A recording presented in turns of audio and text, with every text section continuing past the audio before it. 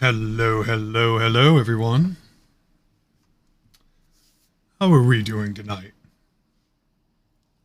Hopefully we're having a good time. Hopefully we're ready to just chill.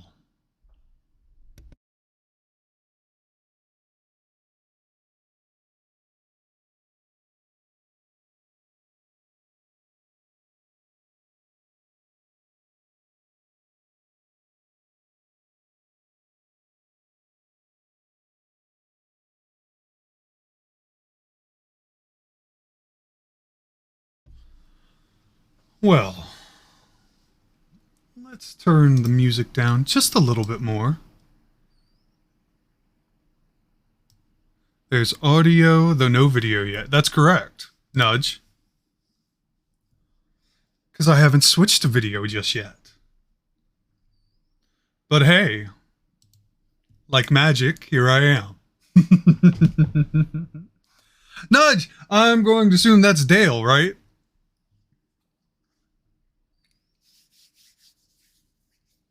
Well, I certainly hope so. Hey, bud. Glad you could be here. Glad you could help support the stream. Well, just as the stream says, just a nerd doing some nerd stuff. And tonight,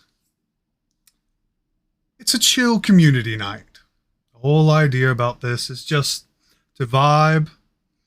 I will be painting minis and building minis. You all can do your own arts and crafts, whether it's, you've had a hard day at work today, it's been a long day at school, or maybe it's a slow day at work, you just clocked in, or you've got some arts and crafts, some chores to do at home. The whole point of this is just vibe, do your thing, and hang out together. Me personally, I will be painting some minis and building some minis, which I will showcase here in a minute. But first things first, let's look at the spread, shall we?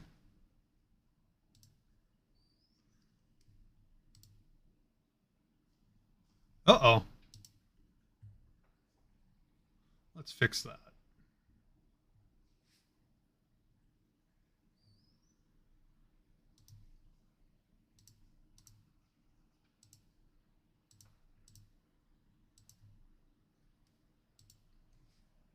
All right.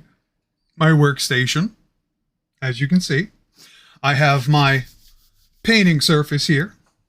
I have several washes, some paint, some green stuff, some more paint, my brushes and stuff right off to the side. Tools for when I am building the mini, some snips, and some various working sharp materials just to get in those little crevices. So, and obviously, of course, my hands. A water tray, which I'll talk to you all about a trick for that, and clean water for the mini. Now, the trick here that I mentioned just a little bit ago is that this towel is wet. You just want it ever so slightly damp, so when you put your paints on it, it doesn't dry out so quickly. And when I'm done, I can just peel this out, throw it away. Work smarter, not harder.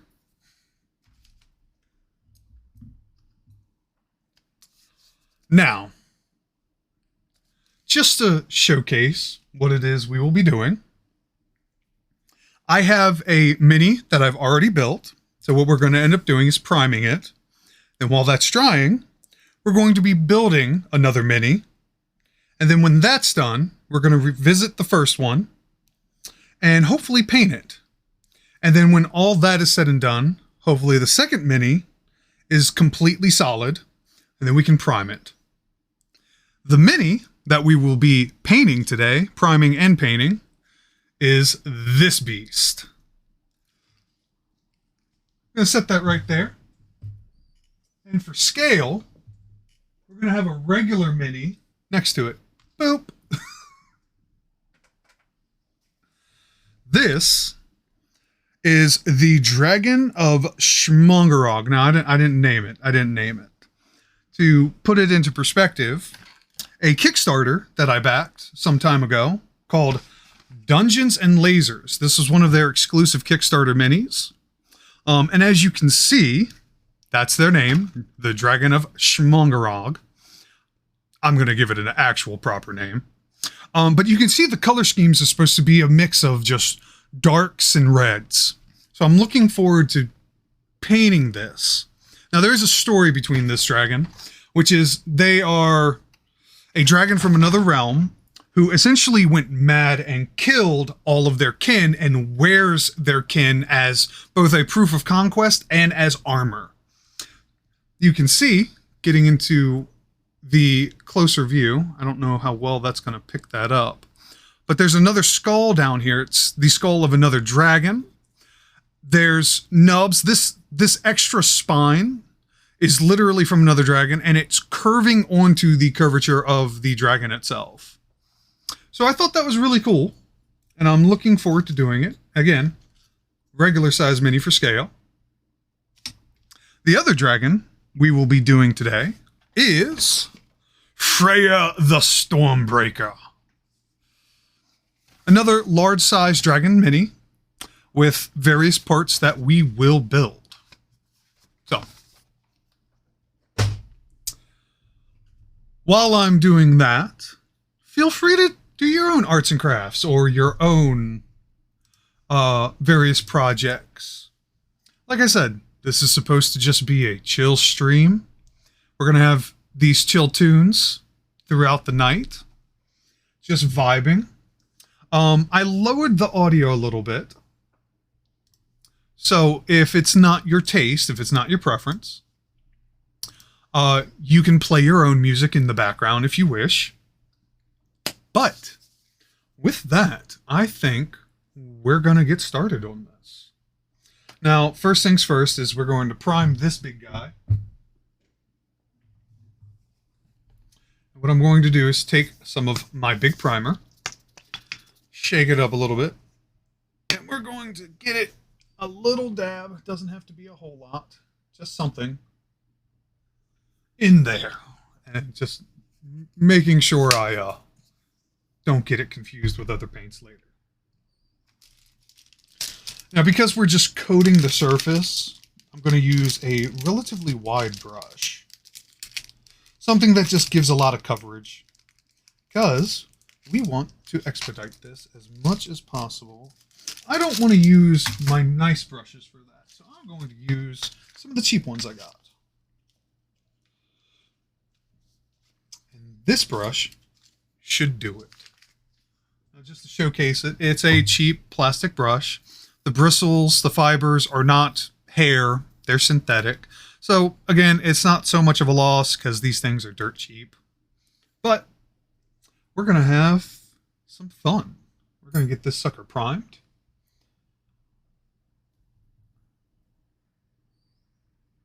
Get to work. Now, I like to start from the base and work my way up. So that's what we're going to do. And you want to be generous. You don't want it to be like sloppy, but you want a nice coating. So there's a grit when you do paint. Because most of these plastics do not come finished. They are going to be very smooth, and that's not a good surface upon which to be painting on. You need something that's going to... You need a rough enough surface that it's going to stick. So that's the whole point of primer. Gives you a nice surface upon which to apply paint.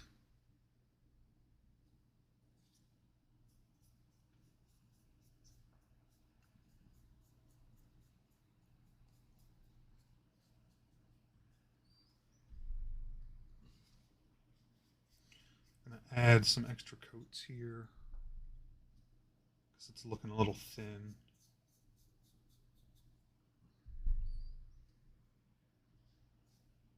There we go. That's the coverage I'm looking for.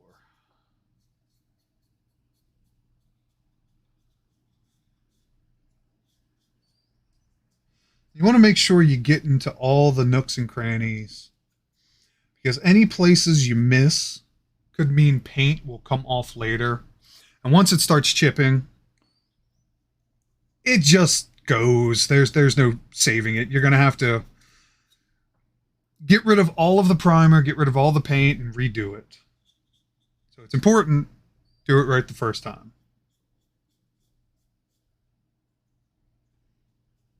If you got to add an extra coat of primer, that's fine. Because primer can also be sanded.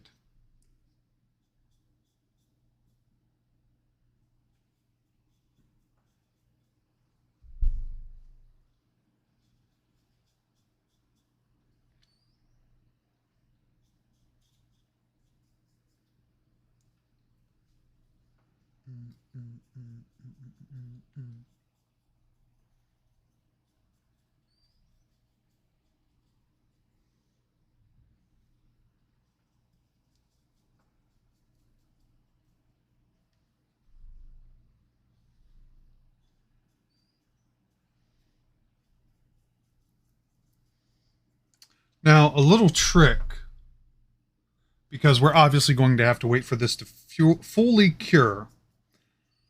I know I said,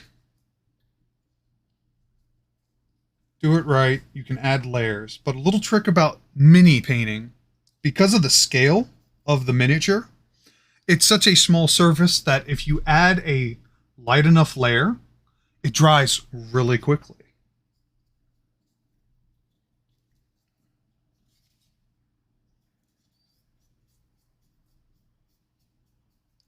Which is why one of the suggestions is being very generous about this.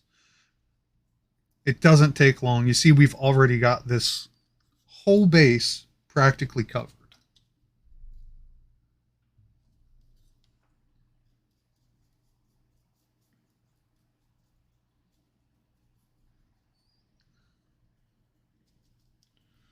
There's a couple spaces down here.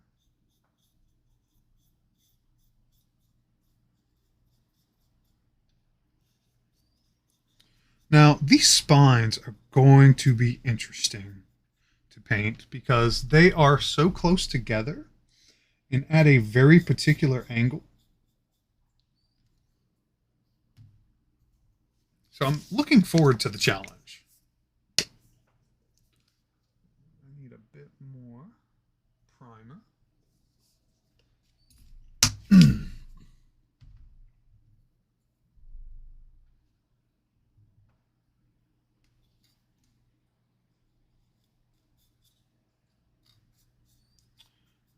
So in order to get inside those spines, I'm just gently flicking the brush in between them, going what would be against its grain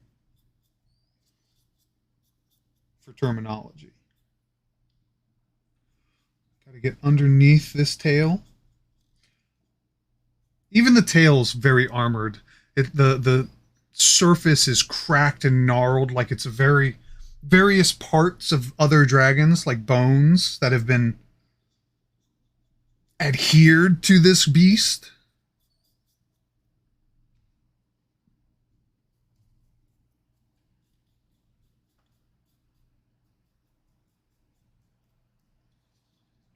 I will say it was a lot of fun building this particular model.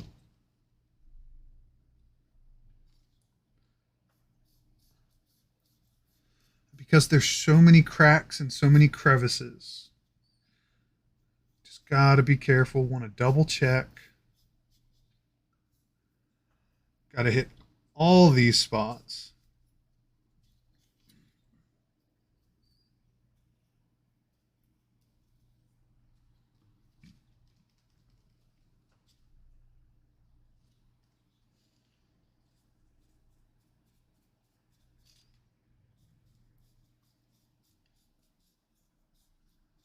Gonna be very generous with my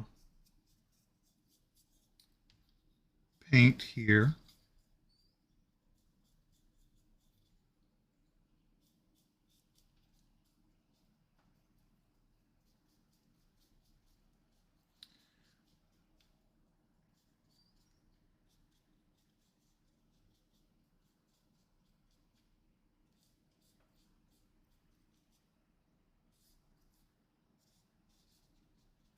because I want to make sure we are getting in every little crevice.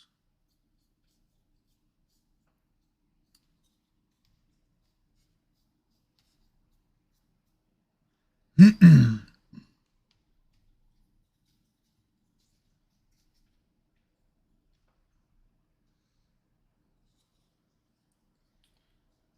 gonna get inside those legs.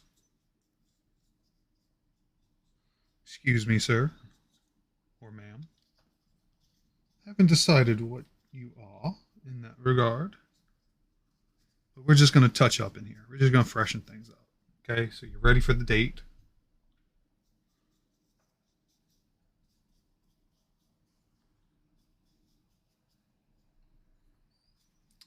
Ooh, no one caught that Dusclops? That's a good Pokemon.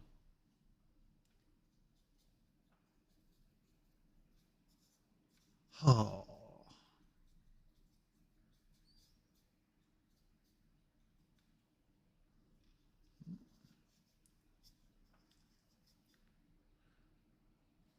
Yeah, basically, because it's a white primer.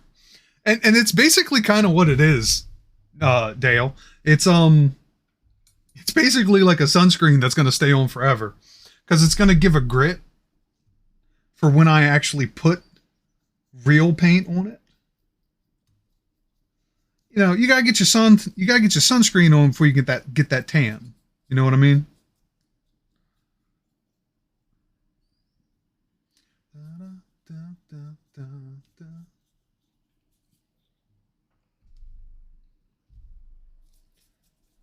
By the way, Dale, if you want to play with some of the commands, a couple of them are !chill, !chaos, because, you know, chaos is always a fun thing. !diceroll, if you want to test your luck.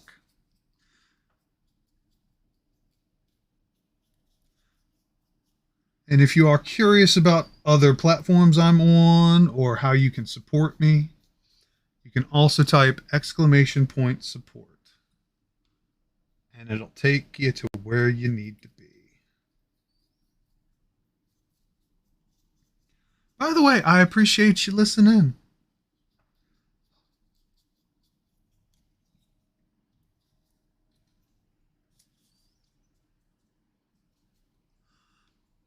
How's your day been, sir? Have you had a good Monday? Has the art exhibit given you any trouble?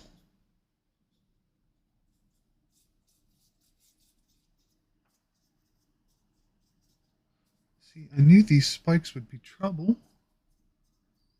Gotta be careful.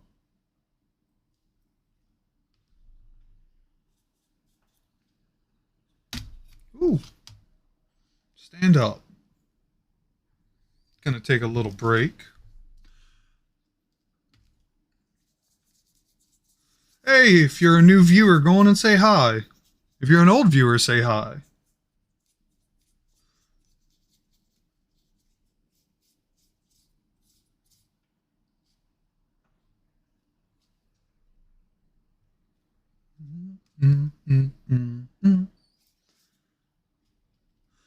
Gallery has a veteran show right now. It's doing fairly okay. Today is my day off, though, so I'm just playing. Nice! Both nice to the Veterans Day stuff, and that, you know, you're vibing with a game. How are you enjoying HZD2?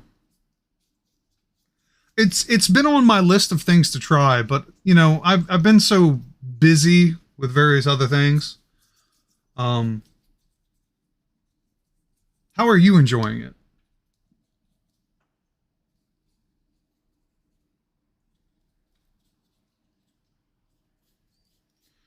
Oh yeah, up to the wings. I like it. I like it a lot. So much. No, don't switch.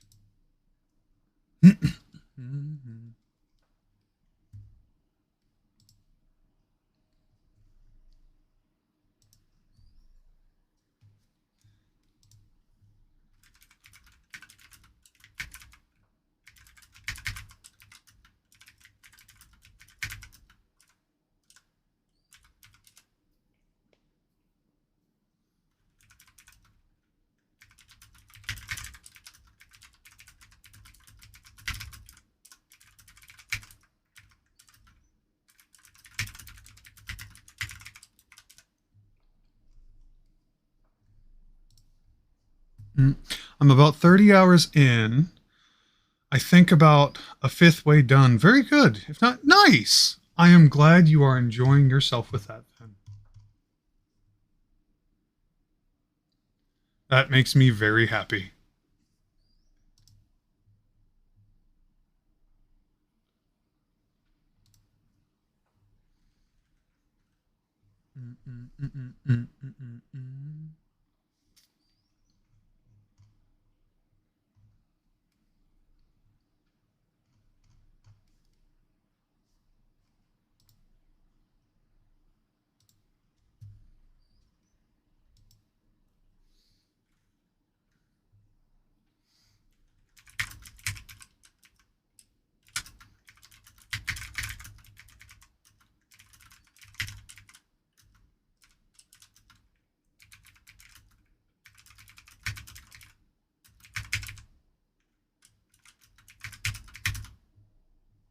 It's weird. I've had to move my keyboard all the way up, so I had the space to do this.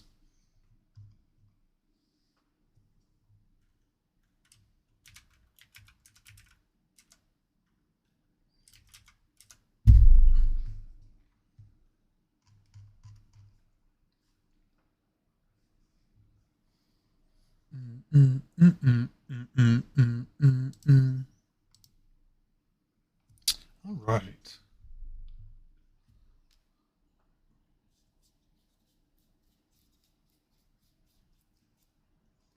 Desks, no, they do not. There's never enough space, whether it's like a full-on workspace in a garage or, you know, your computer desk, whatever it is, it's never ever enough.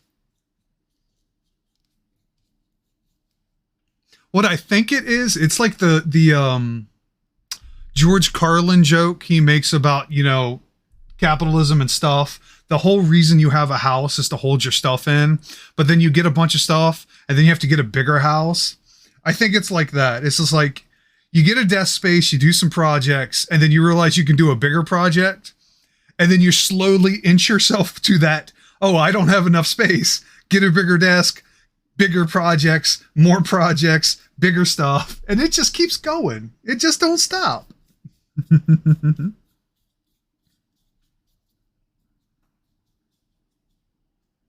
It just does not stop.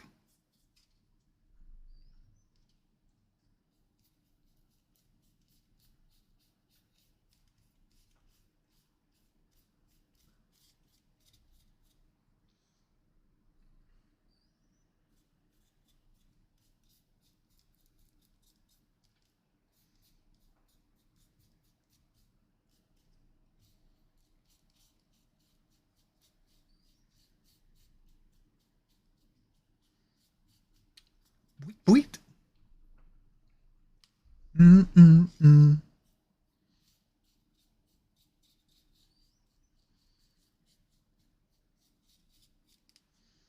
Just want to double check some of these crevices. This beast of a mini has so many nooks and crannies.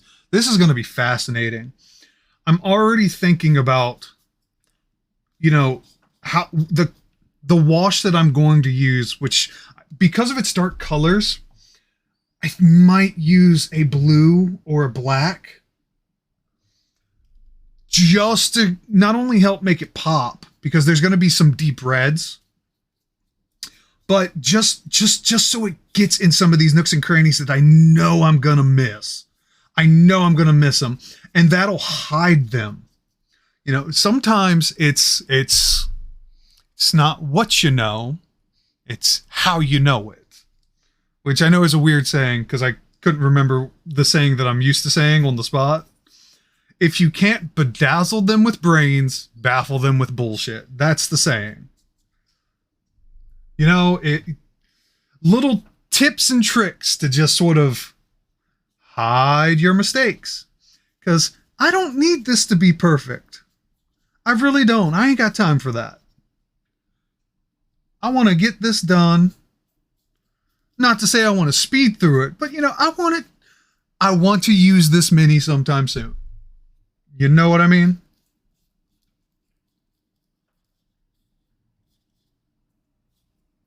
You know what I mean.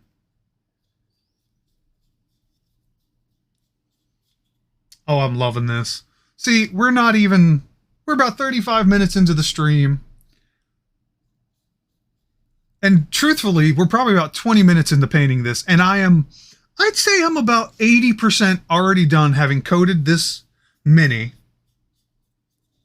Granted, it's just the primer. It is just the primer.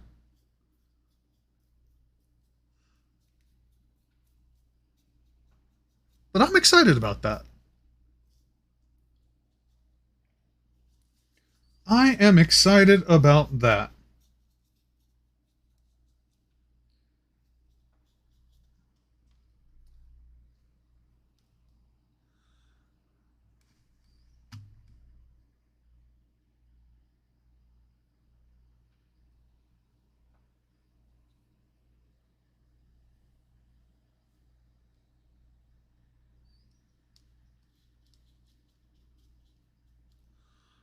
So what you posted, Dale, didn't go through because you misspelled a word that set off my auto mod.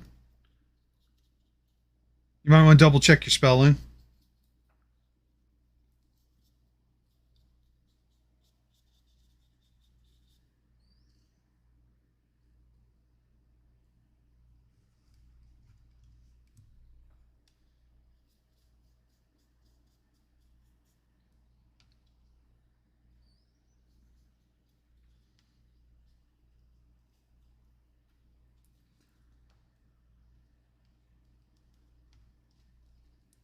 There's a Disney puzzle that I've been saving up to buy just for its sheer size. Not a big Disney fan. It's 40,000 pieces? Good Lord. That thing is... Okay, so it's 22.3 inches and then 6 feet 2 inches wide. It's 22 feet. I was impressed that the thing width-wise was almost as tall as me. Good Lord. What is it?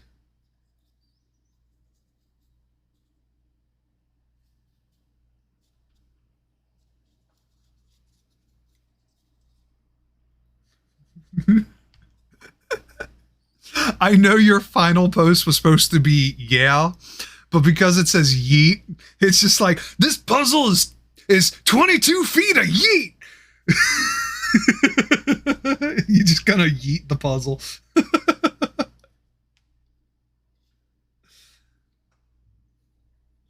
Yeah, what is it, my dude? Oh, got some primer on me. We're getting to that point.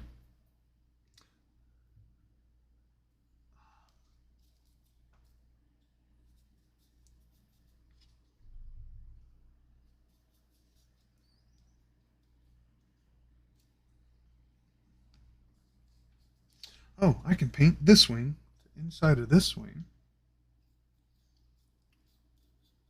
And this arm and this side of the chest and paint it all. Paint it all. Sorry, got a little excited there. I want to get in this crevice because that's like your elbow pit. Gotta get that. We gotta get everything. Everything, dragon. It's 10 self frames of famous flicks. Ooh, that's exciting. Well, I hope when you finish it, that you'll be able to send some pics. And then pray that Disney doesn't find out you took pictures of their product and sent it to other people so they, their lawyers aren't knocking on your door.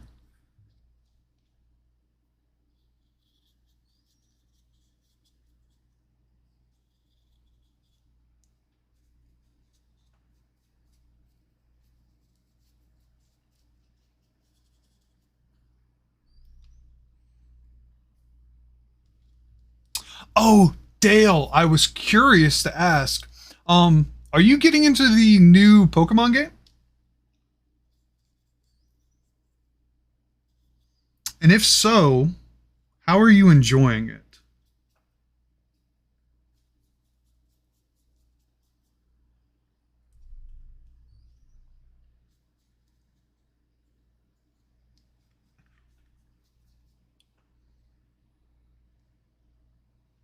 I did that backside already.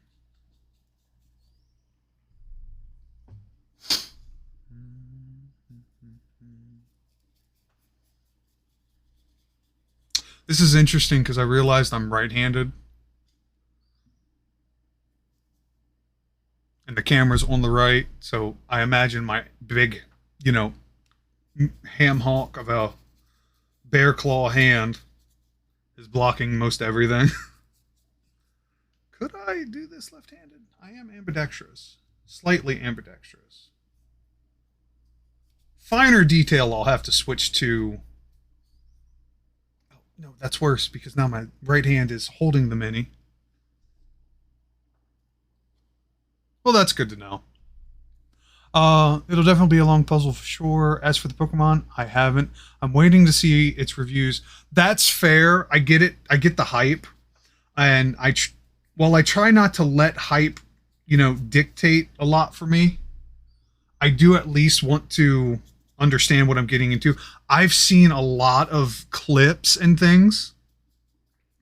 And it's just like, for a game series that has the highest grossing monetary value, there's some things that are alarming. People are posting videos of just their games glitching out, things that are weird.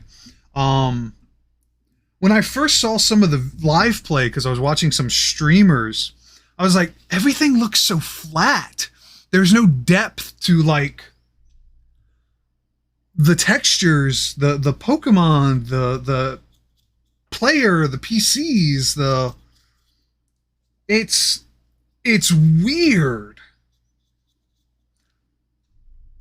And so I'm not sure what that's about. I play Arceus about halfway through before I got bored. That's fair. It's a simple game, but you know, things can get very repetitive very quickly. There's only so much you can do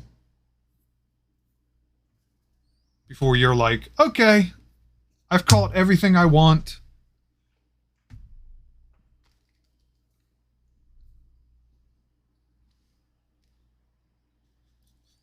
Yeah, let's get these claws nice and coated. Nice and coated.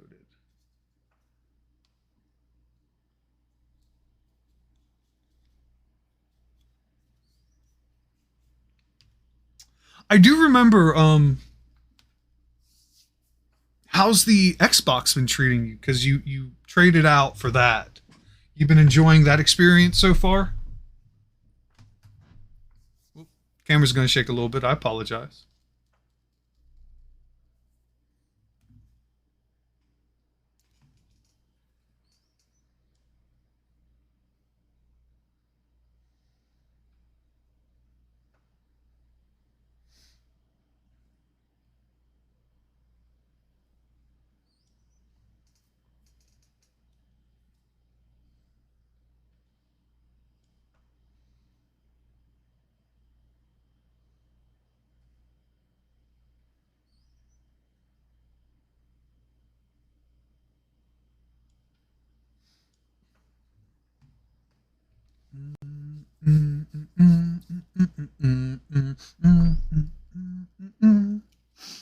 Okay, I'm gonna let some of these before I do the top part, because now I'm at that point where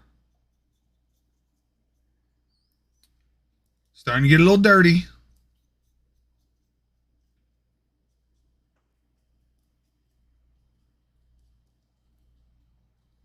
As with every, you know, arts and crafts hobby.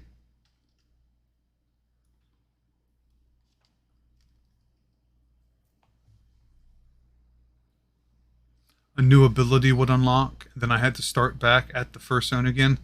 That's unfortunate. And then you feel like you're not really progressing, or like you're confined.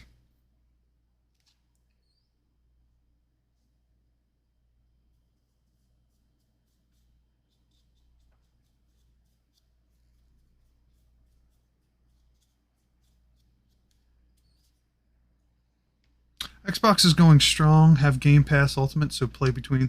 Nice, nice. Have you been enjoying any of the Destiny 2 content? I've been streaming that too as of lately.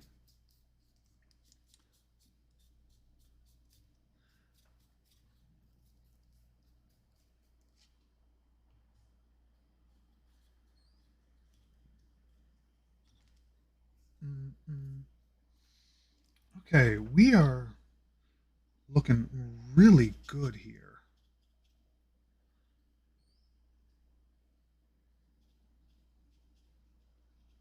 Come on, get in there.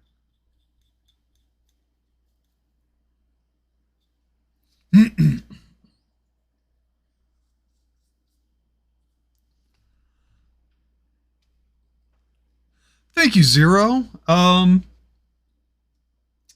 If you are curious, feel free to type !stream and you can get caught up on all the good stuff. I appreciate you stopping by. Feel free to vibe.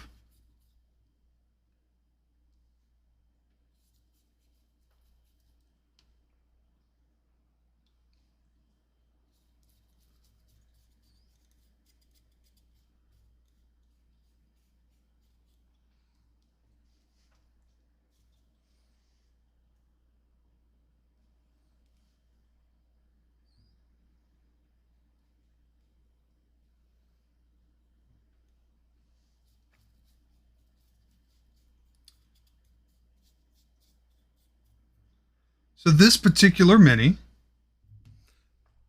is from a Kickstarter series that I backed called Dungeons and Lasers. The Dragon of Schmongerog. Now, I don't make the names. I had already built this one, so now I'm getting it primed. We will be, while it's drying, we will be building Freyr the Stormbreaker next, another large dragon mini. Hopefully when we're done building this one, the Dragon of Schmongerog will be fully dry and we can paint. And then when we are done painting, we're going to go back to Freyr to prime. And that should be about it. But just to showcase the Dragon of Schmongerog, let me just get close. May not focus that well, but I apologize. I will be purchasing cameras. You can see we're almost done priming. All I have left is the head, and the base is already fairly dry. I do want to go back and touch some things up because you can see this thing has a lot of splines. Lot.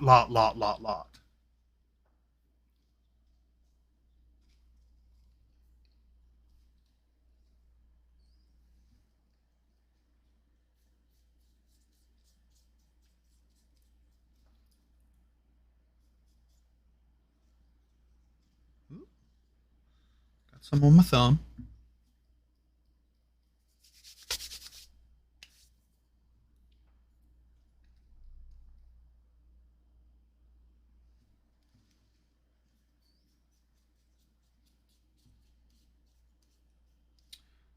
That's heavy on top. There we go. Spread it out.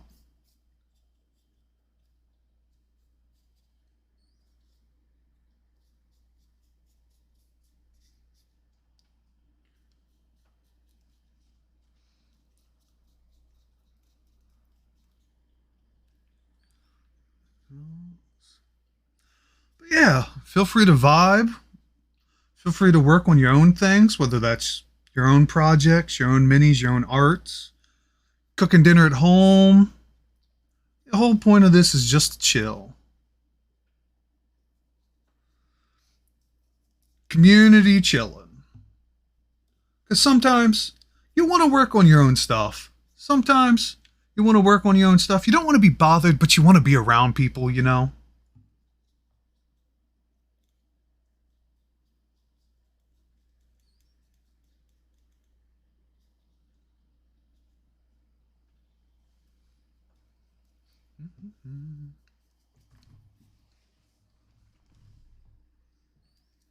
If you don't mind my asking, Zero, where are you coming from?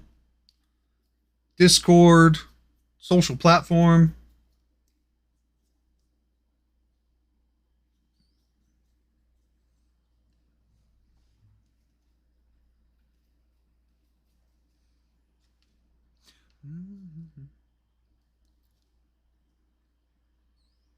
I can dig it.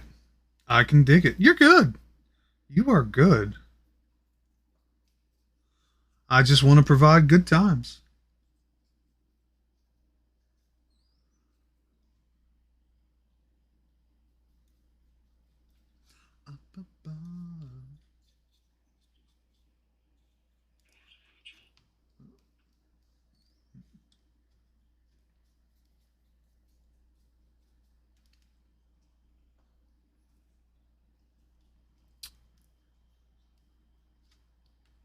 Oh, thank you, Nudge. I appreciate you putting the word out for me. I do know Nudge, RL. We've played some D&D games. I guess to give you an idea of who I am a Chaos Gremlin who likes to vibe, likes to chill. I do D&D and tabletop stuff. I also play a variety of games. The big game for me is Destiny 2. But I do plan on branching out and playing other various titles. I'm trying to get a copy of the God of War game, Ragnarok. Because I played the first one, loved it, and I want to follow up, and I'd love to be able to stream it.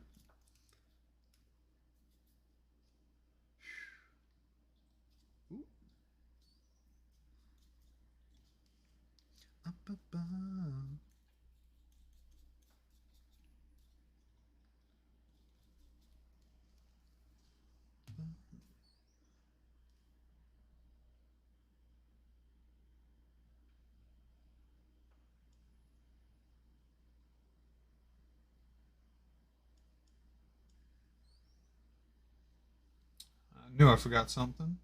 Phone on Do Not Disturb.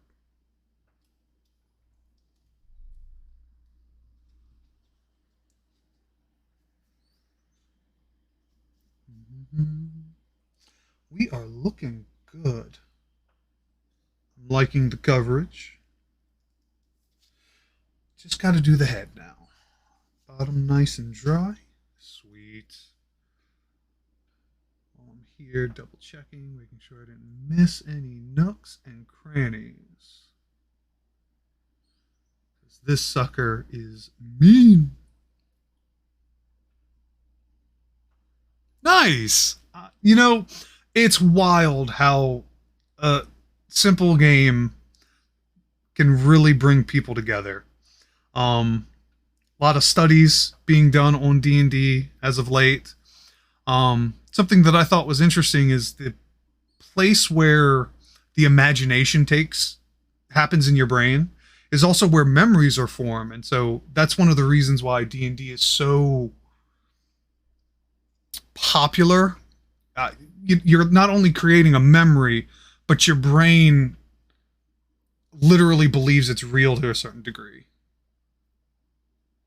Because as far as it's concerned, it was.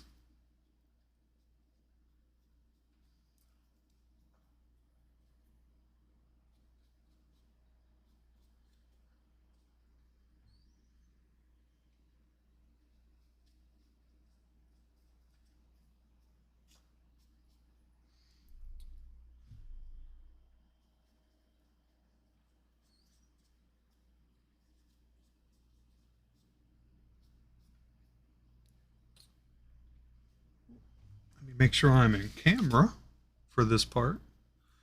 Now we're on to the face, the head.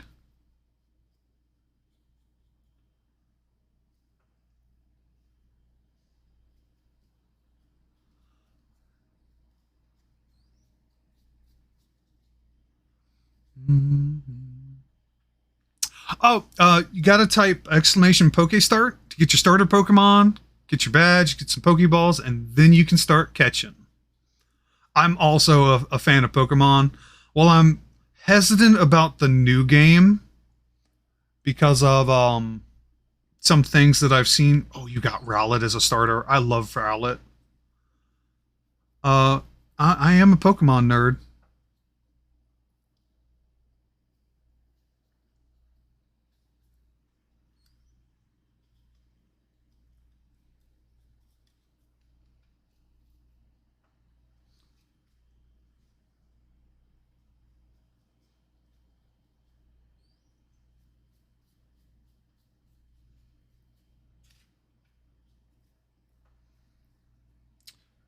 that's right. This crevice in here I knew was going to be a little bit problematic.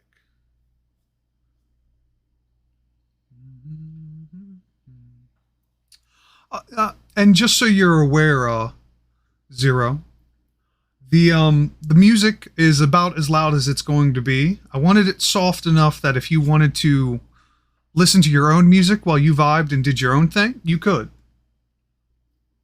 I understand my music is not for everybody. And congrats on the Hitmonlee.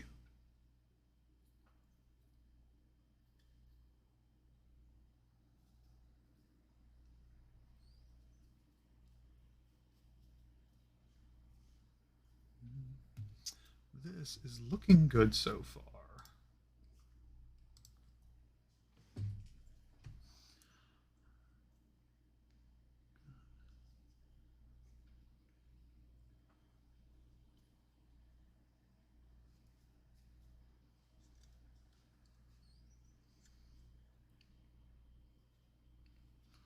There we go. See, I knew I was going to miss one of the elbows. Just didn't know which one. Now, nudge. Yeah. No, Zero. Because you said you play D&D. If you're interested in rolling some dice, you can also do that in this stream too. All you got to do is ! dice roll and see what you get. It is a standard D20 with a little bit of text accompanying the number.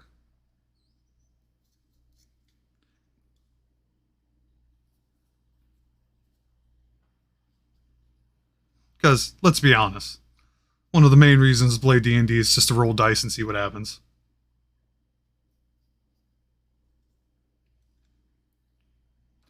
Natural 20! My dude! You just won. Gold star for you. That's right, flex it. That's how we roll.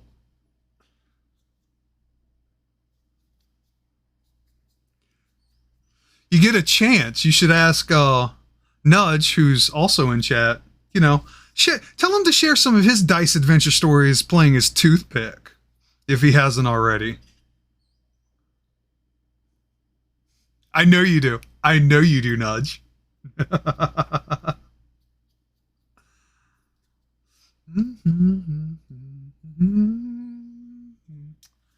That is looking fantastic. I am so happy with this.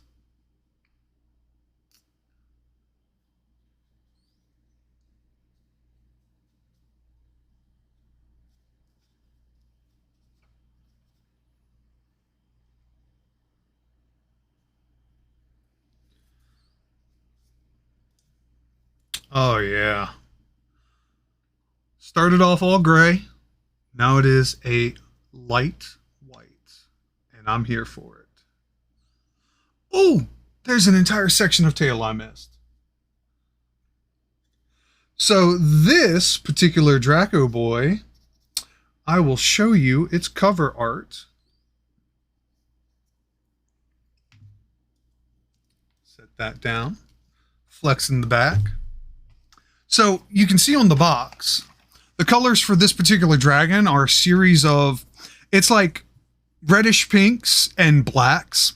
What I want to do is I want to take that and sort of bolden it. I want the colors to be striking because the story for this dragon, according to the lore for Dungeons, Lasers and Dungeons, is that this is the end-all dragon. This dragon essentially lost its mind and killed all of its other dragon kin, and now wears their skulls and bones as not only a piece of conquest, but armor. So I think that should reflect that madness. It shouldn't have subdued colors. They should be bold. And so I'm going to keep that sort of color scheme where there's going to be, you know, reds and blacks, but I'm going to accentuate them because one of the colors I have is the Citadel Blood for the Blood God. I don't know how well that'll focus. Maybe I put it up to the little camera. Maybe. We'll see. I am very excited about that.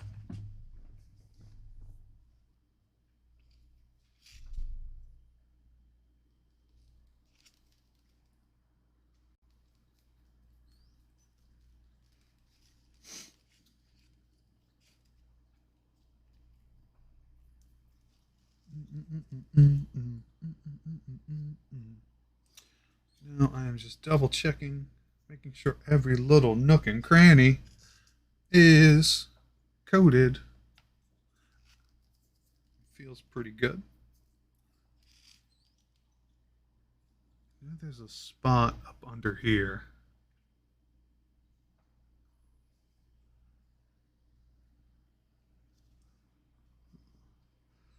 A little spot on the neck.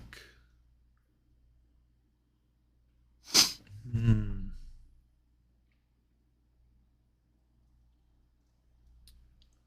I think we're done, besides the bottom of the base, but I don't care about that so much. I do want to see if I can get some into this crevice, because it's kind of up. Take it under there. We are looking good. Looking good.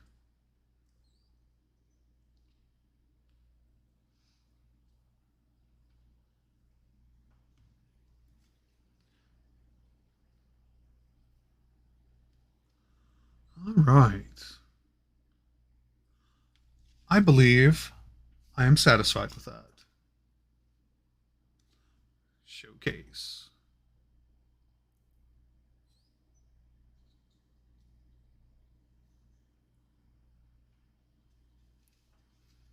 That back is such a striking pose, too. All the splines are coated. Little horns. The hands are good. Claws are good. Inner thighs are good. I'm satisfied with this. So we're going to let this fully cure now. And that's going to cure to the side. And then we're going to start building Freya, the Stormbreaker. Put you right back there.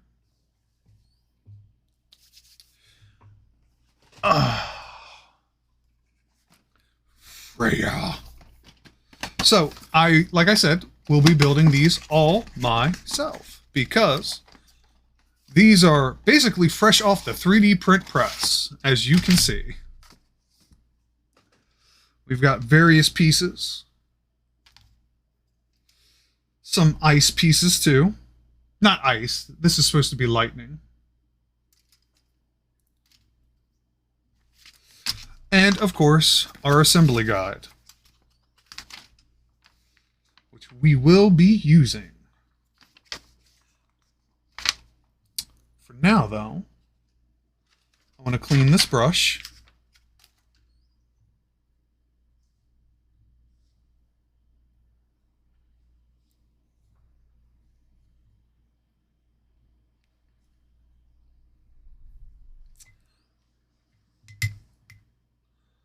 Which I need to get some more paper towels. So I will BRB real quick.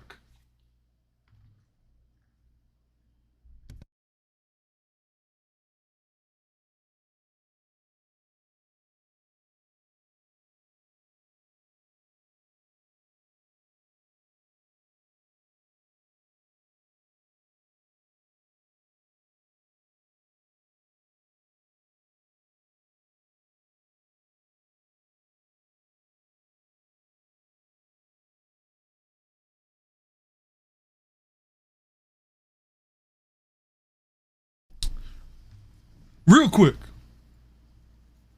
All right. So let's finish rinsing this off. Yeah, this is a real cheap brush. Good thing we don't care about cheap brushes.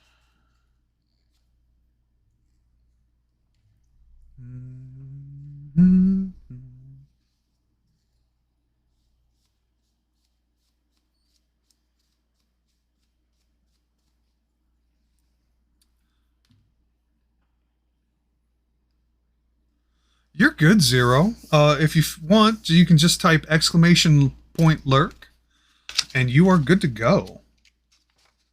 By the way, I do want to say, I hope you didn't have too stressful of a day at work. I hope your wife had a decent day as well.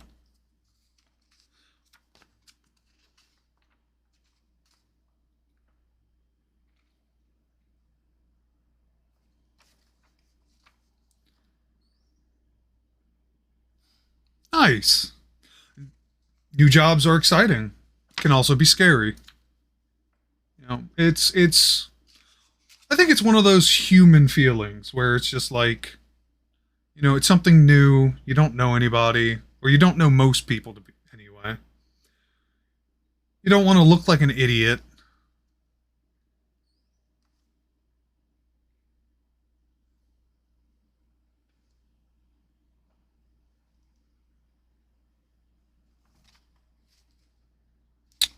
Are the wings supposed to be lightning? Oh, what? No, that's not right. What is happening there? Or are those just highlighted parts?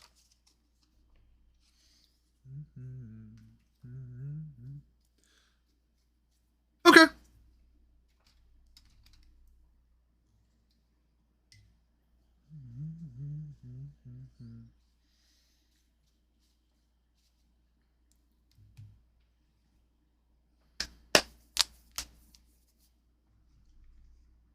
Boop.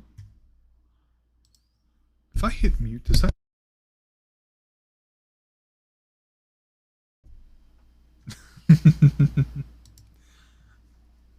That's fair.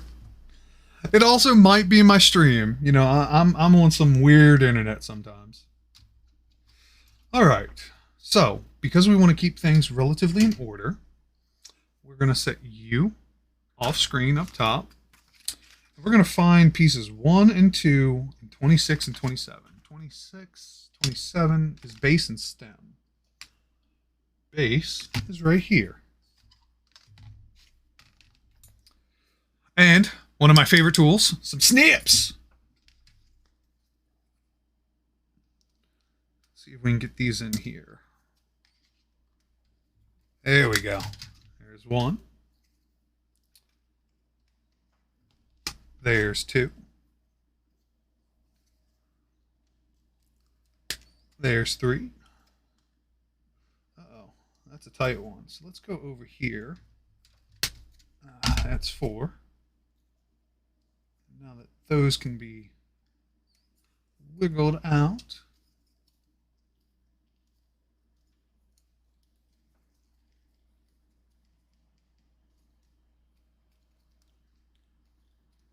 No, absolutely not, Nudge. I will lose my mind. As much as I enjoy kit bashing, no. Oh, God. Which, by the way, for those who may not know, kit bashing is essentially making your own minis using various parts.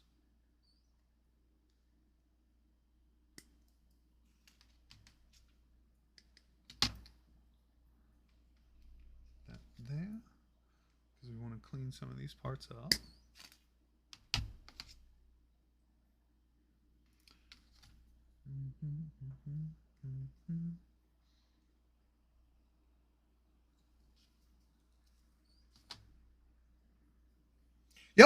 Yep. Kit bashing has been around for quite a while. But then again, that's not really that surprising when you think about how creative some people can be. But yeah, kit bashing is essentially you make your own minis out of other mini parts. People used to do it by going thrift shopping, going to toy stores.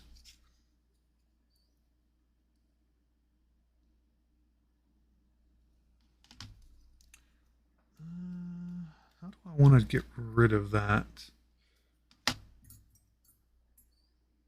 going to use this edge, kind of clean off some of these burrs.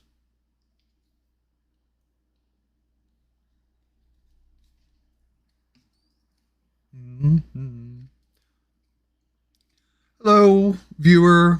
Feel free to say hey, say hi.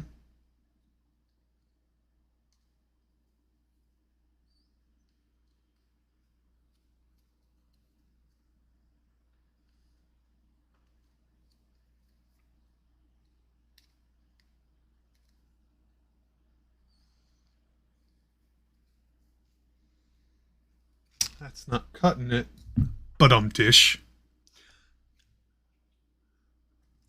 Where are you? Is it that one? No, that's my candle blade. Aha! Here's my mini. My little X-Acto knife. Don't do this at home, kids, not without adult supervision. Unless you're the adult, then you can do what you want. But do be careful. I don't want you to hurt yourself. No bueno. Not good. But what I'm doing here is I'm taking a razor blade and I'm just using it to get rid of some of these burrs. I'm being very careful, applying light pressure and occasionally just gentle movements to act like a saw.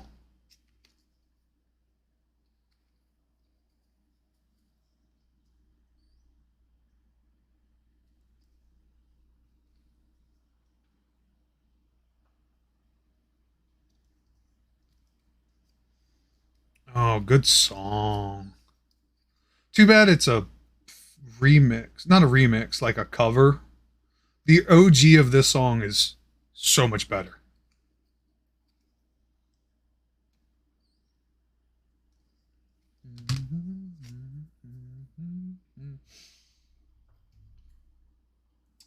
What am I? You know what? I need a little container. What do I want to use?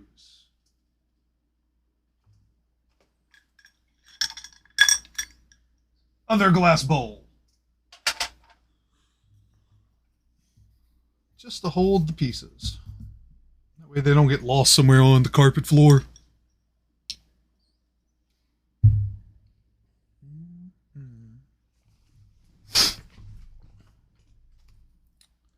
I am almost satisfied. I don't like that corner there.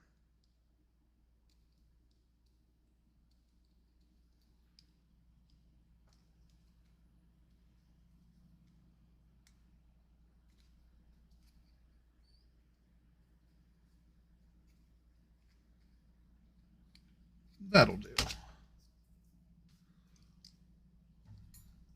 Close. Practice safety if you're going to be doing stupid stuff.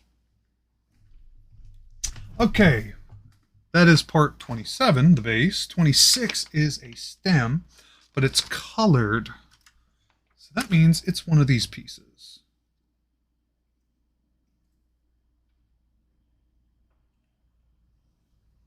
Un momento. What is this?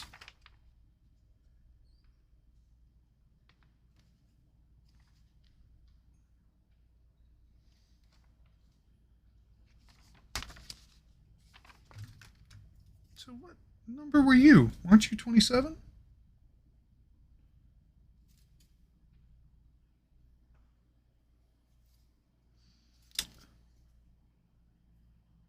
Oh, it's two 27s because it's supposed to look like lightning is striking that area. Correct? Is that what that is?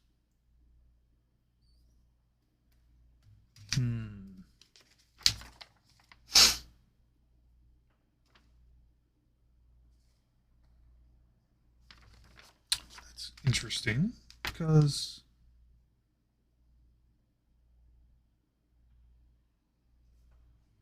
parts kind of look like arms. They look like these.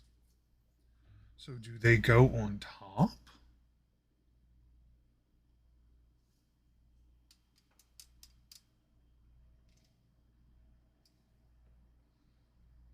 Instructions unclear.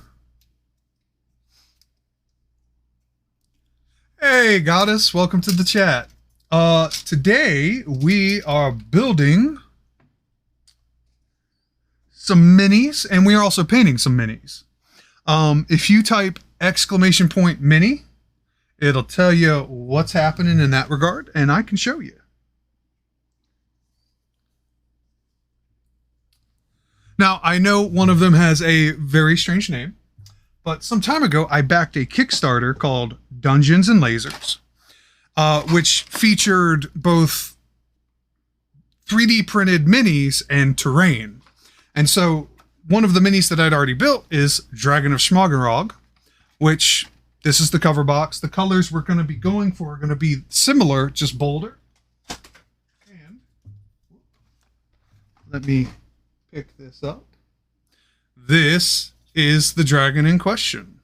Already completed, already primed. We did that a little while ago. So I'm just letting it dry. It's, fully curing before we start adding paint. Very proud of this one. I like it a lot. It's got a lot of designs.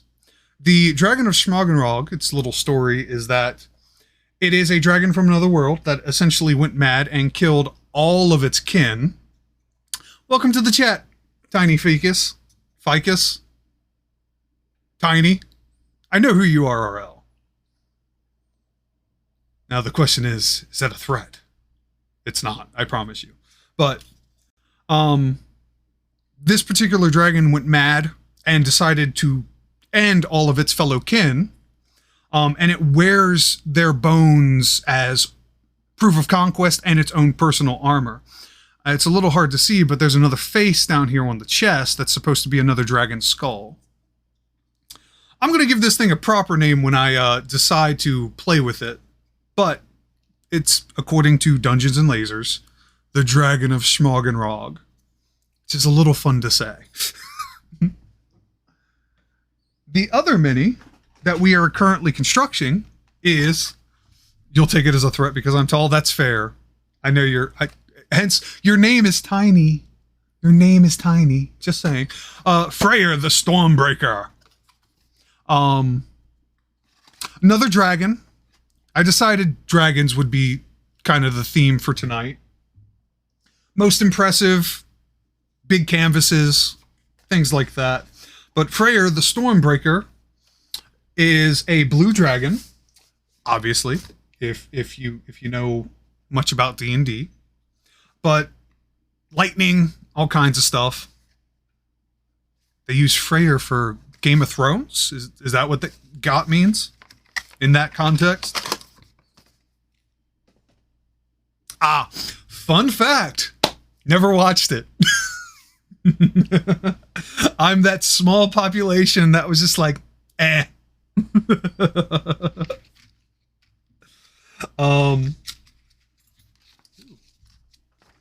But see, solidarity there, Tiny. But yeah, every piece, and I have a mountain because the valid goddess. But the entire set that I bought from Dungeons and Lasers not only features minis, which was one of the reasons that I bought it. The other big reason is that it also has a bunch of terrain. I have terrain pieces that I will be painting as well in the future. I'm a D&D nerd. Granted, I'm a nerd in many aspects, but I love tabletop games. And so I invested in this because I also DM. And this is just the first batch. Like, I have other Kickstarters that will eventually be coming. We can't get out of this game. There's no leaving D&D. There is no former there. It's just time until your next D&D game. That's what that is. Oh, so you got to get them young. You got to get them started young. What? Me a nerd? Exactly. But this is the first batch. There's other Kickstarters that I've backed that are coming, and I think the total amount of terrain I have, 3D printed terrain that I can build maps and things with, is going to be like somewhere in the ballpark of 25 to 30 square feet of terrain. I have a problem. And I'm somewhere in the ballpark of 1,000 minis. I have the power. Anyway. I'm looking forward to it. Should be a lot of fun. Hobbies are never a problem. Exactly. Exactly, because if they're a problem, that implies there's a solution, so you stop them. You're just forming an arms take over the world. See, I like the way you think, Tiny. But we just started this build. Just getting the first pieces together before I start painting. My paint of choice, not paint, glue of choice is Citadel plastic glue. It's what I started with. It's what I'm going to be going with. I have several paints here to the side, too, for when we do start painting. The big boy in the back who's curing. But yeah, come stick around, hang out.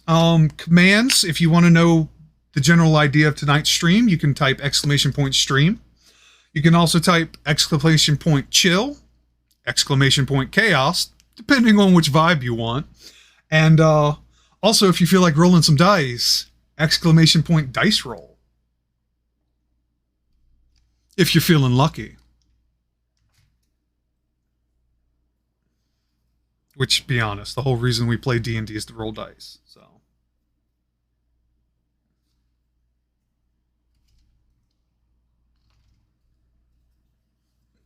what you get? Dice roll. One word.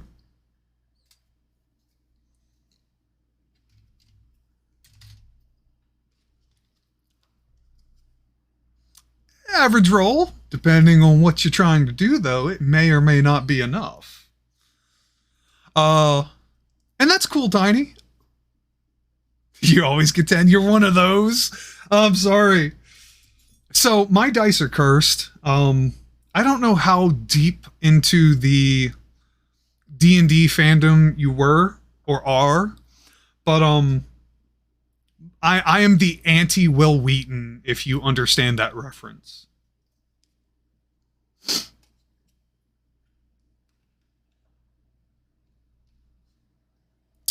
It is on a timer. It's on a slight cooldown, so it can't be rapidly spammed.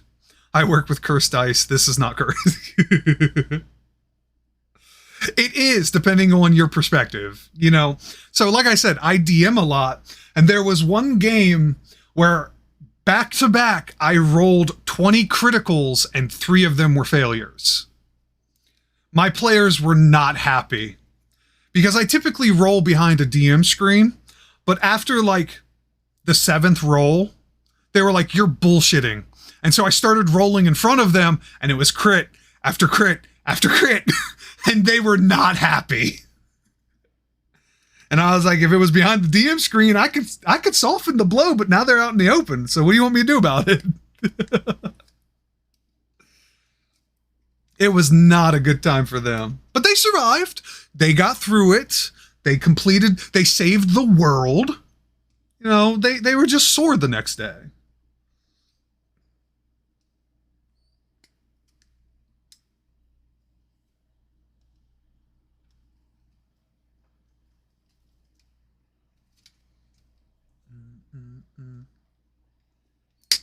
Also, for anybody who is new here, I appreciate the lurk. I appreciate you hanging out. If you want to give a follow, feel free, go for it. I appreciate all the follows. And if you want to know how to support me even further, you can type !support.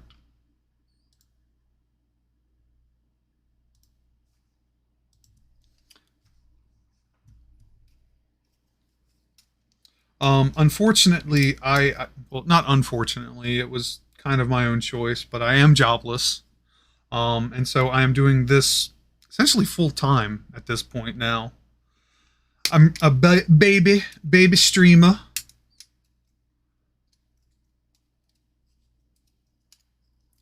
Though I am thinking of doing some other things.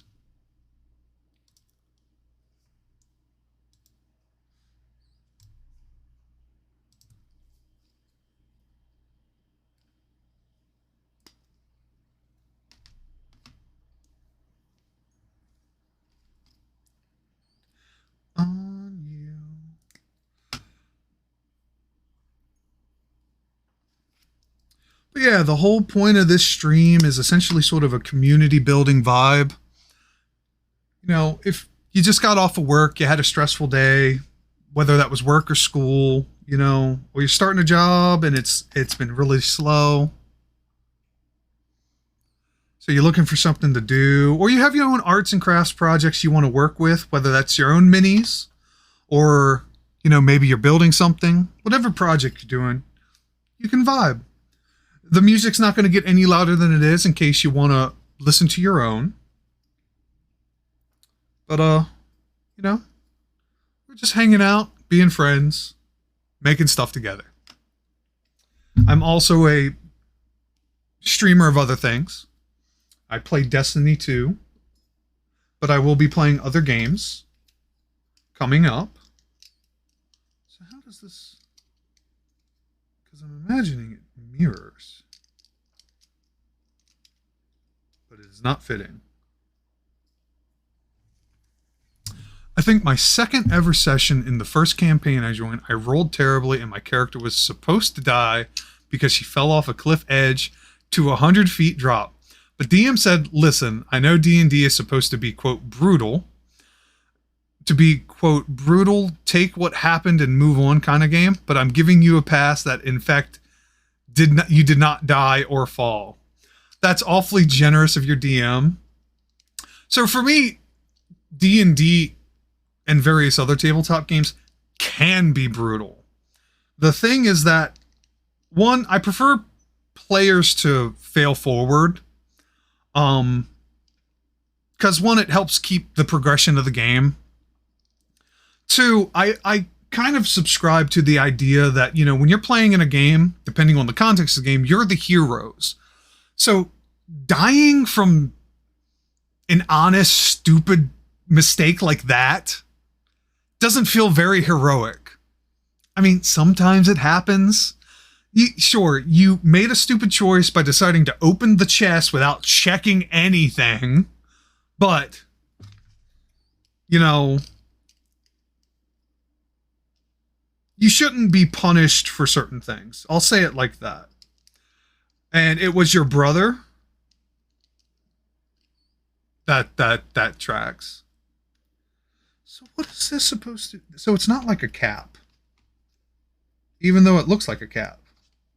Or, oh, is that what they did here?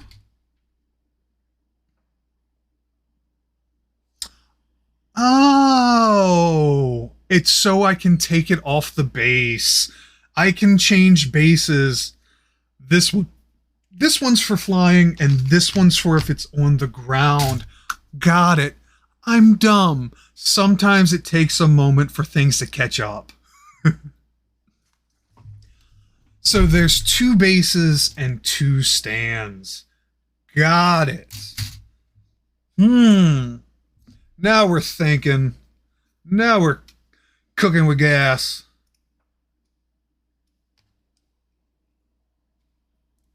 Also, welcome to the stream. Any new or returning viewers, feel free to say hi. So I know who's here.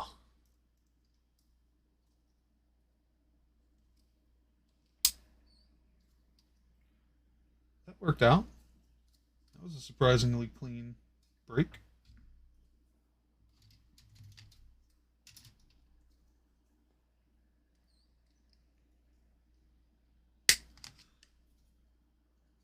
I appreciate the lurk nudge.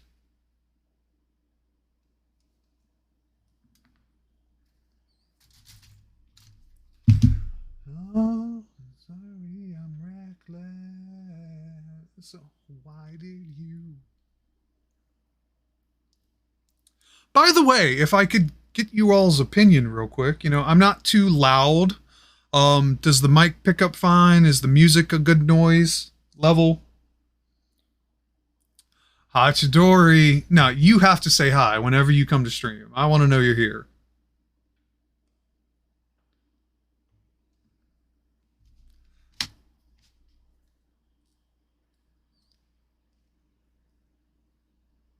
Thank you. I appreciate it. Anyway, welcome to the stream. We are currently building a mini. Assembling a mini. As we wait for the other one to cure. If you are curious about what's happening in stream, you can type !stream.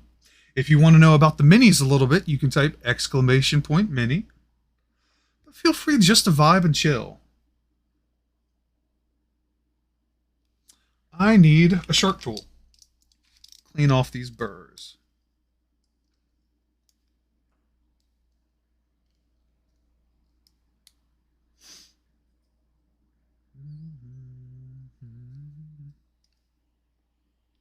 Good to know, Tiny. Thank you. Come on. I don't think I have a set of needle nose.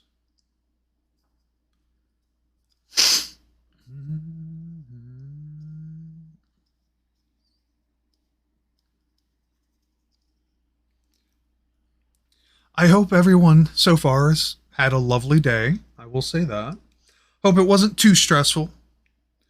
Just hoping you all can chill and vibe. Work on your own things or nothing at all. Just have a good time.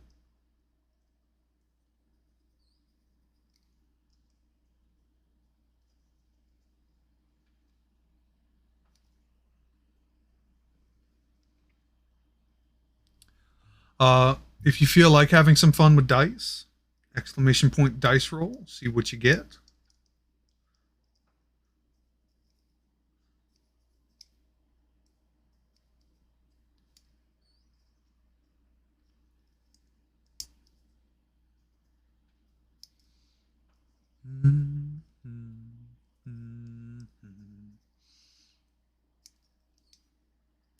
This is a tough piece.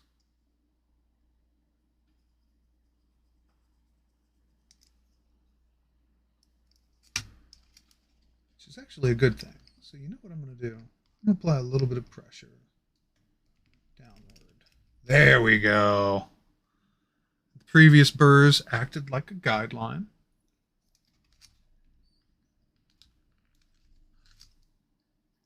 You totally succeed, Tiny. Congrats on your 11. Though barely, I might add. It's okay, we take the little wins, right?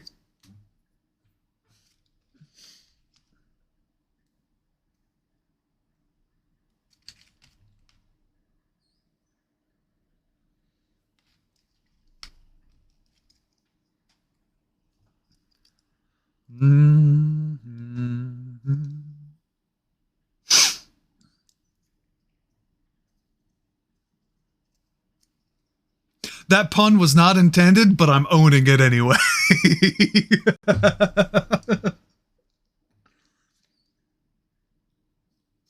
It's not an 11, it's 2 1s for how small you are.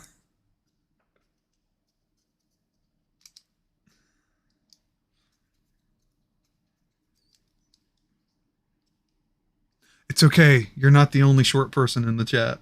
Hachidori is as well. You know, short people solidarity.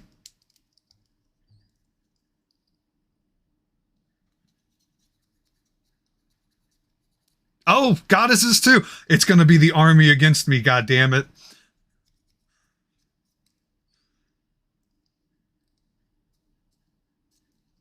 Who is tiniest? Short Squad Unite. Yeah, start taking me out at the kneecaps. You're 5'7"? Depending on your location in the world, that could be average.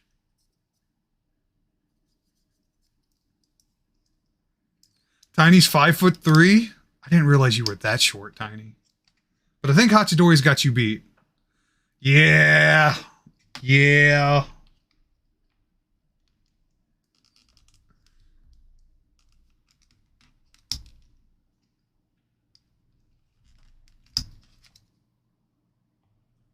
From Wah, I'm told? You from Wario Land? Wah! Wah! That's what that sounds like to me. Short ruler Hachidori. Is that how the crown gets passed on? It just goes downhill? Just the smaller person gets the crown next? I'm sorry. I'm 6'5". I don't know what it's like to be short. I do know what it's like to hit my head on a lot of things, though.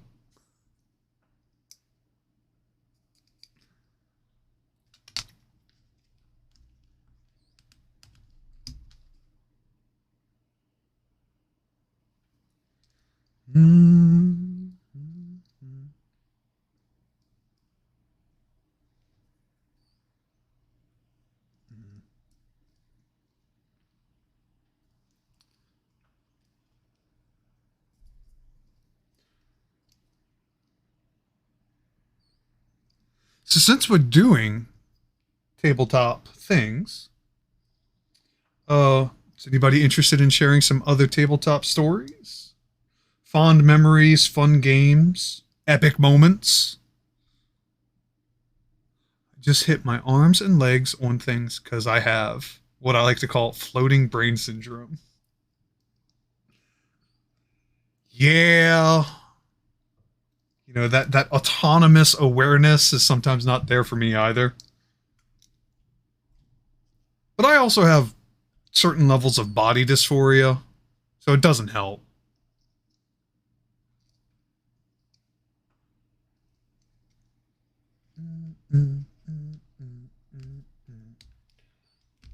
There we go. Got that piece. See, the assembly part is going to be the longest thing about this stream tonight. Because it's like building a computer. You know, you ever put in computer components in a tower? You have to be firm but gentle. And I'm using sharp tools too. I am not interested in other things happening. Absolutely none at all.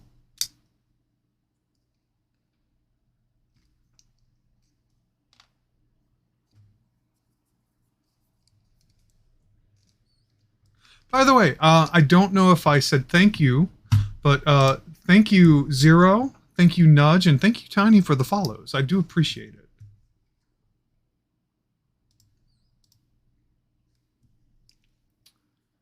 I never realized that there was a mini build kit like Gundams and whatnot. You know what? Hobbies can get very vast very quickly. And if you're not like in the know-how, you really have no idea what's out there. I used to be really into like cars, building car miniatures. Though they weren't minis, they were to a certain scale. And at some point, that transitioned into tabletop. And while I enjoy it,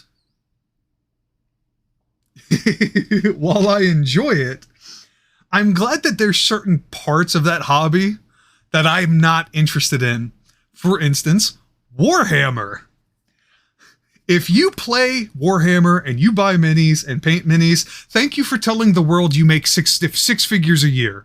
That's what that means. And yeah, this I haven't been working on a Gundam or anything. This is for essentially what this will be. It's this dragon mini, which I have some minis coming that mini is the wrong word to use. But I can't wait to put them on the table. Yay.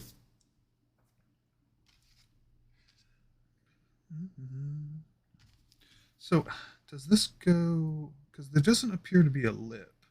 But that's how it's going to go. I guess the question is, which way do I want it to go?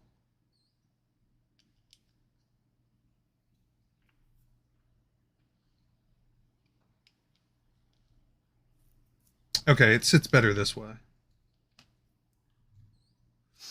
Yo, that's so cool. I thought all minis... No! Minis come in varying sizes. Your standard miniature is 25 millimeters, I believe. And then they can get as big as 50 to 100. This particular mini in question is... The Dragon of Schmagerog is 157 millimeters tall. Freyr is 150. So Schmagerog has 7 millimeters on her. But that's not the biggest one I have. The biggest one I have, I think, is 159, maybe 160 or more. But I have more coming. And I have one mini that I cannot begin to talk about its size in millimeters. I do have a mini on order. That when I can, I do want to finish buying it. But it's the wingspan alone for this mini is 3 feet. Now, like for comparison, this is a standard size miniature. Right here, next to this base, 3 feet wingspan. My hands can't even be seen on the screen, but it's like, yeah, they come in sizes.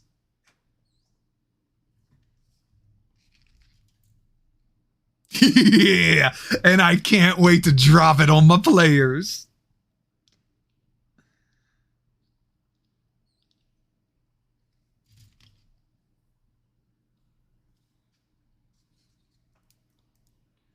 You know, people severely underestimate my ability to go big.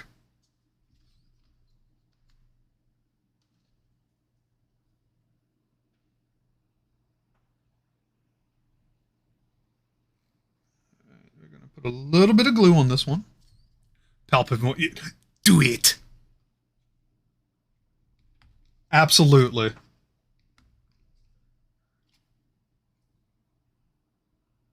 Absolutely.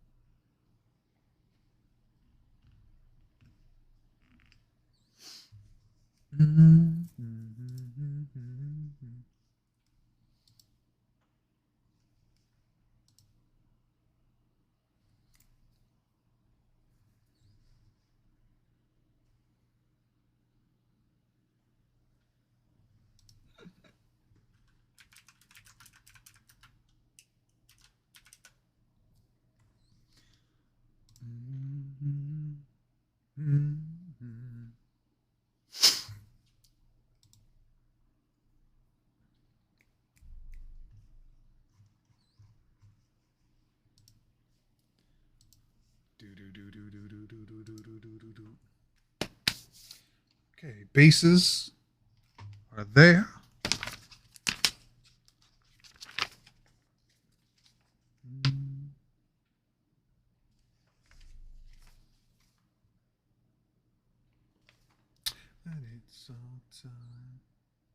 So 1 and 2 is the core body, which appear to be these ones.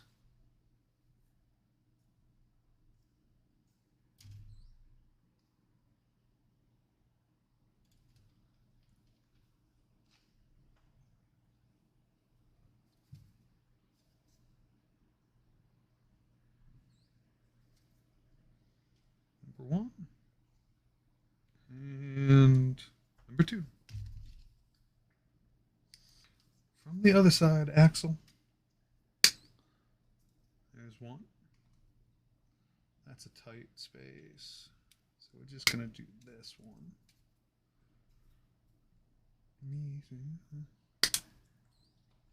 You to know that it's all yours.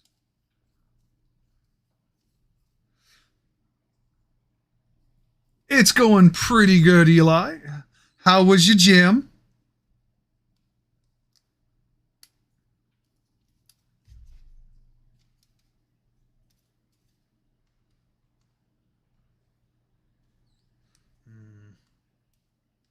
May just have to do up there.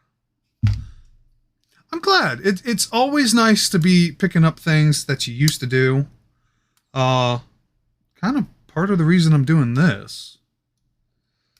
But, you know, if you want to catch up on some things, Eli, you can type !stream.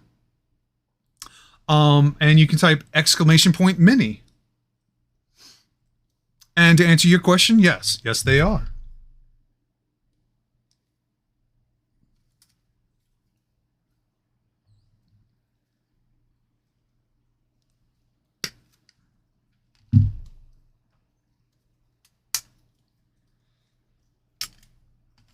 One piece. Did you hear that? I found the One Piece! Means Luffy's gonna be knocking on my door to kick my ass sometime soon.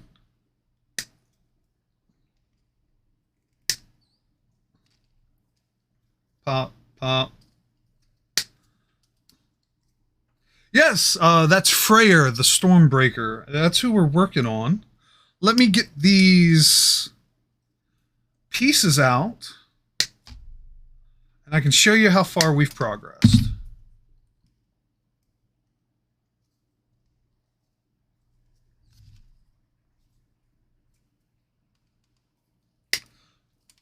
Nah, he seems chill enough. Yeah, if Luffy shows up, you can just ban him from stream. Just saying. But, our Dragon of Schmargenrog is fully primed. Every inch they are fully curing before we start painting.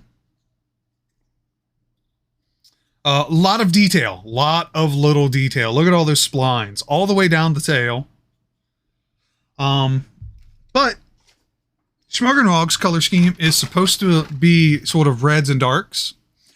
What we're going to do is we're going to bolden those colors. Because Schmargenrog's story is they went crazy, they killed all of their kin, and now they wear their kin essentially as both conquest and armor. I've got an idea on how to handle it. I got it. But because Schmargenrog is fully curing, we are now assembling and gluing together Freyr, the Stormbreaker, who apparently has, like, other pieces. I'm a little confused. But I'm figuring it out. So I'm looking forward to this. But the goal is we got our homie Mad King primed. We're now building. We're going to go back to homie to paint. And then probably end the stream by priming Freyr. That way, next stream, Freyr's ready to paint.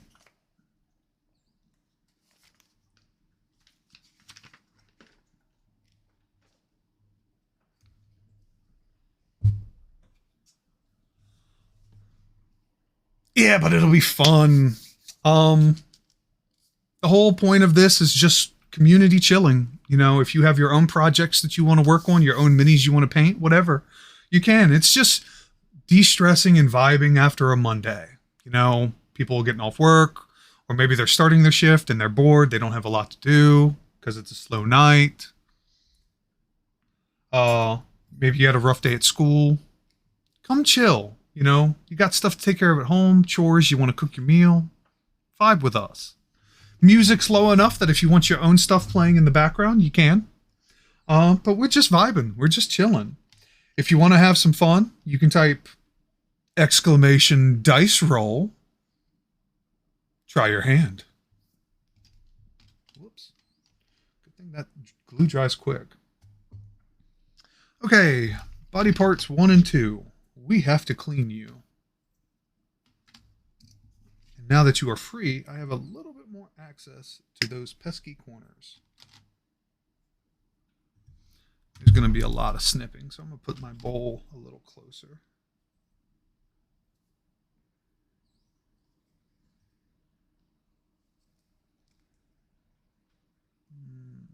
Yeah, there we go.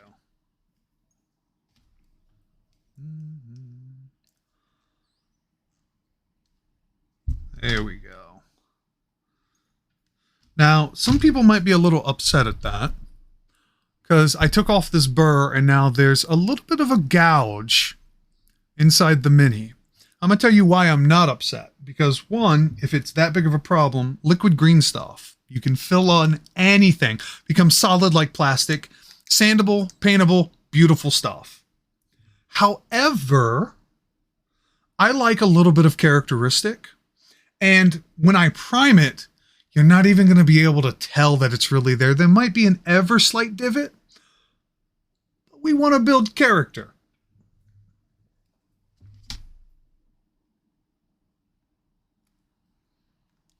You know, it's kind of like cars. At least in my opinion, cars. There are people who buy cars and they just sit. What was the point? Cars are meant to be driven. They're not meant to sit. If they sit, things usually still break because engines are meant to run. You know, if you're going to have minis, use them. Give them some character. That's true, Eli. Yes, you can.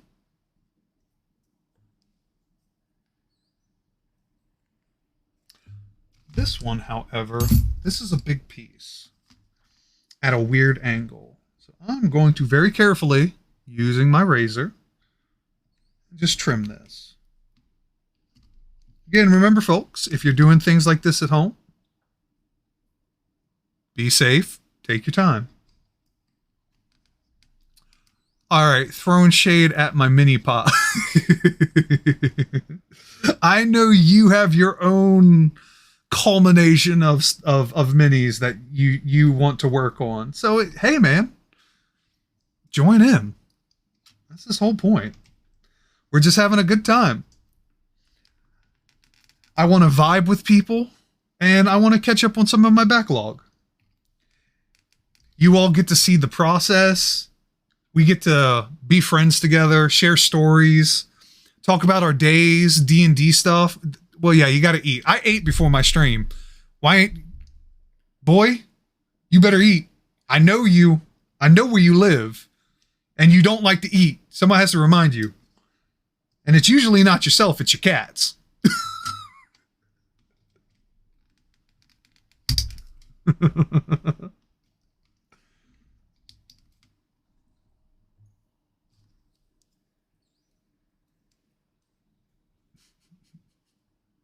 I mean, already fed the heathens? Of course you did.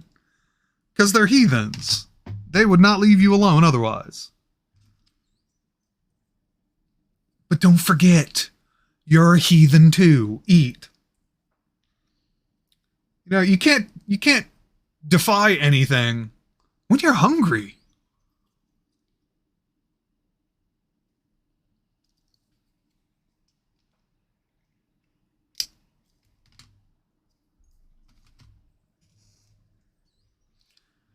Go for it. We'll be here. So yeah, anybody want to share some D&D stories? Anything fun or interesting going on? Cool memories? Epic moments?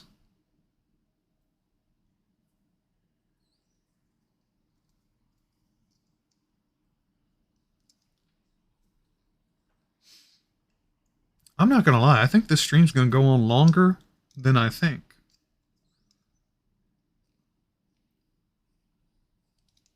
Ooh. Ooh.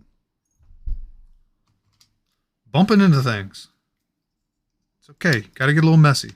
Things move and shake. It's how things get done.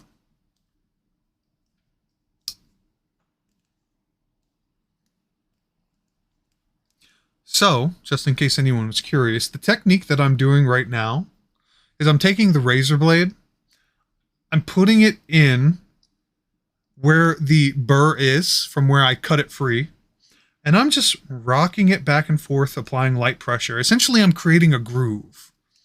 Think of it like those old school lumberjacks where they had two men on the side of a saw and they were going back and forth and back and forth, kind of similar to that.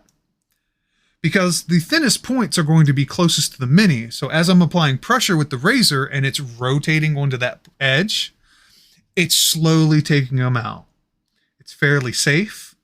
You don't have to apply a lot of pressure. You do have to take your time.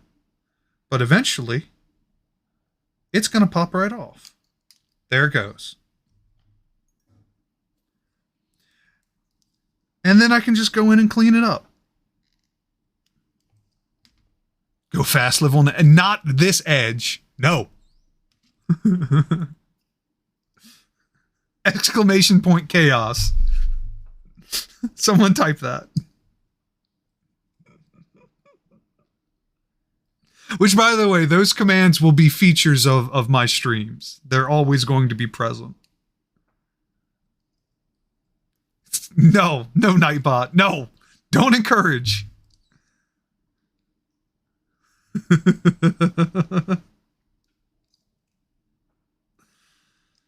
Where'd that piece go? I'll find it later. That's a lie. It'll find me later. That's how that usually works.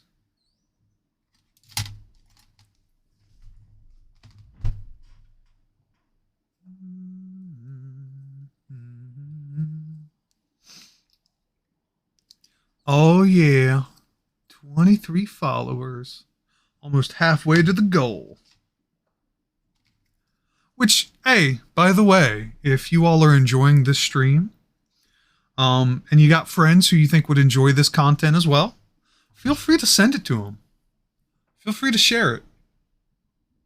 I'm gonna move the camera in a little bit because I keep pulling it close to me, so I want to make sure you all can see my hands as they just work.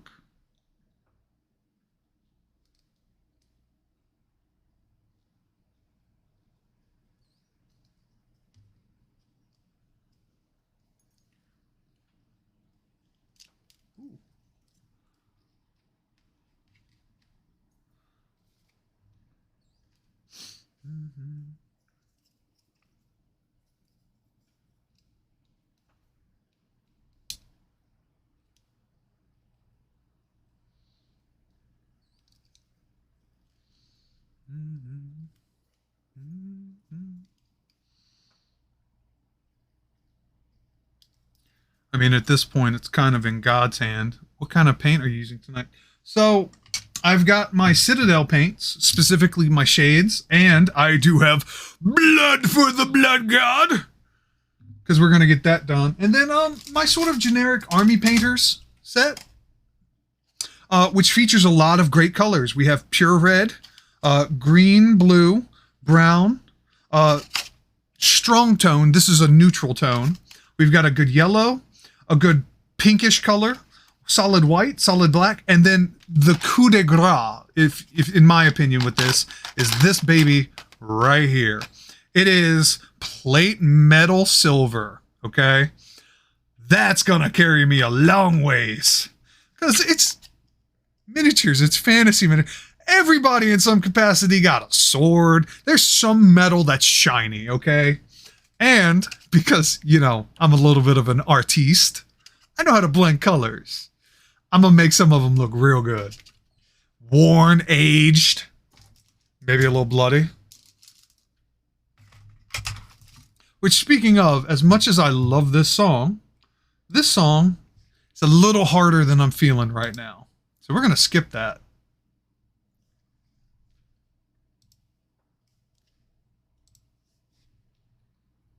Good song, though. Good song. But that's like more... So this playlist is my tunes playlist, which features a lot of EDM, progressive house, trance, lo-fi. But there's a couple like hardcore drum and bass EDM things that pop up once in a while, and it's just like, not the vibe. Not the vibe. We got to do a paint together sometimes. Have you tried Vallejo paints? I don't even know what those are other than paints, apparently. And yes, we definitely need to, Eli. I would love to do a like in-person painting with you.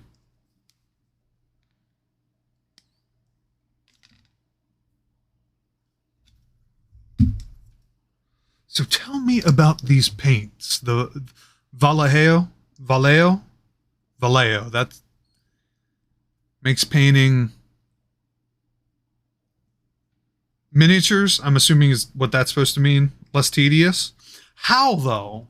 How is it less tedious, out of curiosity? Like, I'm not doubting you. I'm just curious. Vallejo. Okay.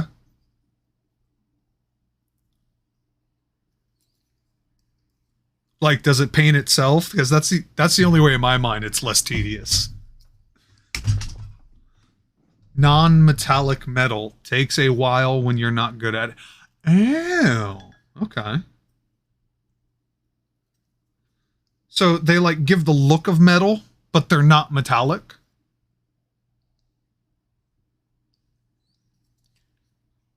Painting with friends does make it like, well, why do you think we're here? This is supposed to be painting with friends, basically.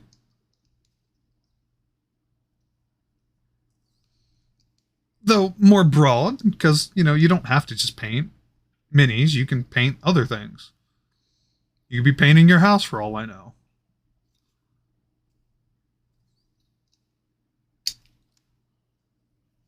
That piece is gone. I will find it later.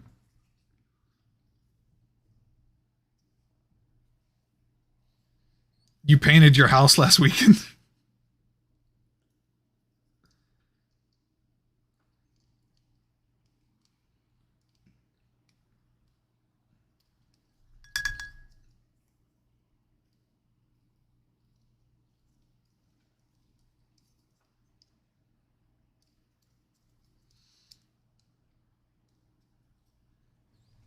Nice. That's exciting. Well, I can't wait to see it next time I visit.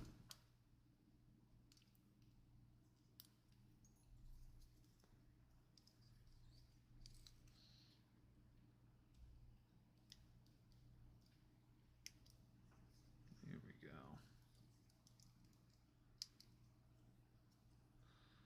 Now, I think, Eli, the real question is, what do the cats think?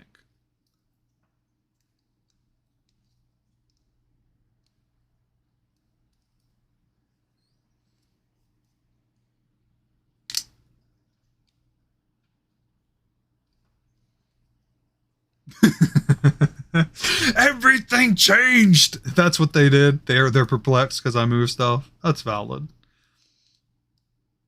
Change is scary sometimes. That's why you do it. It's important. To answer your previous question, stream went very well. I had a lot of fun. I did an impromptu stream earlier this afternoon. There's another piece. They are going to be scattered all over my desk.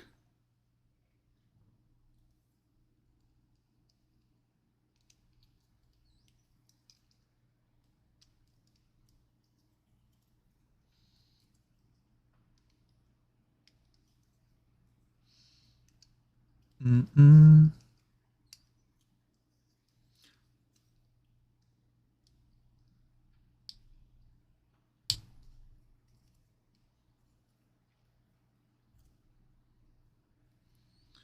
By the way, if there's any new viewers in chat, feel free to say hey.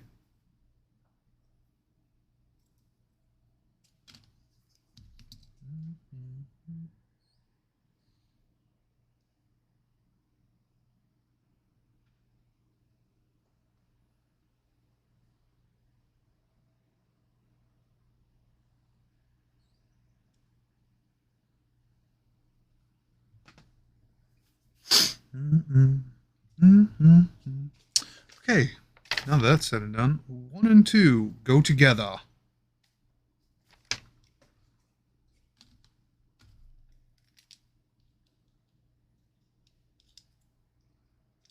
Not like so. Like so.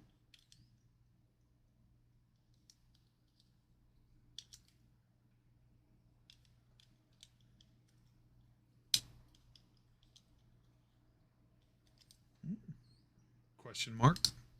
Por favor. You dare defy me?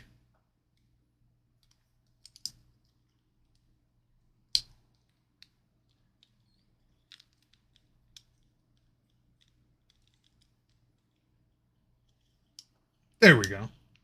That's how it's supposed to fit. But I've got a burr here that is keeping it from sealing. So we're going to take care of that. I was scrolling through Pick yesterday and came across old memes from your game with the team. With Team Just? Yeah. Yeah. By the way, Toothpick is here. He's in here. He's lurking right now, but he is in the group. Okay,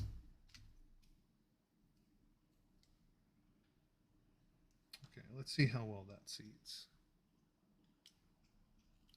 Oh, we totally respect the lurk in this house. That is better. Okay. I like that. So let's make it permanent. Glue! Now, what I do, in my particular case, because we are building them, they have little slots for the protrusions, the rods to go into. I put the glue along the edge and into the receiving holes, just so it then sort of billows up around the rod a little bit and then just creates a nice seal.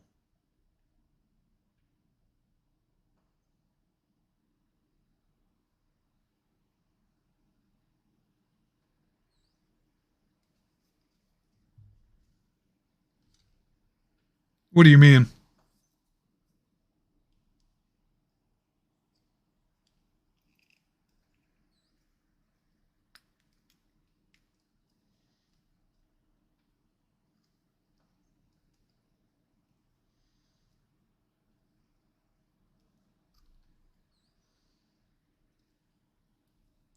Now I'm worried, Eli.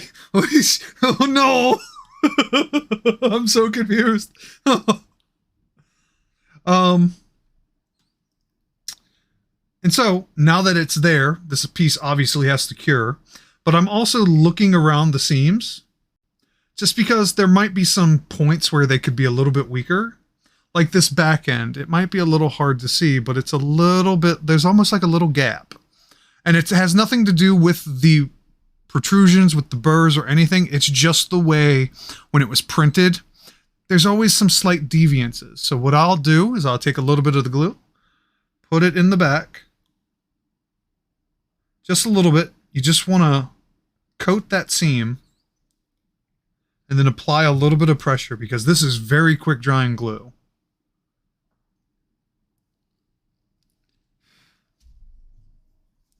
I'm going to put a little bit back here to along this one. And what this is going to do is that it'll help finish the seal, and then just as it cures, you know, it's going to keep everything close.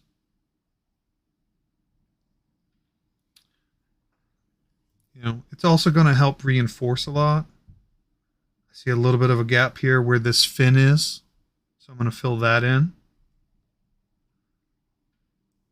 And again, there might be a little bit of a glossy sheen when it fully cures. We're not worried about it because we're also going to prime it. And once it's primed, we can do whatever we want.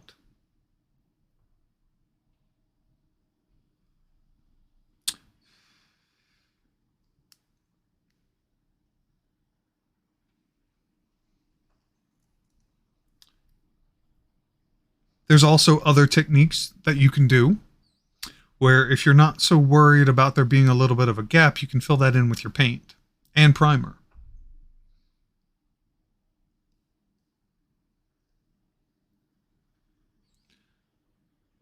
Pyukumuku. I don't know what Pokemon that is. Sounds fun though. Right. There we go. We're getting there.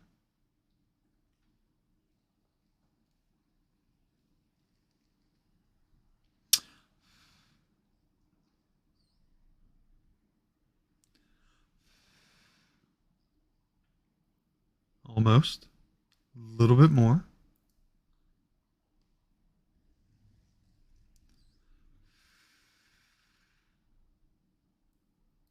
There we go. That's good. All right.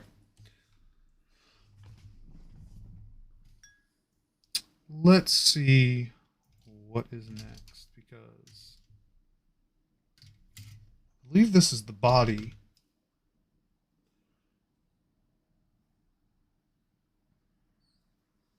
I'm curious what we're supposed to do because the instructions do not show. But it doesn't look like these will just clip on and stay on.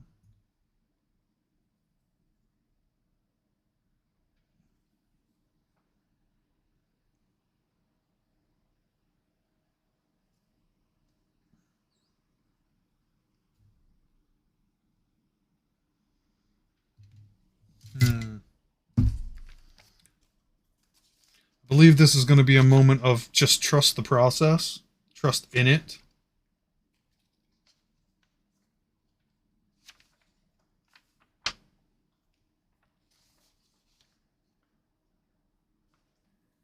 So you know what? I think that's what we're going to do.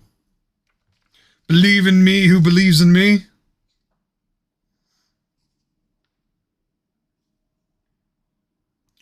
All right. So 14, 16, 12, and 10.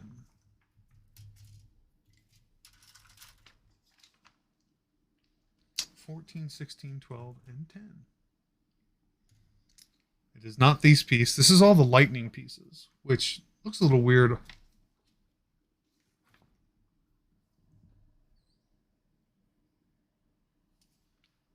Because there's another set that's actually lightning. Well, it's clear. So, all right. Snips. Snip snaps. 14 and 16. Here's 14. Hit it from the back.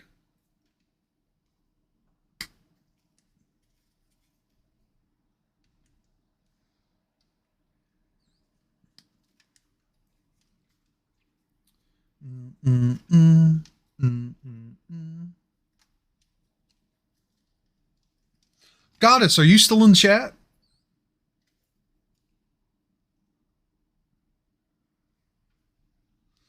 $12 is another piece. I'm curious. Are you coming from Plink? Because I believe I remember your name.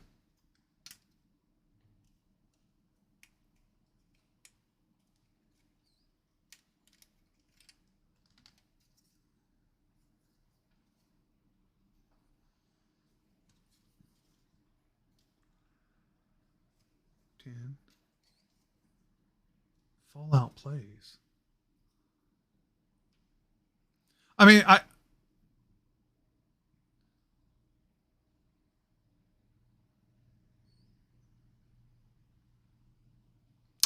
that's right. I'm sorry. There's another person on a social platform that I posted my stream to, who has a very similar name. But you're right. Fallout. Oh my God. Well, then you also know I play Destiny 2 as well. And various other games.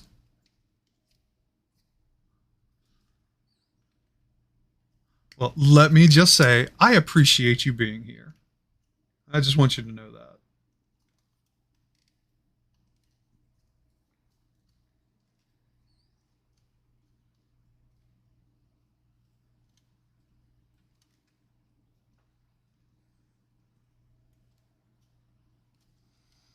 You be with me when I play.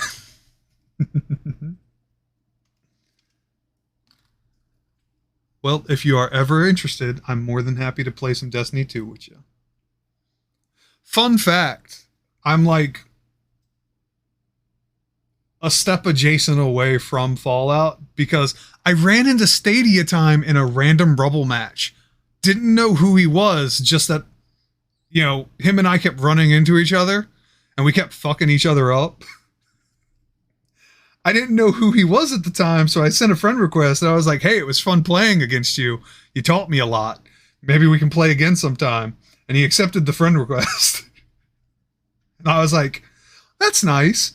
And then I see him posting in Fallout's chat, and Fallout's like, hey, Stadia, how you doing, bro? And I'm like, what? Huh?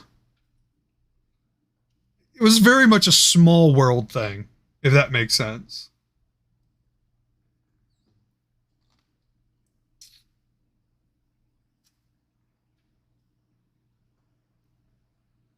What's the next piece? 16, I think. That's 19.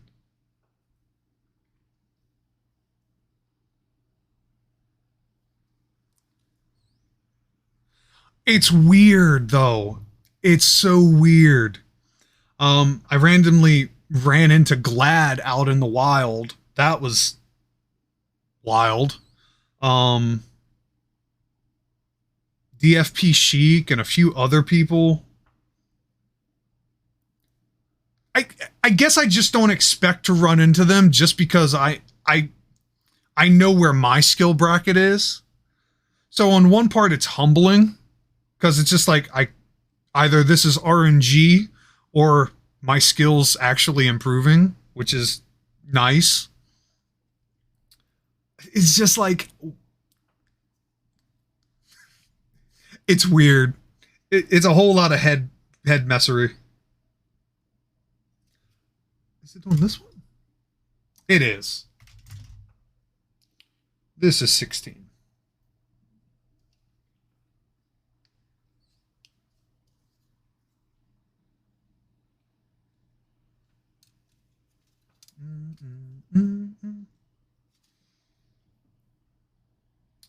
Oh, this is going to be a weird one.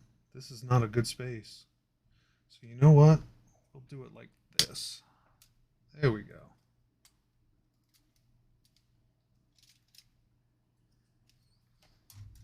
That's number 16.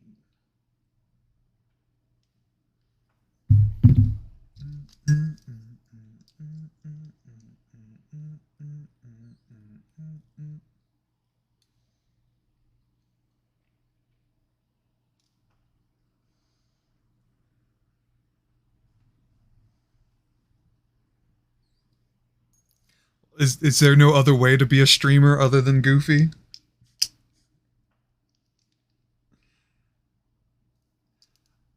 I feel like people who stream and they're super serious, it's a little off-putting.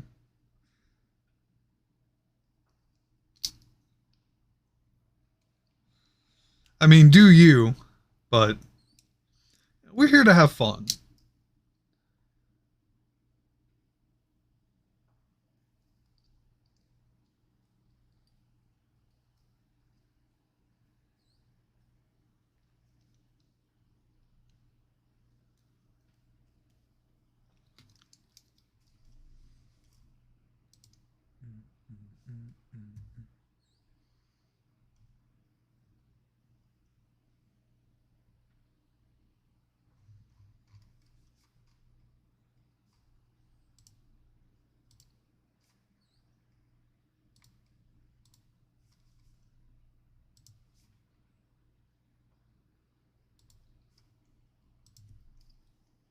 How goes the cleaning, by the way?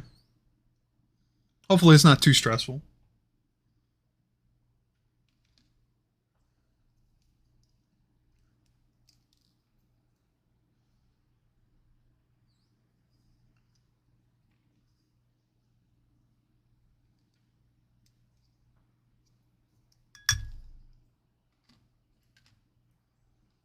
Oh. You getting ready for the holidays deep cleaning. Gotcha. And that too. Asthma's not fun.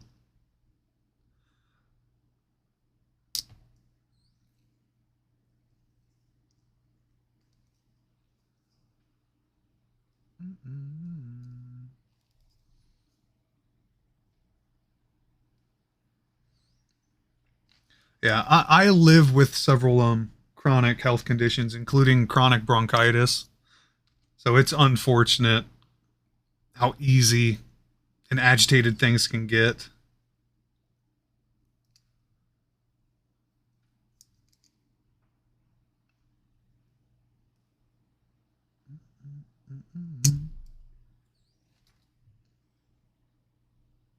Yeah, one more reason why I want to avoid the big C. I know I got other problems too. Ah, that's rough. But hey, you know, there's nothing wrong with cleaning. I think it's really underrated, and I think a lot of people don't like cleaning because it was used as like a form of punishment. Cleaning is one of the simplest things you can do because if you do it enough, you get to turn off your brain, you can jam out to some music, and not only do things get clean, you know, but it helps you feel better.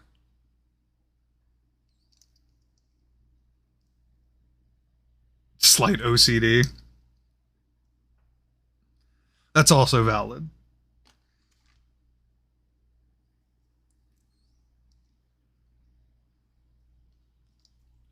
There's no way that's their body. That's a tiny body. This dragon is designed for speed. Clean space. You know what? You're right, Eli. That's true too. When there's clutter, you feel cluttered.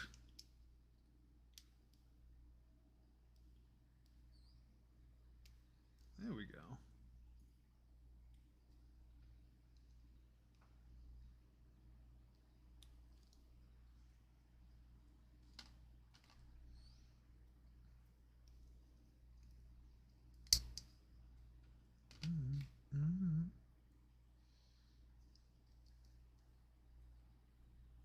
Until you clean and put something away, but your brain only remembers.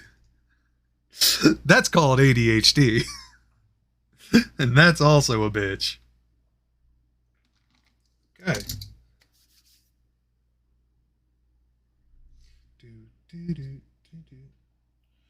These look like hind legs. These look like front legs. We like legs in this house.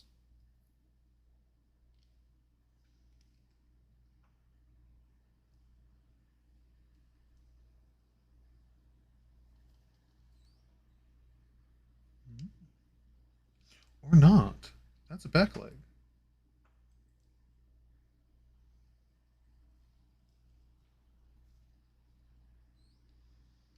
All right, I'm getting my legs mixed up now.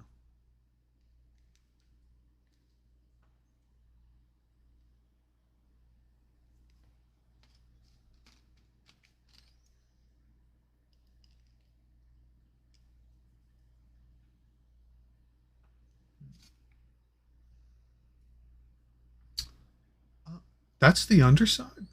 Interesting. Well, that makes a lot more sense now.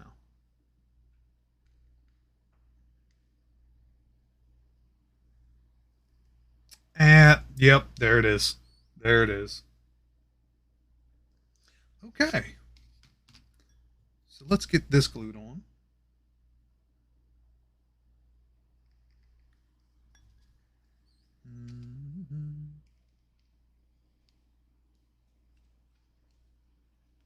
By the way, Goddess, are you going to be doing any more streaming? Yeah. So I made the mistake of taking both sets of legs off, and my process is I usually do a set at a time because then it helps mitigate some of the confusion. Only on weekends? I feel that.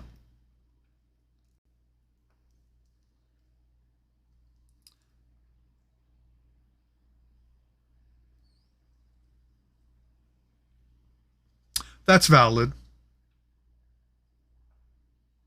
Well, I look forward to when you stream on the weekend.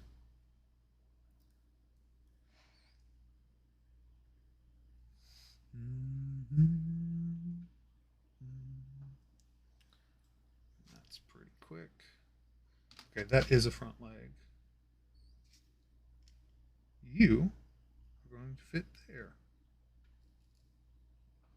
Is this dragon built like a frog? That's what that kind of looks like. Oh! Got it. Crisis averted.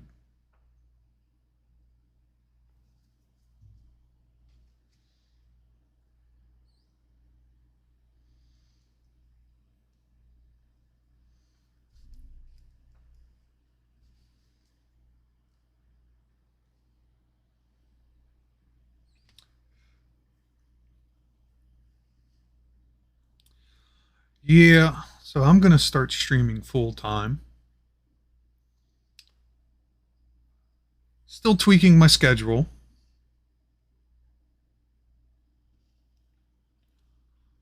It's because nothing's really working out for me.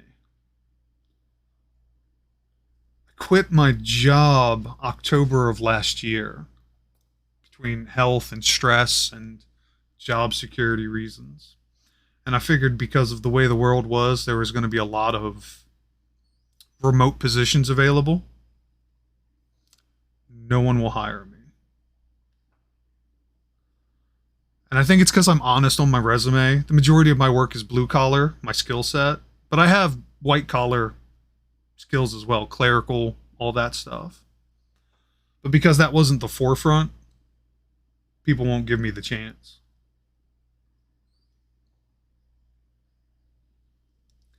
Well, I had support. I had friends who encouraged me. I was very scared of doing it, but I kind of logicked myself into it. And then, so while I try to be logical, I'm definitely someone who feels first and foremost. Um, and my gut instinct was not to. And I do have moments where I sort of regret not listening to it, just writing it out and finding work. But I don't regret the experience. I don't regret what I learned from it. And a lot of the reflection that I've been able to do. But for now, I'm going to try my hand at streaming. I mean, I already can edit videos, so I'm going to do YouTube stuff as well. Okay, those are on there. But I figured, why not showcase the things that I'm into? You know, I play Destiny. We've played it together. Not yet. Hold on. Maybe. My brain's a little focused at the moment, so I'm trying to recall. But that's the other arm, isn't it? No, it's this one. What is supposed to happen here? Yeah, not yet. That's what I thought. But I do look forward to it. But, you know, I streamed a little bit earlier today. Some Iron Banner. Did it yesterday. Did some shenanigans with my clan. Had some people come in. Had some followers. Humble baby streamer beginnings.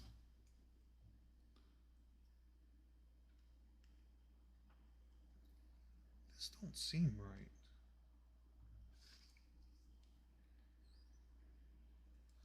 That's why.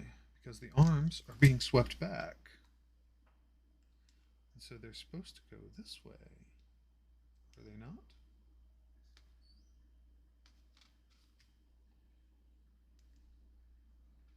But hey, Goddess, if it's your goal to eventually, you know, quit the mainstream and be a streamer and a pog gamer, I support that. And I hope you get there.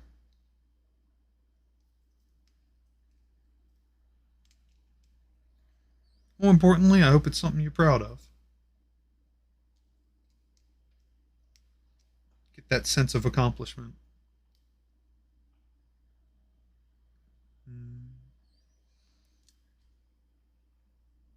Yeah, okay, that's correct.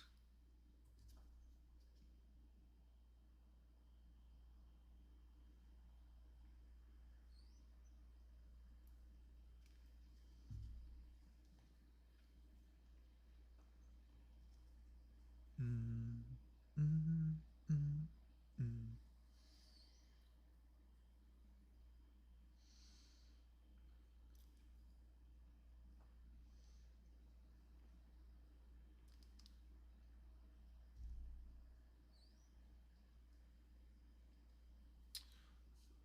What an interesting pose.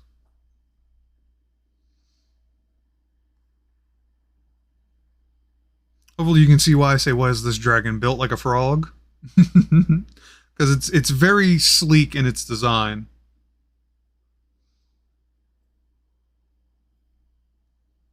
Because it's supposed to sit like this on its stand. This one, right? Just a little bit.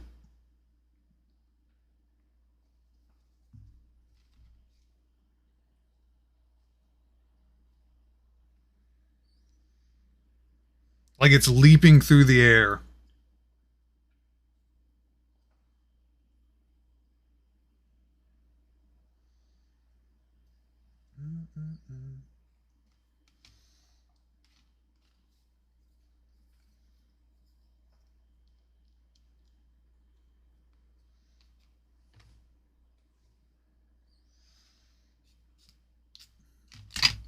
Whoops.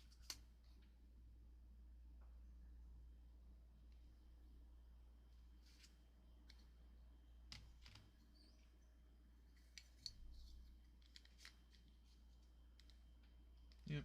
So that is the correct way. Okay.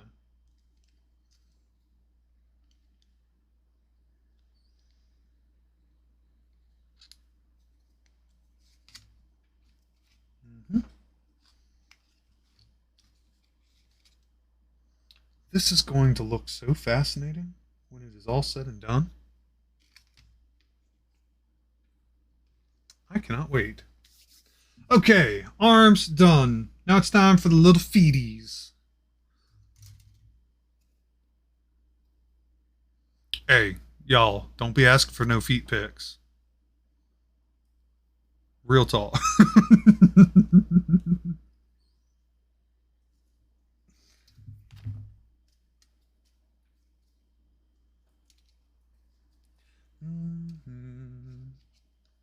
Well, sorry, Eli. No, not happening. Not for me or the dragon. What number was that? 15. Which 15 is back right.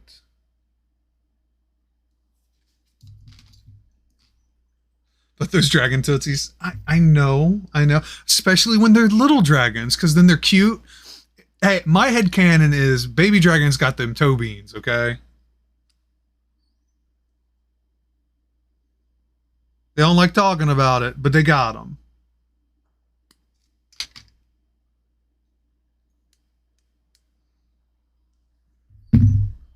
That'd be adorable. Well, that's the point. I saw a post recently that made me really giggle about the whole like dynamic of a dragon. Somebody was like, if you're trying to make a dragon seem like kind of cutesy, you draw them in poses like you would a dog.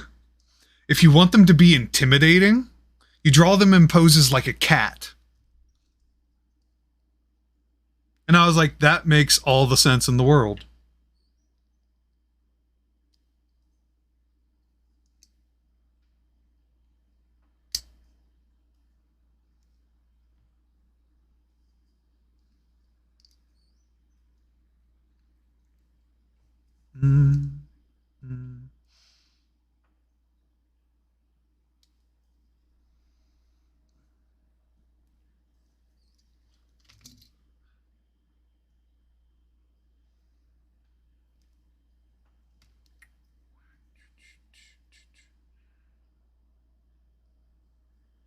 Though I don't think Gracie has ever looked.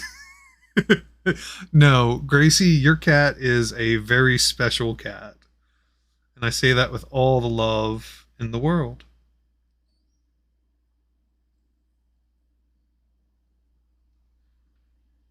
Oh, it's supposed to go here. Is it? Yep, that's it. That's this position right there. Okay. She is such a dumb, sweet bean kitty.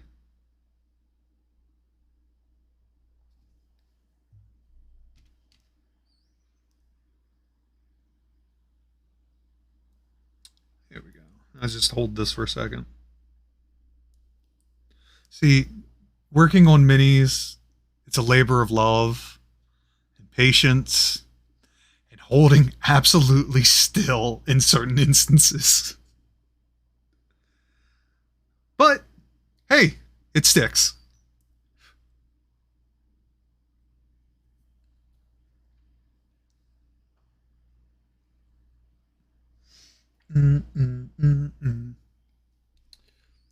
Hey, I found all the little pieces that flew away.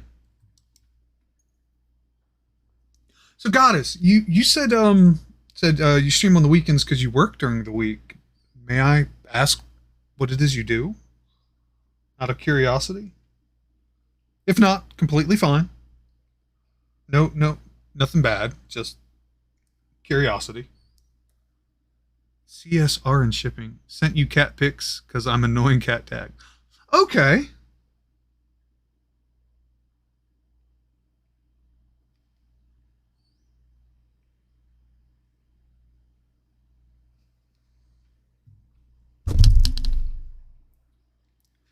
So you're telling me that's not something like your company can let you just do from home? I feel like logistics and shipping is basically making sure phone calls are squared away and paperwork is good. Obviously, it's more than that, but like, ew. But you don't want to have to do that. I get it. Okay.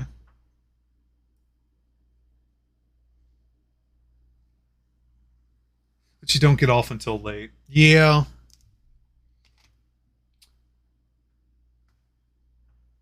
15, 13. I think we're done with that piece already. So that's exciting.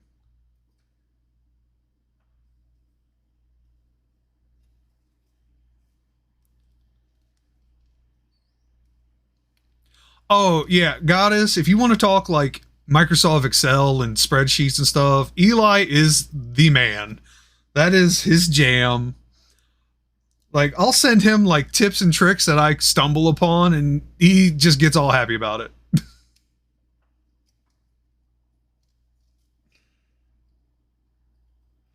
Like, he loves Excel spreadsheets so much that for a D&D game that we were in, he had an Excel spreadsheet of every character's health, and whenever it got low, like it would flash red, and he had all these little things going on with it. I Y'all are a different breed, and I respect it. I totally respect it. In fact, there was a sum that I was going to send you recently. Um, it's true, when you are the healer, it does help. But Eli, there was some that I found recently that I plan on sending you.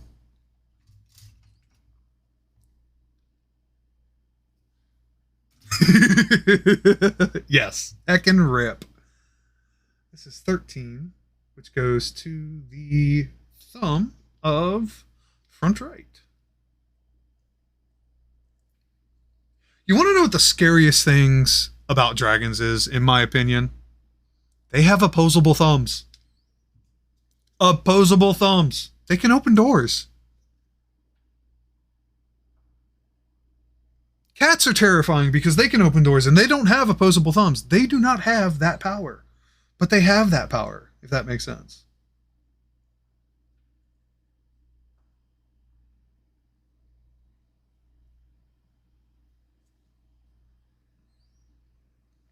It was a heart encoding. Ooh.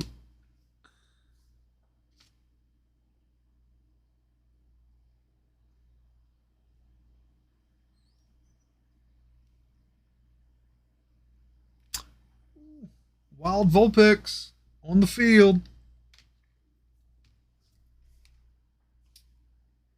15, 13, done. 17 and 11 are next, which are these two. Let's do the back leg first. So 17.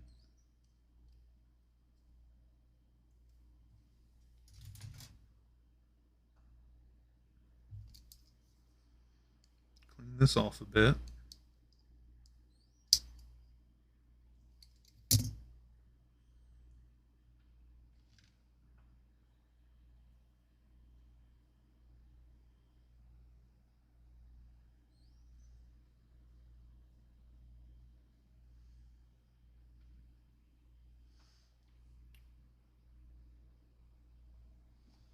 You mean to tell me its back legs only have 3 toes?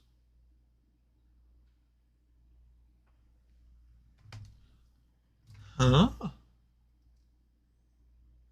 Oh, that's gonna bother me. That's gonna bother me.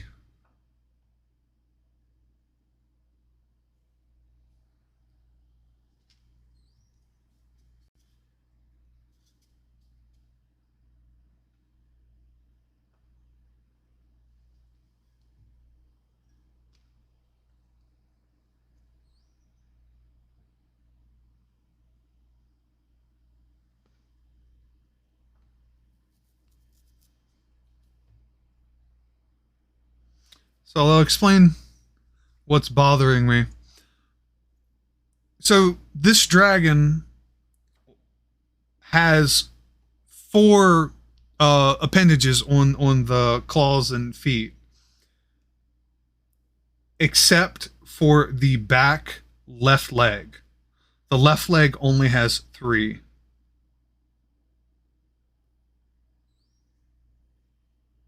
And I will show that in a second.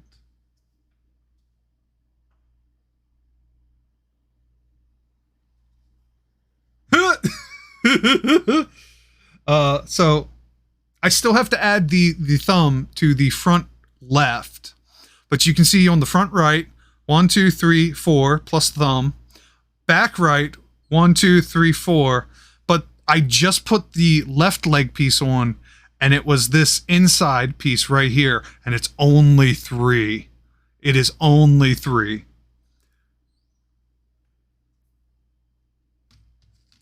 Because here's the last piece for the front leg. Right here, piece 11. Green stuff, another thumb. Maybe. I'm seriously thinking about it, but it depends on how much longer this build is going to take.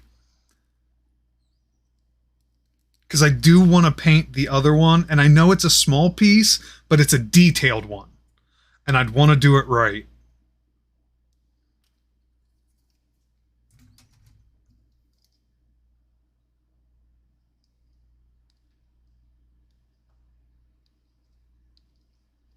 Carve one from sprue and glue.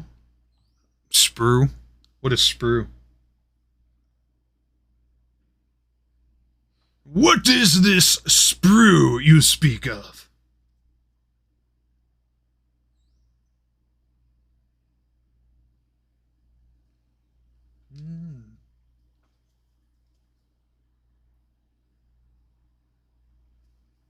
The extra plastic you're clipping. Oh.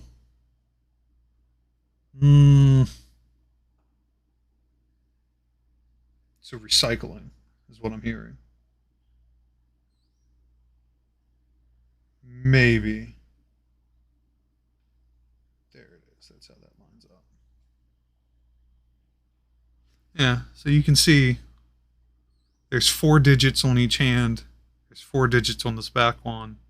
Back leg's missing 1.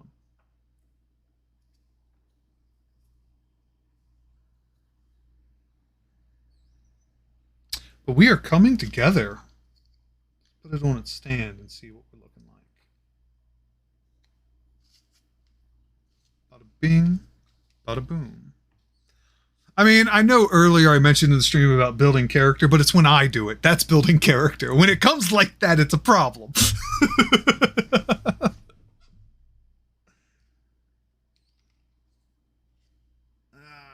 There's a gap. We're going to put a little glue in there to fill that. Create a surface. Anyway, I just want to say again, I appreciate you all engaging with me, even if you're just lurking. It means the world. Hope the tunes are enjoyable. Hope you're enjoying my banter. Watching me build these little minis and paint them. Stop it.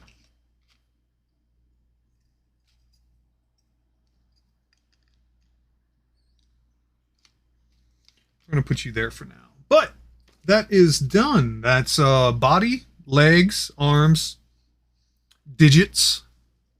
Next we get to do the tail, which is pieces 5 through 9. Is this still moist? That's still moist. Okay. I'm glad you're enjoying it, Eli. 5 goes to 6. There's 5 right there. Snips.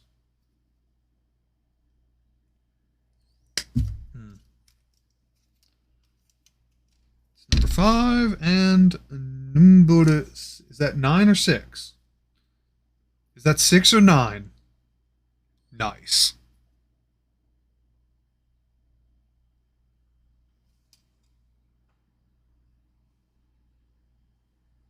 Okay, it's 6.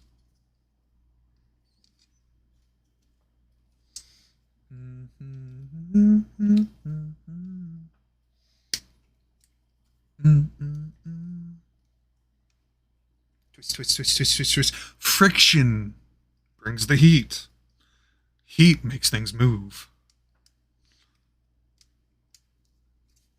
Yeah, boy. Yeah, boy.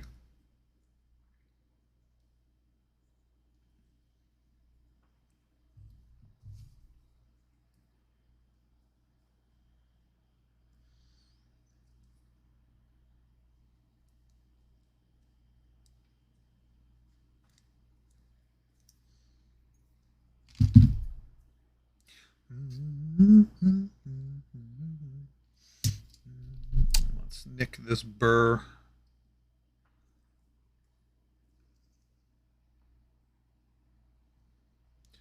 Speaking of burr, how's the temperature like for you all? I'm not gonna lie, I've really been enjoying the colder weather. Fall and winter's my jam. Spring and summer's nice, but fall and winter's where I'm comfy.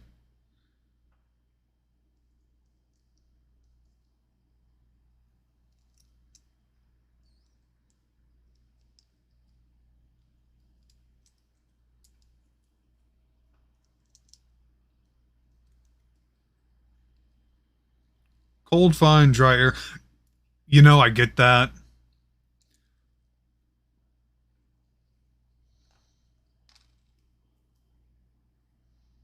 There you are.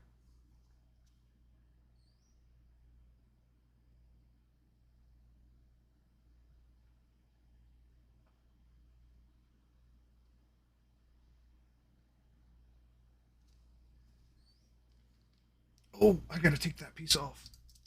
Crap.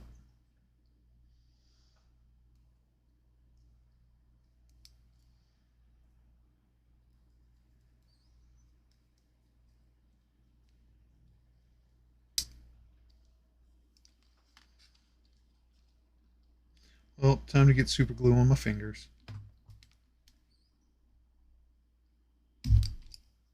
There we go. And can I get this one before it dries?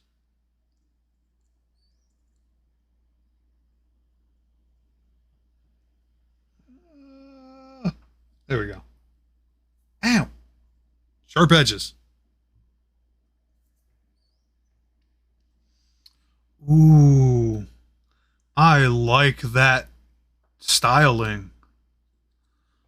I don't know how well you all will be able to see that, but so the way the layers are, it creates this lip. The top scales like go over kind of like a roof. And so it creates this groove. Oh, that's going to look good. I like that.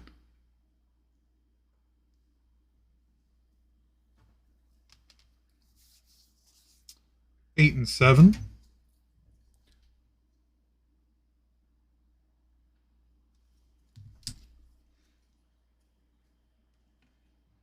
I'm guessing this really is supposed to be like Speed Dragon.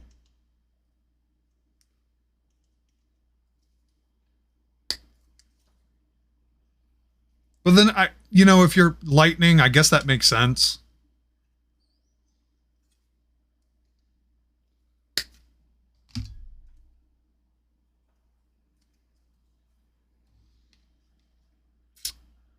that is 7 and 8.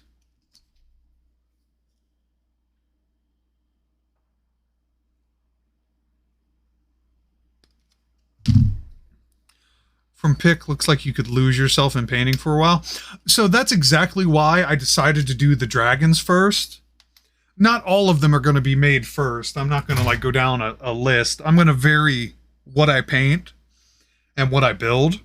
But I wanted to start off with something that was a big canvas, essentially. When I prime it, it's big, broad strokes. And because most of the base color on the dragons are going to be the same, this is going to be primarily blue. It's the finer coloring details that are going to take a little bit of time. But the base color, absolutely not. If the base color takes me too long, I'm doing something wrong. At least that's what my thinking.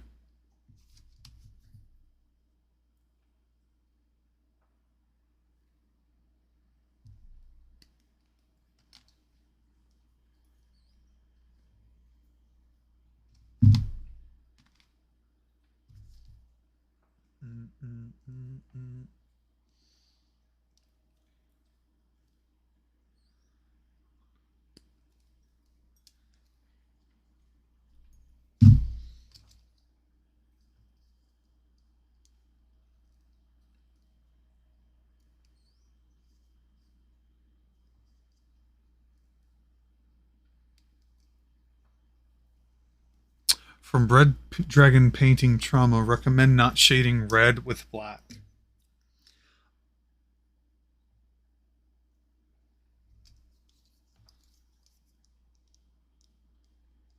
Yeah, I'm not exactly sure what I want to do with that, because what I'm thinking of doing is layering. I'm going to start with a red base. I know that that bothers you, but then I'm going to start making darker reds and layering them back to back to back, similar to what I did with the young red dragon that, if you remember, Eli, you all fought.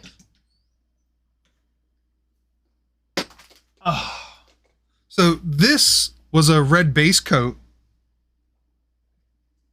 that I then layered all the yellows and oranges, and I know I don't have that great of lighting, but then there's shades of black on the very extremities, the talons, the tips of the wings, the horns. So I'm fairly confident in what I can do. I mean, there's even a little bit of streaking of black on the very backs of the wings, like where the ridges are, almost like they've been singed. And I just love it.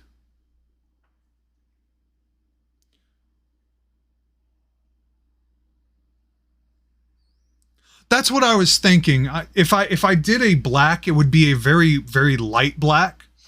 Or if I did a blue, it'd be that transition to help purple it, which then will help lead it to a darker color.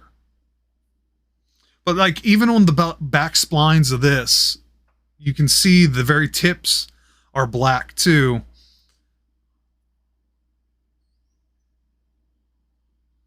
The elbows, the claws. I don't know if this camera is going to pick it up better because there's a light ring right there, but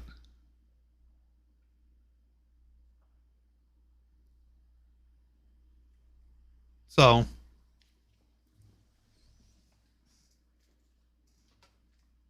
the only thing I wish I did better was its base. I was trying to go for like a molten rock because dragons are essentially sort of the elements combined. Oh, well. And I wanted to make like the rock itself underneath the dragon was going molten. It's so flat. I didn't know how to add kind of depth to it, even with using wash. I was, to say the least, a little disheartened with that. But my saving grace is that the dragon looks so good, it distracts from the crappy base. So...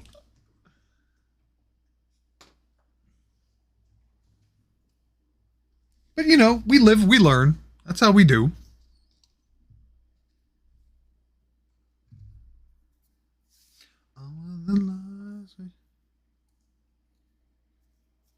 That's what I was thinking. But I wanted it to look more like the beginnings of it. And I felt like the orange and yellow was just too vibrant. That might be the case, though. I might have to revisit it. Yeah, I am on piece 7 and 8.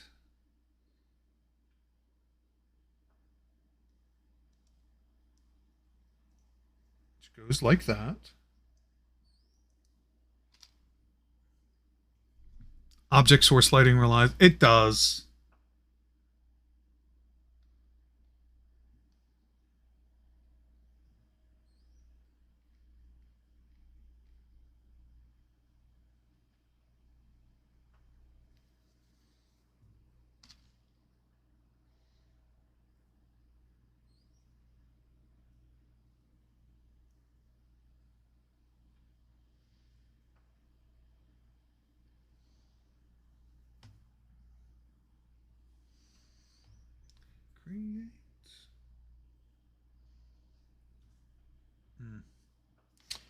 that's drying. And the final piece to the tail, number 9.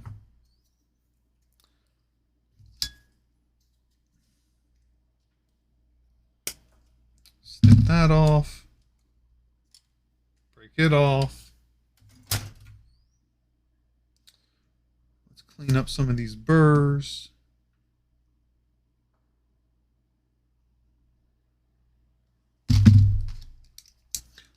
The lies we generate carries me on. Can't create.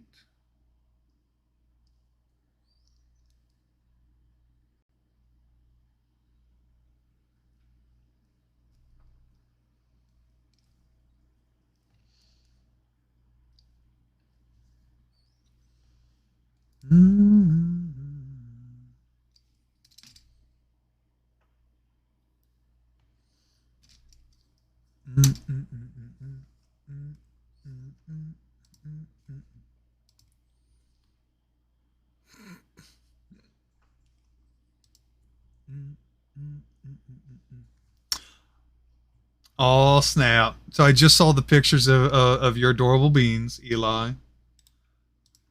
Those sweet kitties.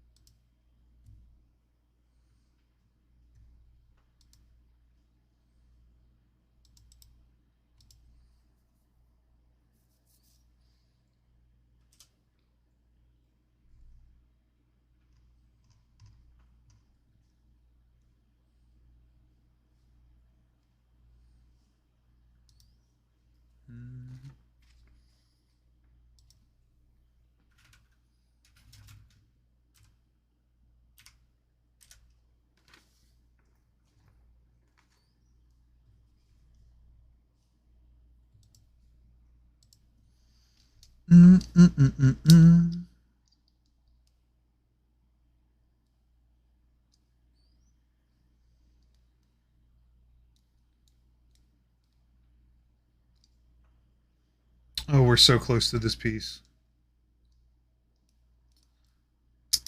Ooh! I'm good. Everything's fine. Just startled a little bit. I almost died. No, it's fine.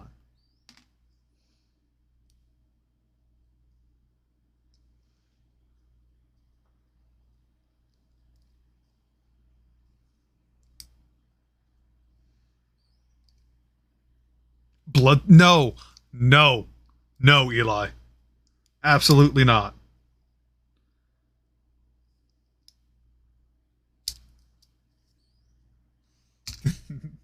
There will be no blood donations to this mini.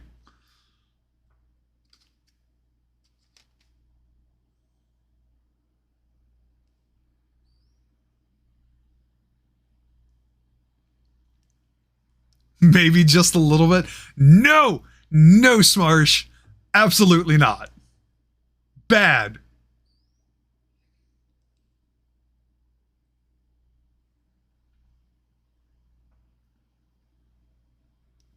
That is not sitting right, because there's still a little bit of burr there. I mean, blood for the... That's what this is. All the blood is here. It don't need no more. What the blood god need more blood for? They're the god of blood.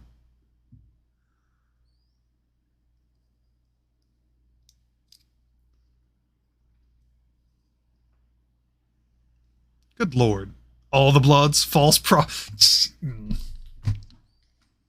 You know, I'm really starting to realize that the culture of Twitch is just being bullied by your audience. That's really what this is.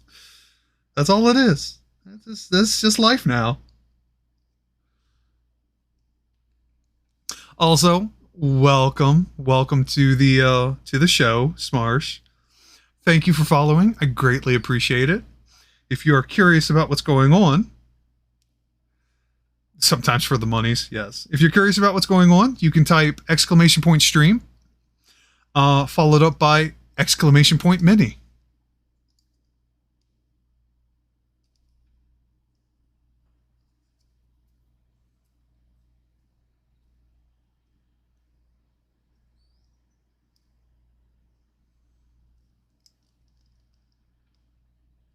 Yes, yes, I know you're happy to be here, because then you get to listen to me.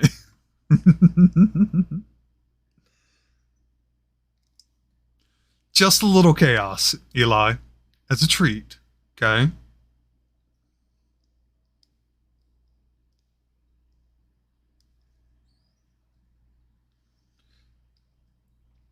Anyway, just to catch up real quick, we are waiting for the first mini to finish curing, because I primed it. It is this beefy boy, the Dragon of Schmagenrog. I didn't come up with the name. It's where it came from. I'm going to give it a proper name, but it's fully cured. And once we finish assembling this other dragon, Freyr the Stormbreaker, we're going to revisit this one to start painting it. And then probably going to end stream by priming Freyr. That way next stream, Freyr's ready to be painted. It's kind of the process that I want. You know, I want there to be a mini that's built, and then I want there to be a mini that's painted. So, for the next one.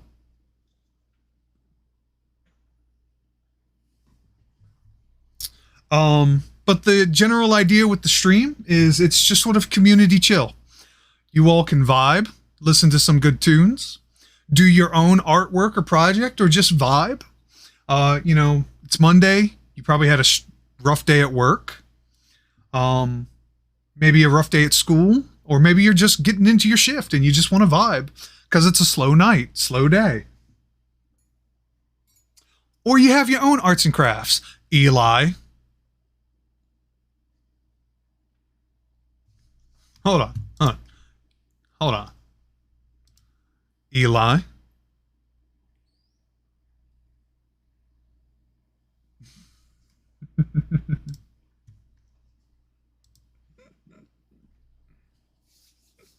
Anyway. Stick around, vibe. I know you're eating food. Food is important. Food is first out. But I know you got minis to paint. And various other arts and crafts that you keep adding to your queue. But, Smarsh, that's the whole vibe. You know, if you're not busy at work, or you're just not trying, or you're just unwinding, or you're not unwinding, you got stuff you want to do, feel free to join in. You know, community chill art. My particular art is catching up on the backlog of all of my minis.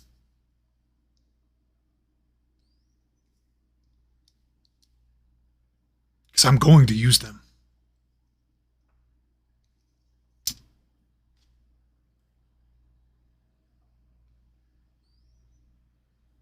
That's fitting better.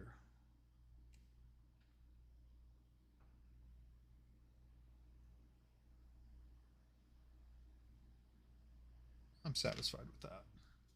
Please motivate me to study. Hachidori. Hachidori. You need to study. You know it's important.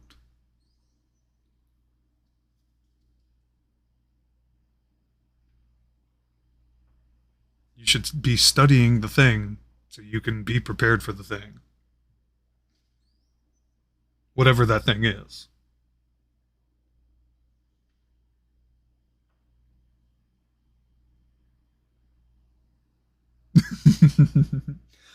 Anytime, Hachidori. You got people relying on you.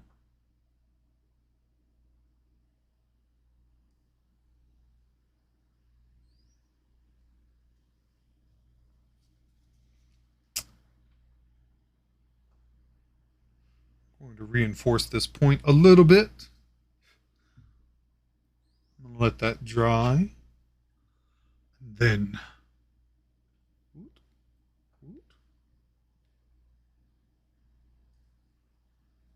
speaking of treats, time for more food. There you go. But then I just want the yes, because treats are, you need brain fuel Okay.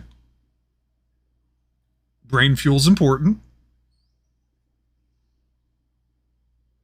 You know, how are you supposed to think on an empty stomach?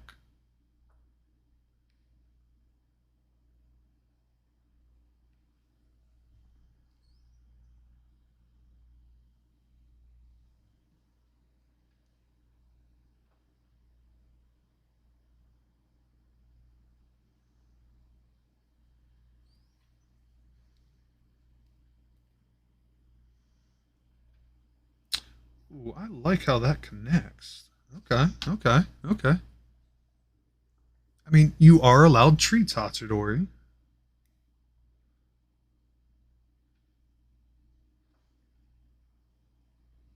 I know they're important for your survival, especially since you're so tiny.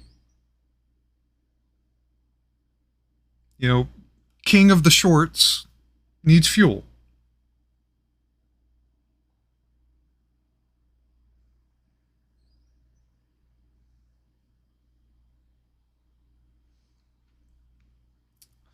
We have tail.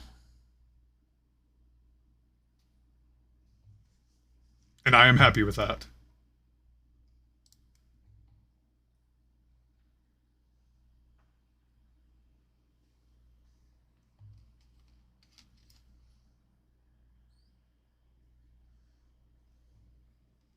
And you know what we do with tail? We hit it. No. We're going to attach it.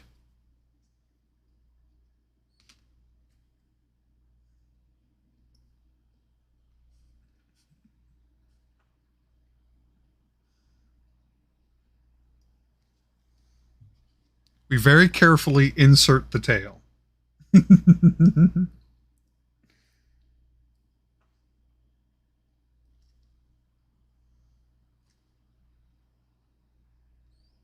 Oh no! Everything's falling apart. Ah! Fail. Can I get a heckin' rip and stream?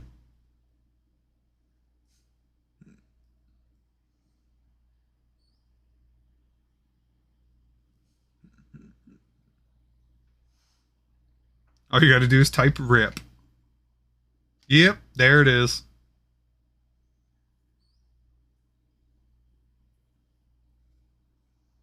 So what happened here? That's how it goes. Aha! There we go.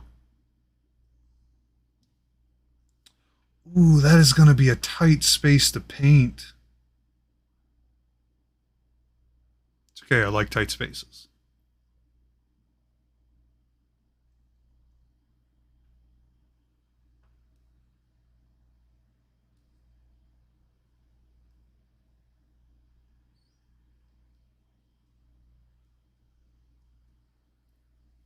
Yeah, I need more glue there.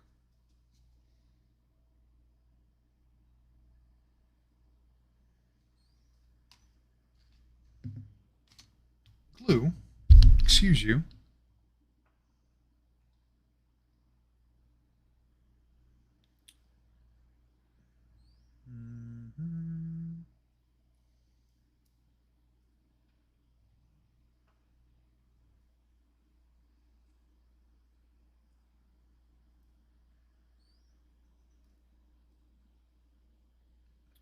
That's how it's gonna go.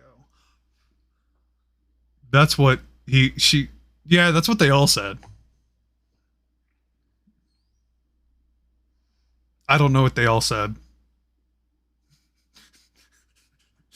I got distracted by making sure this didn't fall off.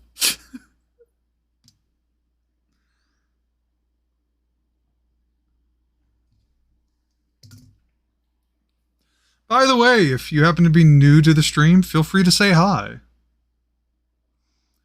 Liking tight spaces? Well, I'm not claustrophobic.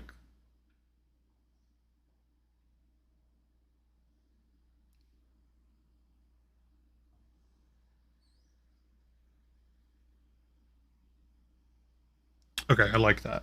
That's a good seal. We're just going to reinforce it just a little bit. Bless. You're not my priest.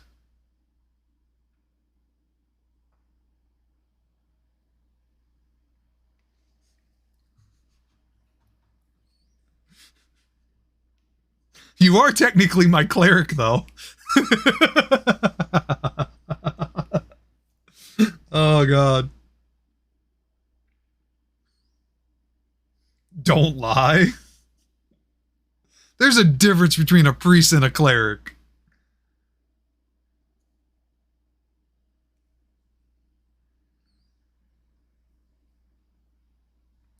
I want to put a little bit more. Keep your shark at. Okay, yes, yes, yes. But to be fair, that's what my shark boy is supposed to do. That's the whole barbarian thing.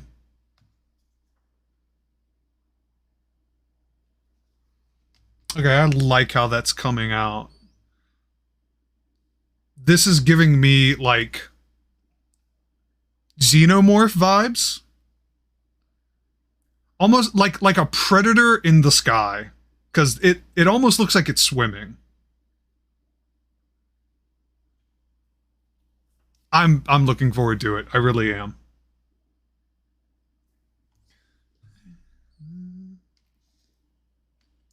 We're going to put you on the stand. Just to make sure there's no funny business.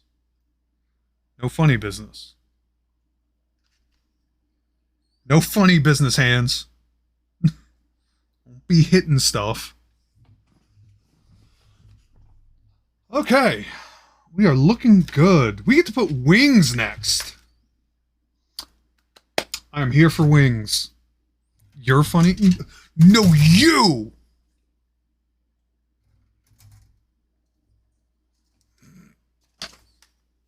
Did I remember to make that a command?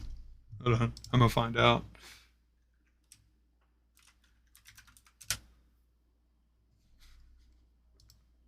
Nope. Fail.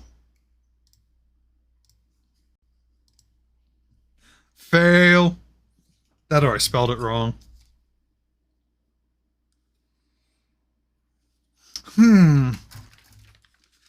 Should I'm looking at the pamphlet. I'm not sure which ones are the wings.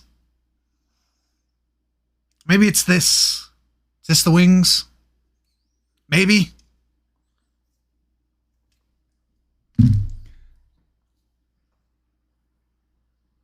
The gray ones? Marshmallow, they're all gray. What am I supposed to do? The fleshy bits, they're plastic. What fleshy bits?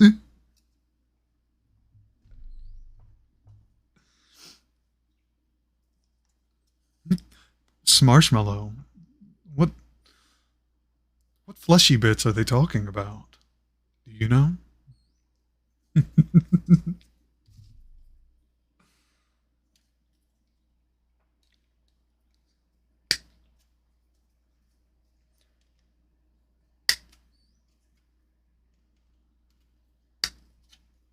I plead the fifth. Do you? Are you sure you want to plead the fifth? I like it when they talk. Talk all night long.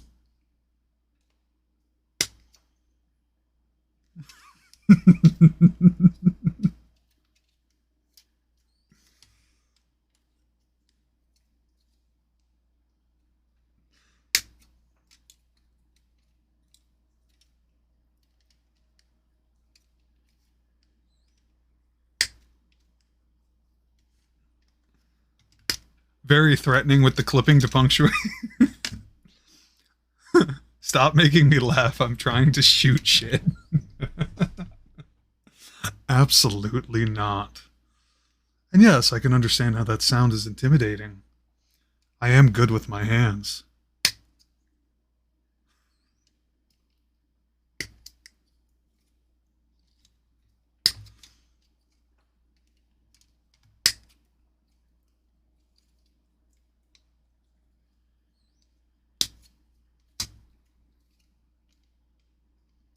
Ooh, that's a reinforced point. Beefy.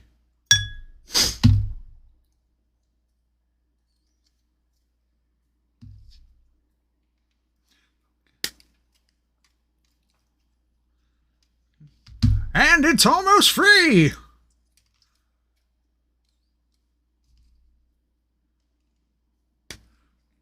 Coming to you live from IBC.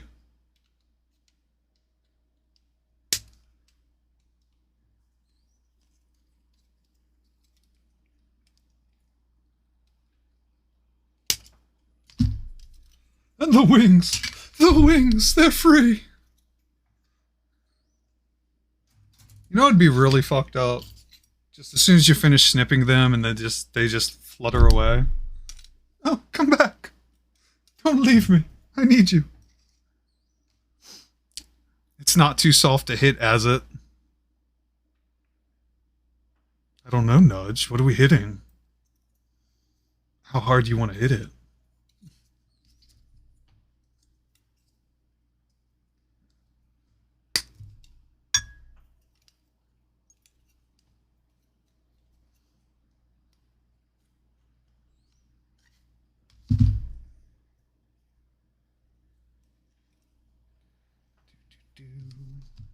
What is that? Oh, that's just a mess.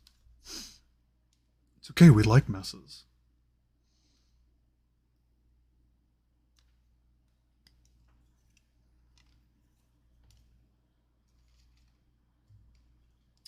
Okay, hands. I need you to work.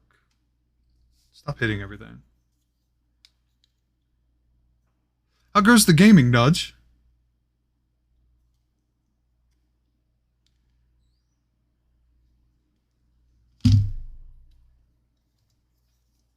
I'm going to use my razor for this piece.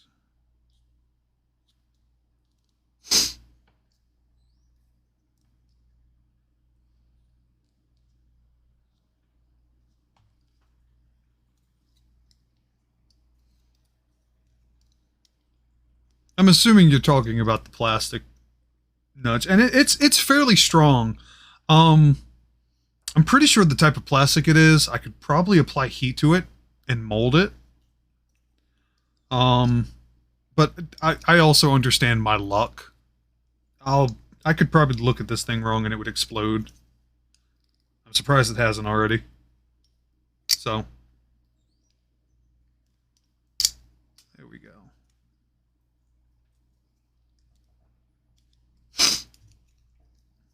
There we go. There's a little piece there.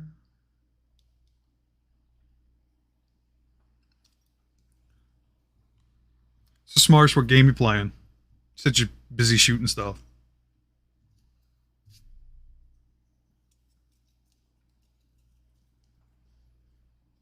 What you shooting?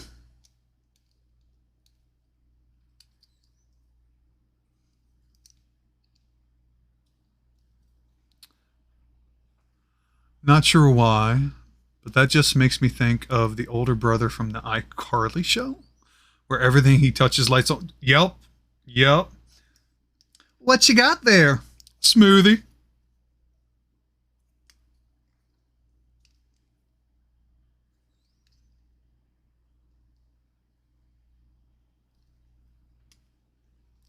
Borderlands? That's a good game. Well, I hope you are having fun shooting shit. Who'd you pick? Who did you pick? Who'd you pick? What character did you play in?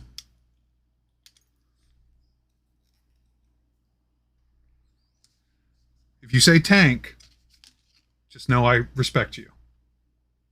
If you say anyone else, just know I still respect you, just kind of less.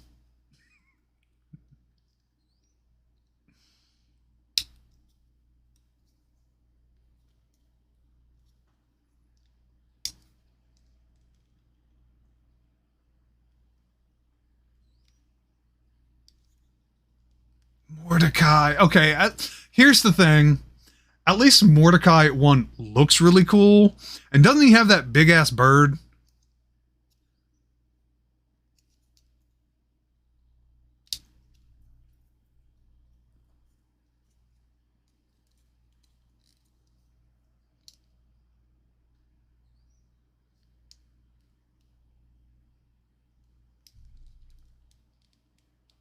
That's what I thought. So he looks cool. He's got the pet. He does the whole ranger thing. That's a whole mood. Why do you want to get close to things? Unless you're going to punch them, like me. That's why I'm a Titan main on Destiny 2. Hey, we've come full circle there.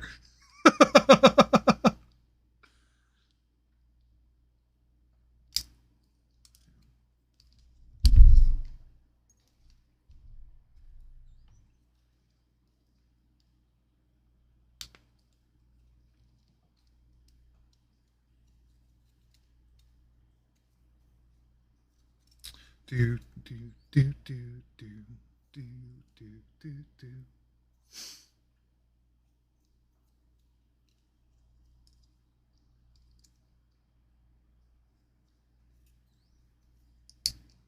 Oh, this is a big piece. This is going to be problematic.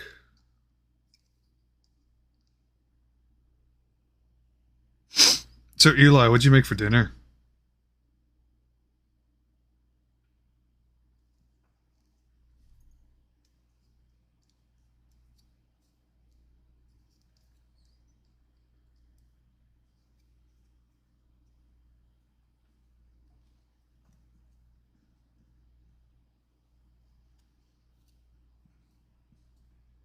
Ooh, you know what? I don't know what it is, but there's a couple things I've been craving really badly, and a good burger has been one of them.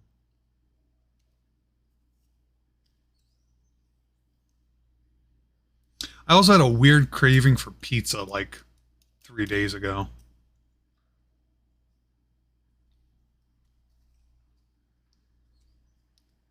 I think I'm just pregnant. That's what it is.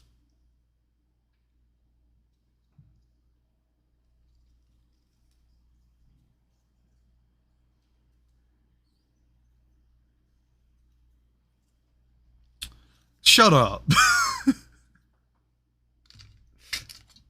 I would if I had one, an air fryer, and 2 Hot Pockets.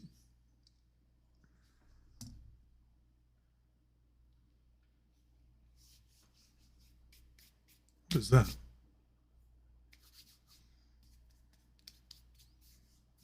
Air fryers. I know, and they look so good.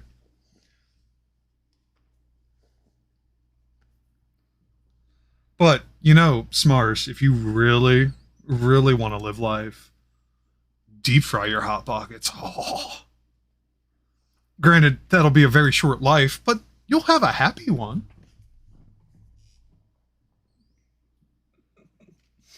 All right, the wings are blowing back.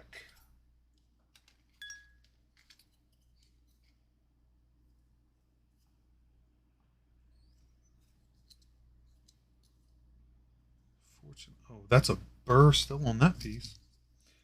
Way to go, Axel.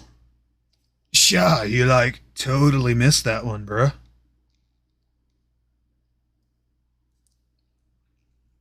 The idea if that made my arteries clog. Yes. Well, you know, to quote Donald Glover, welcome to America. But I wouldn't even make it myself too much. Deep frying is such the easiest thing, though. You turn the oil to hot, and then you put the stuff in, and profit. Like, that's how that. It's 2 steps. 3, including the eating.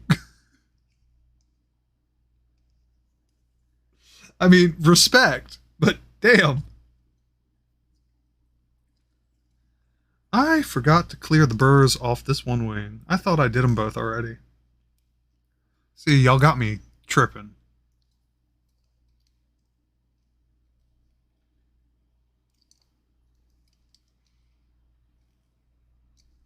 Hashtag not worth it. Hashtag fake news.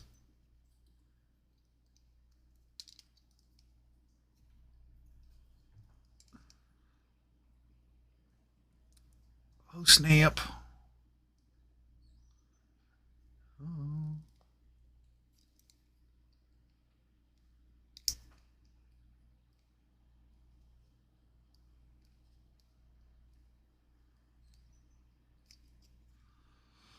Oh, goodness gracious.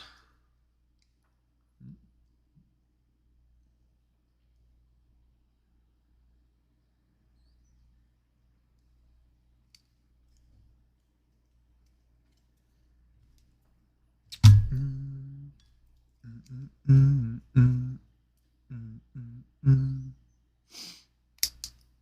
we go. Clean that up a little bit. Bye. It's not like I needed you for anything anyway.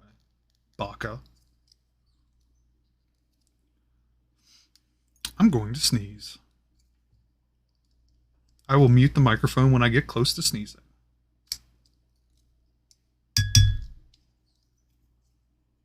Nope, it went away. The sneeze got self-conscious.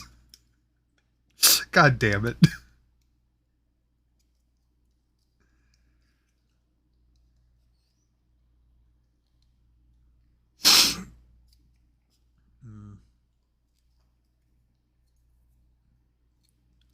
Doesn't like me talking about if it doesn't like me talking about it, it shouldn't have presented itself. It's like walking into a meeting late. What? I'm totally going to talk about you.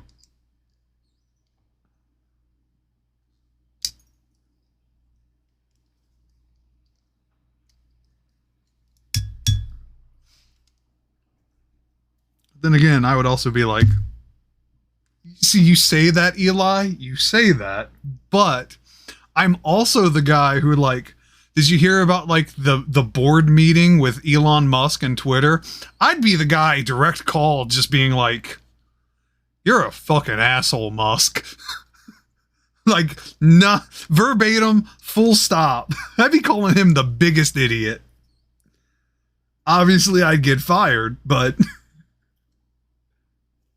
I'd be able to save face. He wants to burn Twitter to the ground because he's having a crybaby tantrum. All right.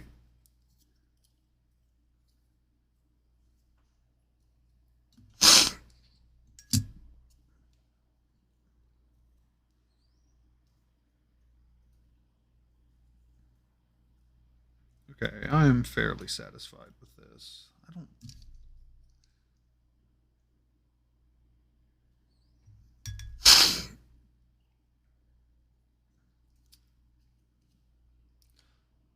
Oh, Smarsh, you know who needs to be here?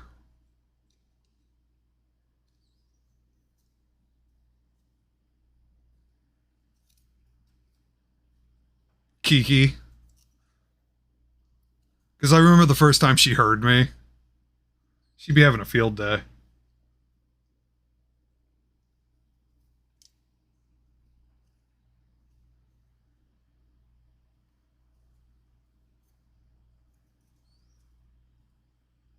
But you know, there's only so much I can do.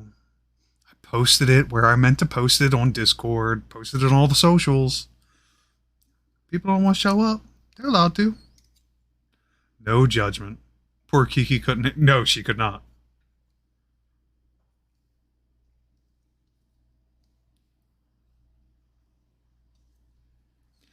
You want to hear something funny, too? I don't know if, hold on. I feel bad, because it's been a minute.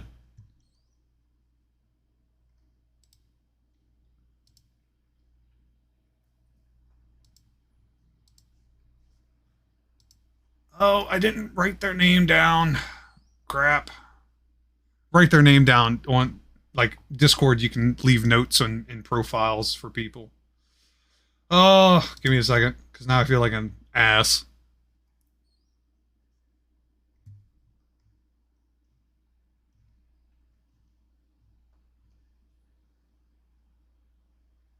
Yeah, it's whenever I've been in voice chat with you all, it's why the one time I was like, I don't know who you all are because you changed your names and your profile pictures.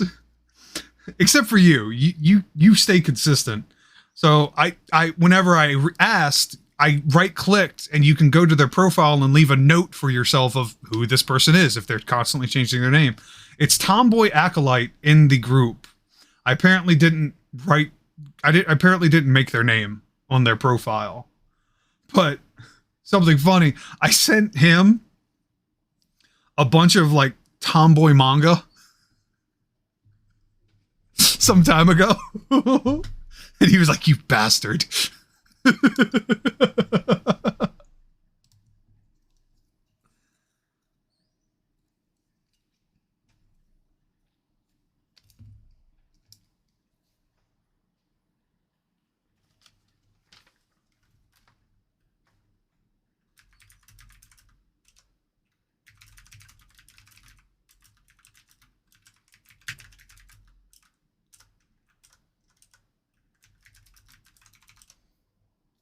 Right? I thought so.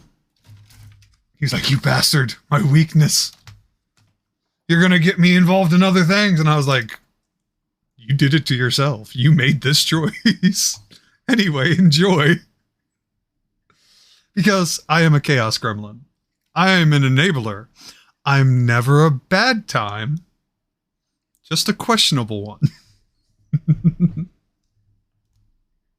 I am always a fun time.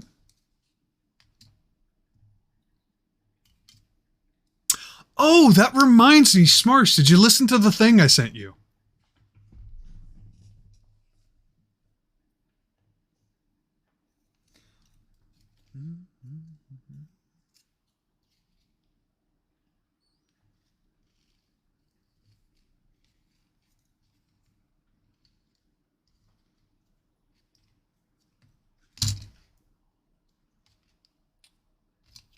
So how are these supposed to go?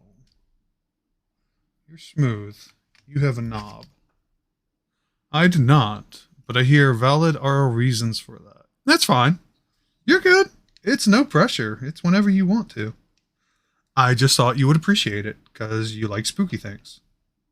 And I did a spooky thing.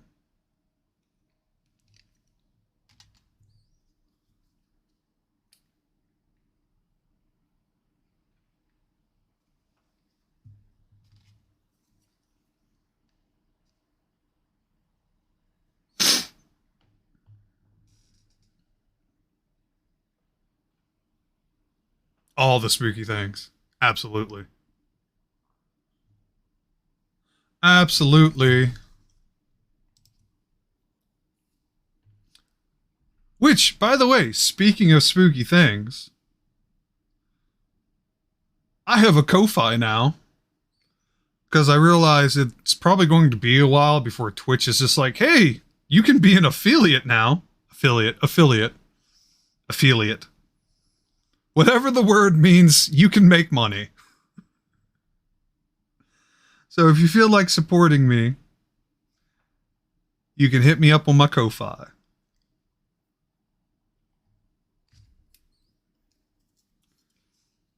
Affiliate?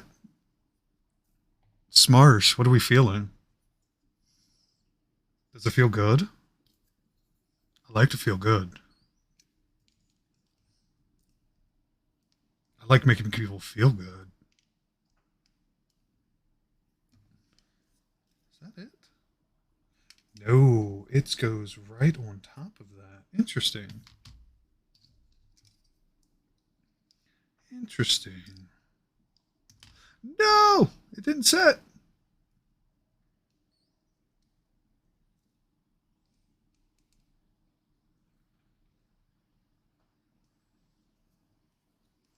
Look, Smarsh, just be honest with me, okay? Because I know you're probably in a voice chat in the Discord server. Can they hear the blush on you? That's all I want to know.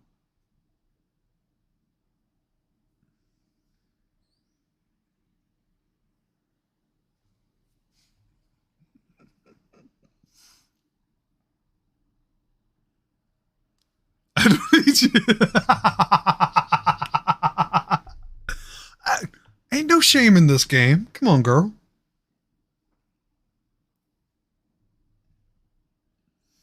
And if anybody else is interested in some spicy one-liners, just let me know. I am liking this look. Look at that. The other wing's not fully set, but this is what it's going to look like when it is. This shape is beautiful.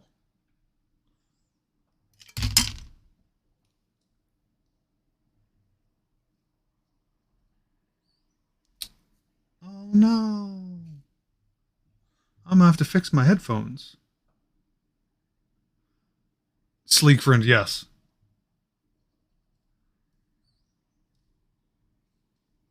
Hmm.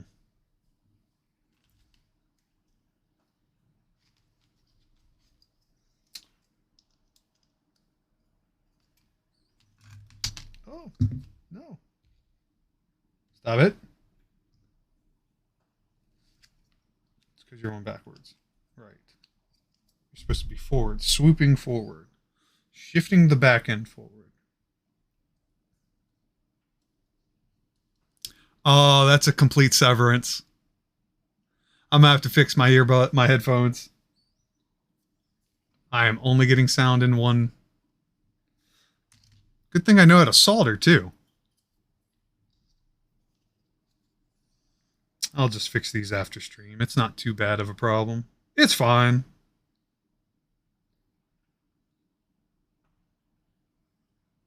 It's literally one of the reasons why I got these brands. They don't make these anymore, and I managed to buy the last couple of sets that were available. Because one, they're actual over-the-ear headphones for me, which makes them a lot more comfortable. And two, I can resolder them much easier than anything else.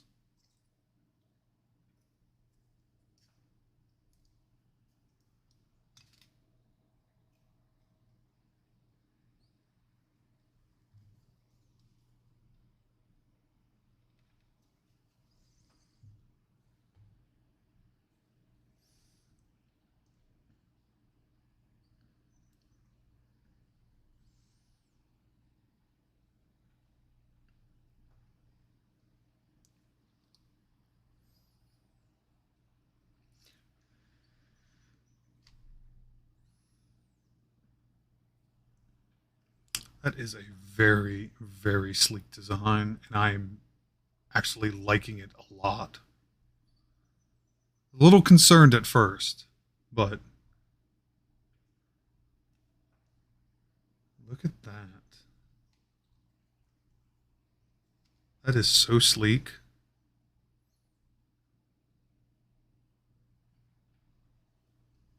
I'm excited.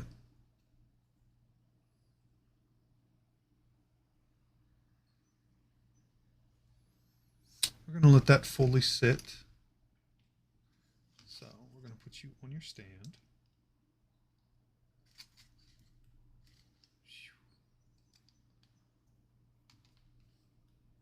So you can fully cure. And now I get to add the face, because that's where that goes. Which are these two halves. So while that's curing, where do I want to snip this?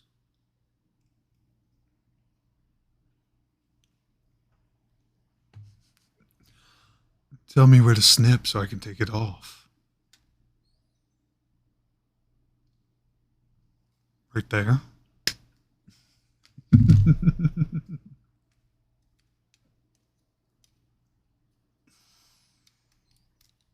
Got it. Oh, but I got to do another one. How about here? Ooh, that was a good one. Look at that. Fell right off. Just yell at me to shut the fuck up.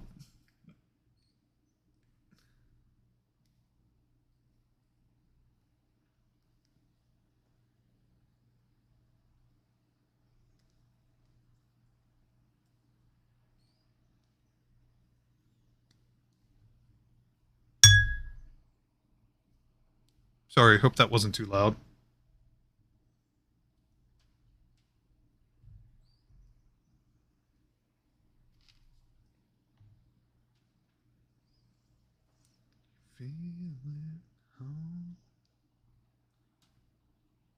Yeah, I tapped the glass to drop something off. I apologize.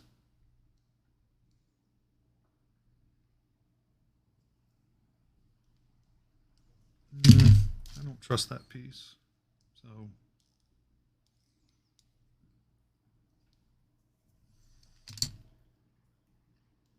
face. We have face.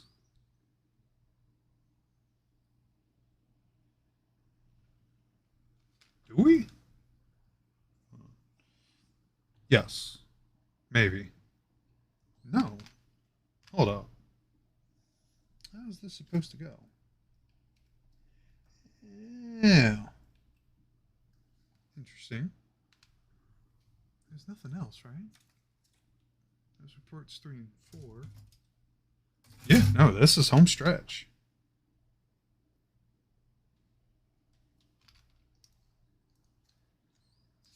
home stretch.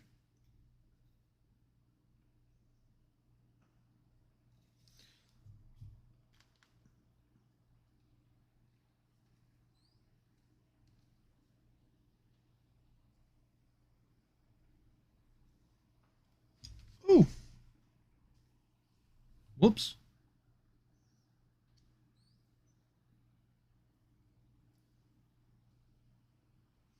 Ah, no. Glue problems. Glue problems.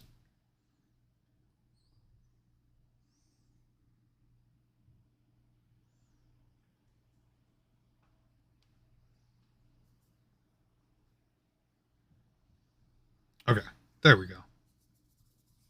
I handled it. I don't like that angle. I feel like it should be on the seam. I don't know how that's going to look.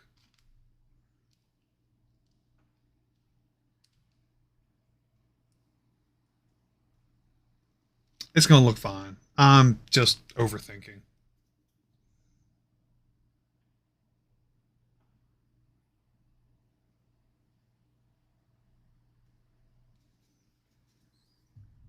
I am literally just overthinking. Boom. Done. Head on.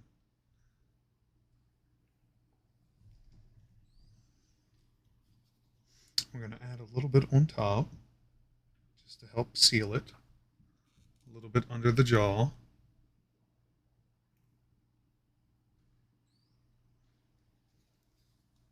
But look at that. We are basically done. That's a dragon. Outside of the aesthetics, the little lightning flare bolts, that is a dragon, my friends.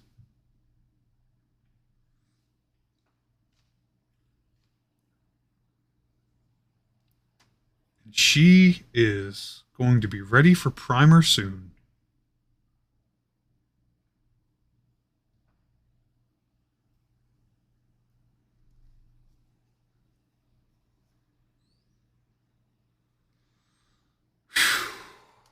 That's exciting.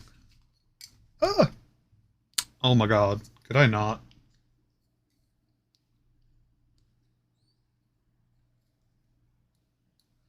On its base. Ready to go. All that's left is lightning pieces. I'm going to keep it within tone for the box. So it's going to be a lot of blues.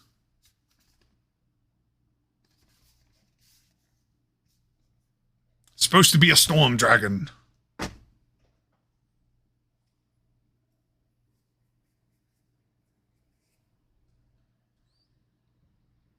Which canonically in D&D is a blue dragon. So, but I don't like subdued colors like that. So I think I'm going to do something a bit more vibrant as well.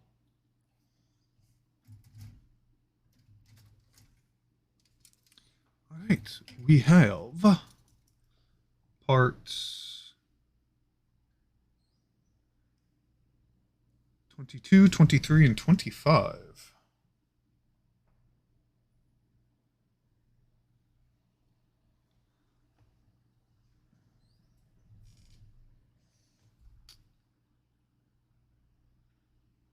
Actually, you know what? Because I don't plan... This is already the color. So here's what I'm going to do. I'm actually going to prime and paint this one first. Not tonight. It'll be primed, but next stream. And then finish it off with the lightning, because I don't want to have to work around the lightning. Because it looks like it adheres, if you can see in the pictures, to the dragon itself. Panel 8. And then 9. So rather than give myself more of a headache, I think what we're going to do is give this a couple minutes to finish curing. We're going to prime Freyr.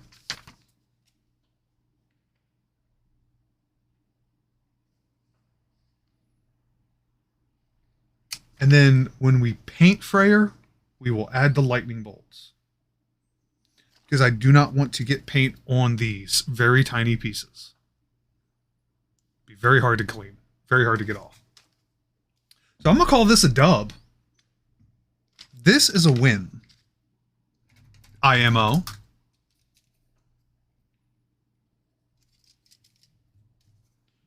And until I'm ready, these are going to go back into the box because I keep the box.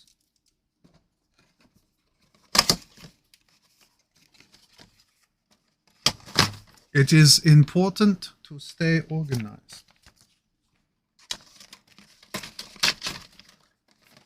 Very important. Especially when you have ADHD. But I am very happy with that. Yay.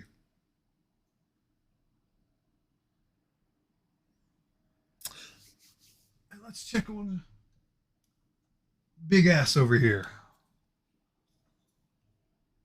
Oh yeah, you are fully cured and you are ready. No spots missed. Okay.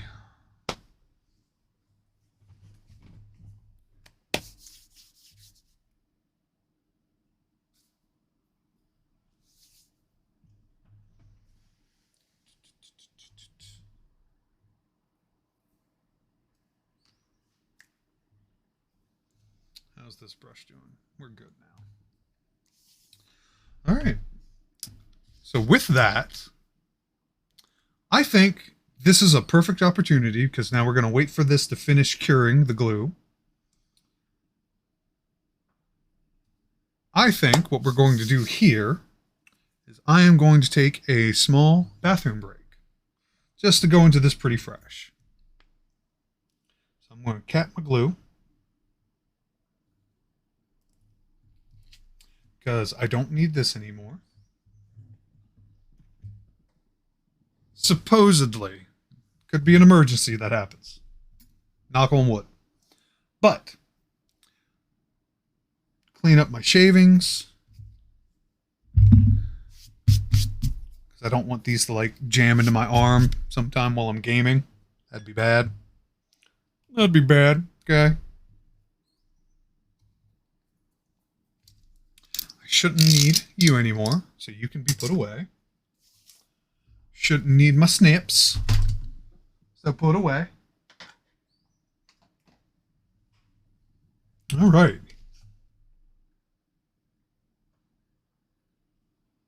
Yep. I am going to take a small bathroom break. And then when I get back, we'll check how this is cured. Get some fresh water, get a fresh palette, take care of my shavings. Sounds like a plan. All right. I will BRB, everybody.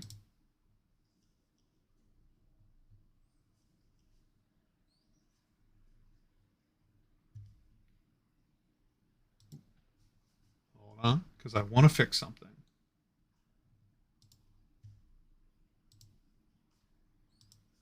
Real quick before I do.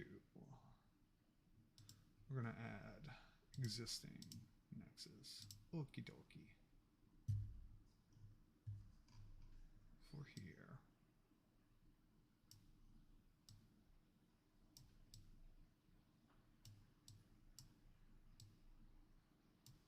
Perfect. I can dig it. And then I just have to remember to fix that. All right. BRB.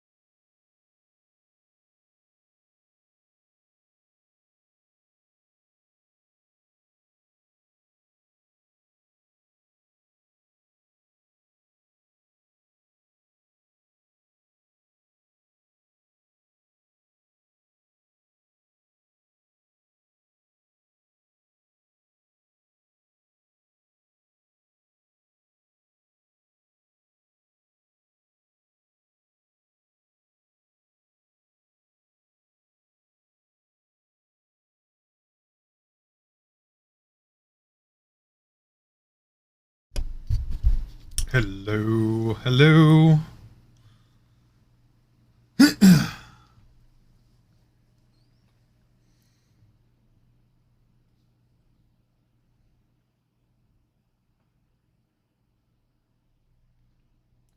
Nothing new on the phone. No emergencies. Means no one needed me. All right.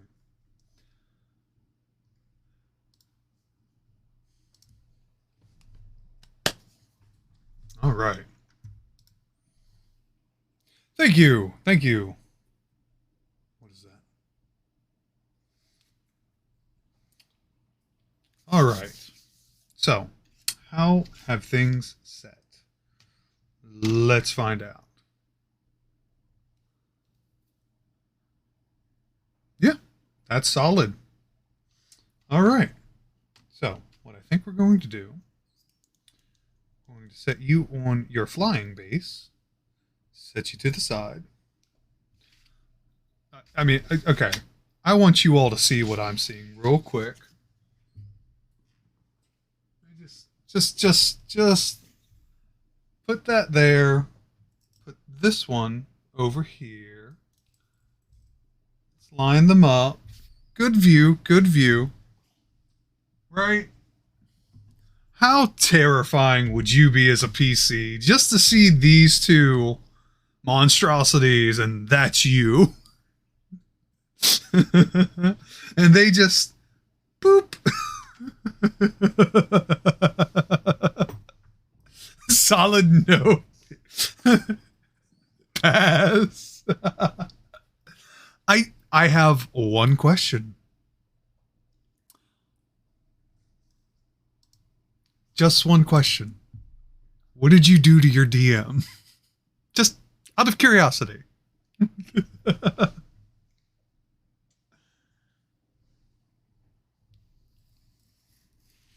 All right, we're going to set Freyr there.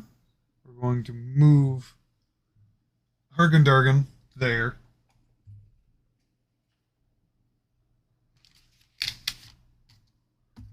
That's the prior one, which we're going to prime that now. So, me bring forth my palette, and you're going to go off to the side. Just hang out.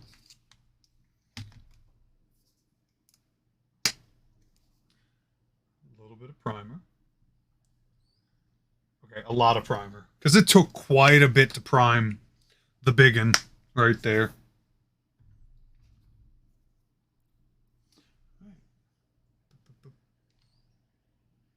Because I do plan on painting this to be an appropriate color to match the dragon.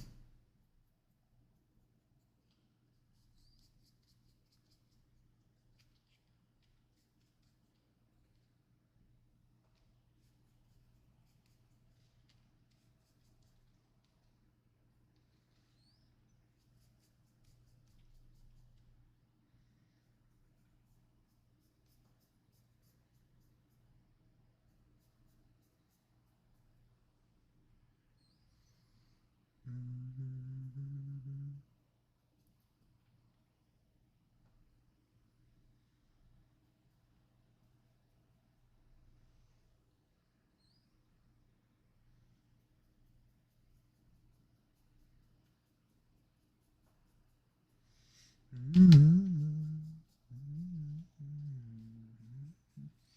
know what? We're going to paint the stem too.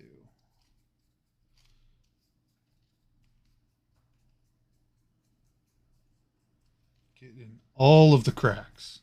Every crevice needs to be touched.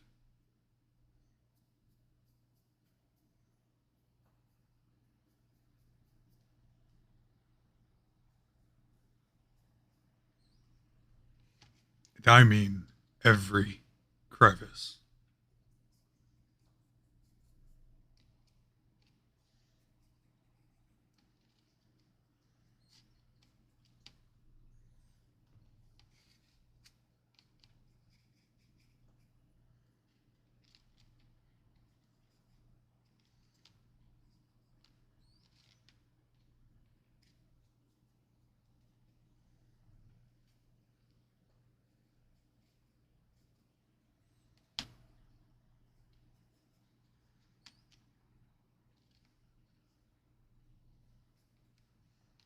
Okay. That can dry.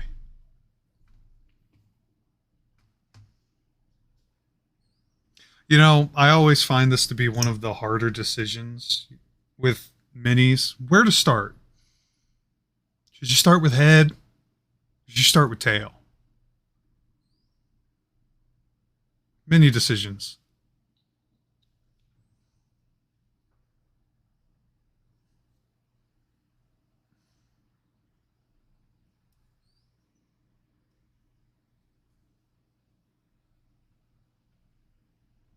Start wings? Is that what that's supposed to be?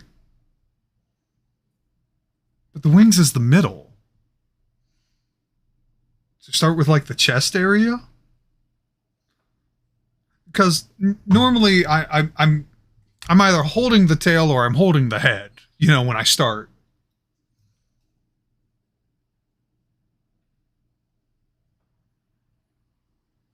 It's important to have a firm grip. You don't want to lose stability.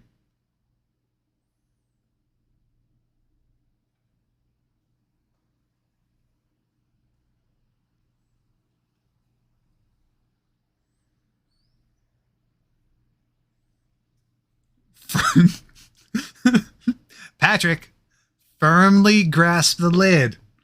The lid. The lid. The lid. I am not a crusty crab.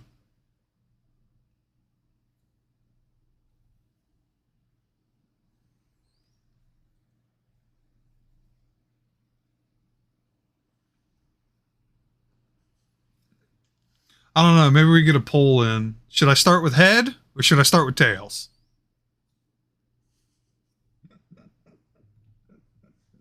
I can do that too.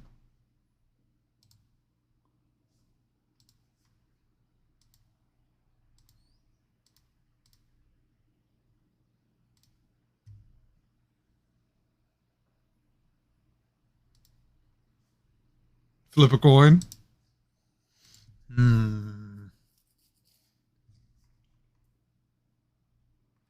Tell you what, we'll do one better. Okay, we'll do one better. Smarsh. Hachidori, you usually start with head. I mean, that's not a bad place to start. You know? It's a good build up. But I'll tell you what, Smarsh. Exclamation point dice roll. If it's higher than 10, tails. If it's lower than 10, heads. Nope. Not D20. Exclamation point dice roll.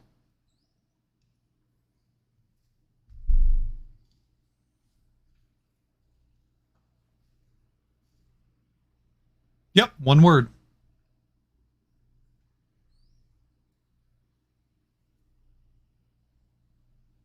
Five.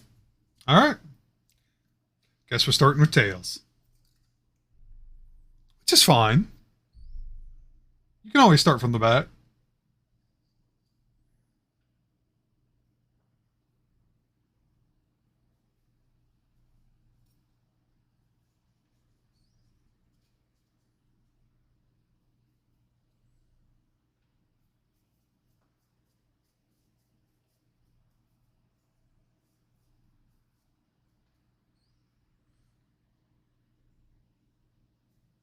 What do you mean naughty jokes? What are you talking about?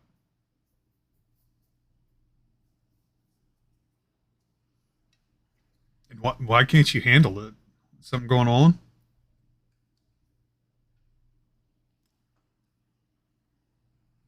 Ooh, nudge, a 2. Oh, that can rip.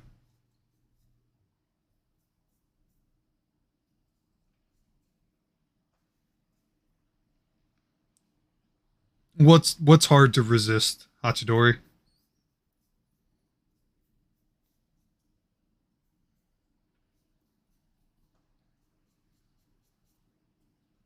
Yeah, what's hard? So close to a nat one. Yeah, I know, right?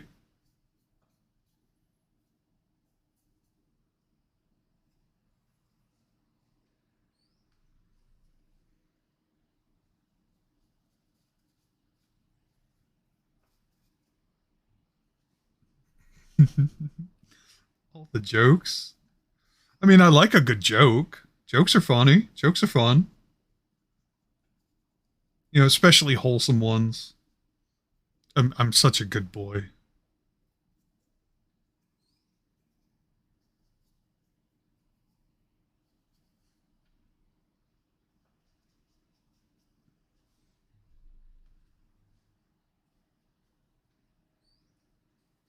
Oh yeah, getting all up in that thigh. What's that mean, Smarsh? I'm a good boy. What's that mean, Eli? I am a good boy. I don't know what y'all talking about. This is slander. It feels like slander.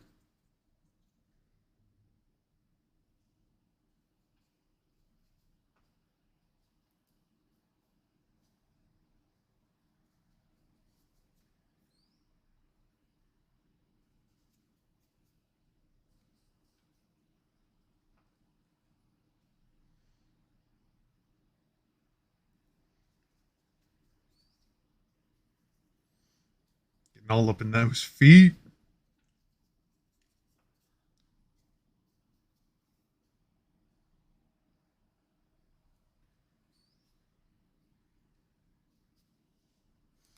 Y'all behave. Have a good. Thank you for hanging out, Eli. I appreciate you.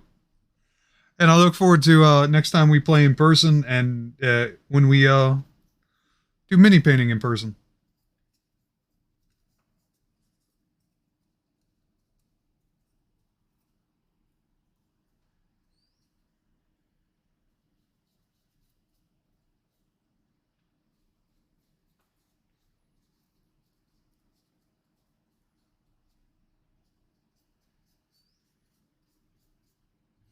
All right, everybody, the mod's gone. You know what that means?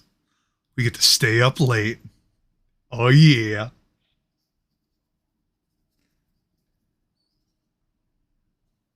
And in the morning, I'm making waffles.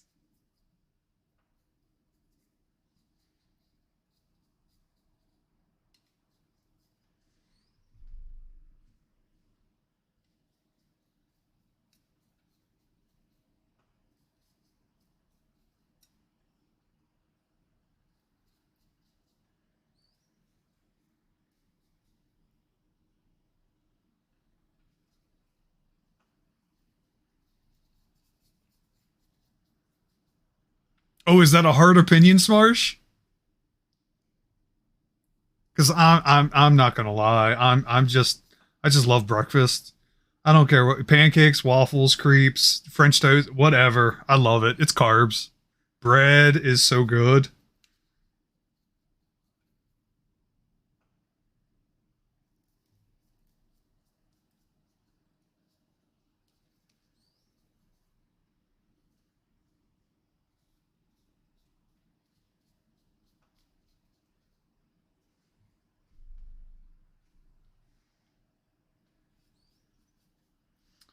Those nice long strokes down the back.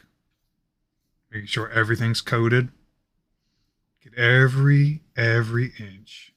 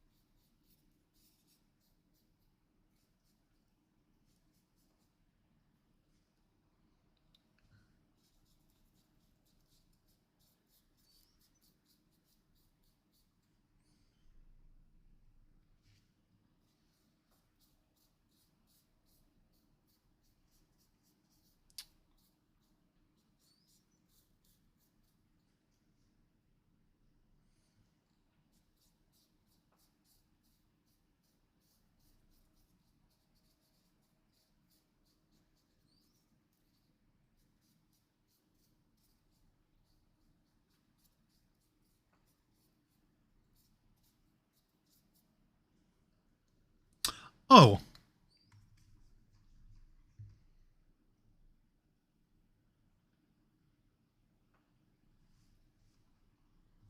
Hachidori. I know it's like noon over in Japan right now.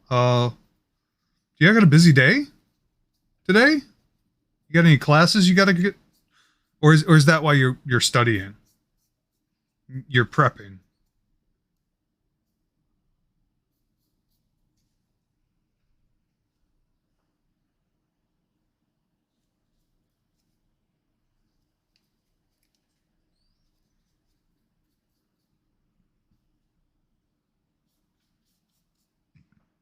Till 5. Oh, okay.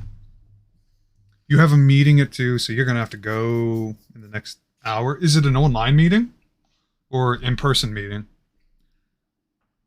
That's true. That's true. It's important to have good communication skills. Oh, that's not that bad. So if you wanted to, you could just mute the stream and then handle it. Because if I'm gonna paint this sucker, definitely gonna go beyond my original time, but that's fine. I've got a lot of energy. I'm feeling good. This has been very relaxing. This has been a lot of fun. I've kind of missed this catharsis.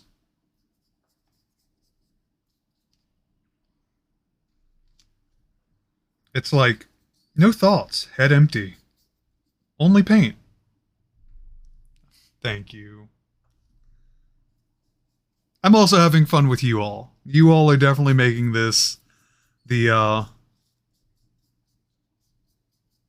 icing on the cake.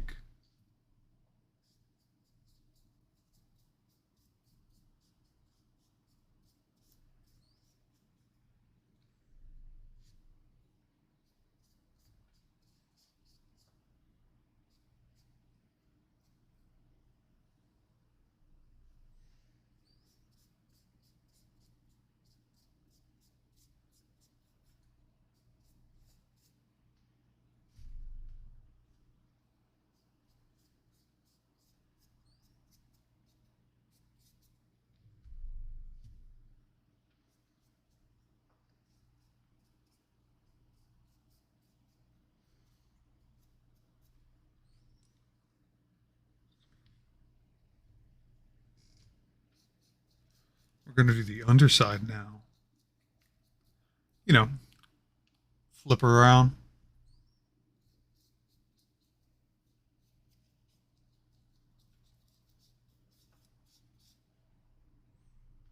Got to change position. It's important. Can't be doing it the same way all the time.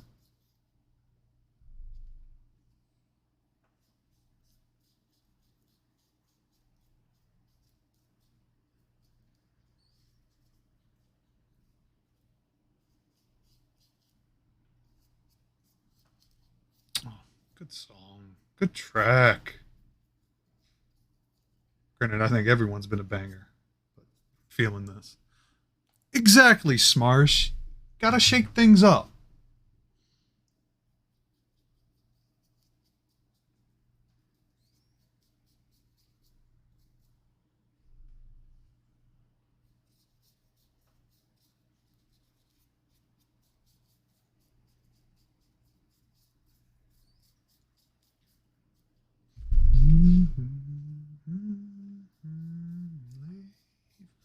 I want you to lie to me.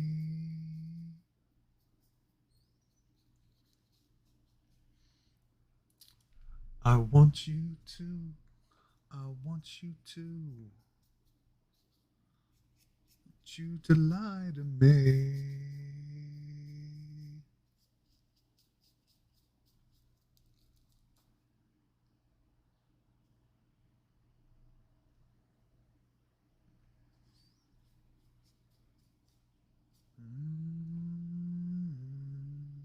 I'm liking that. This backside is coated.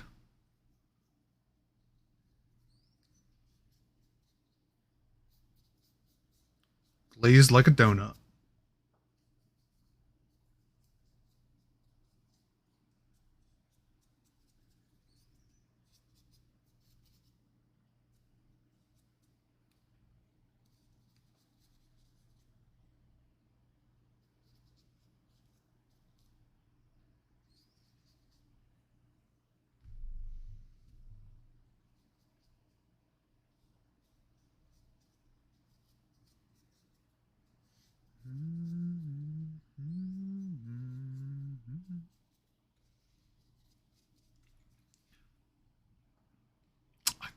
man, I want donuts now. Specifically, I want the Intenemans, those crumb donuts. Oh my god. Oh my god. Oh, speaking of crumb, have y'all heard of Crumble? It's like a cookie place.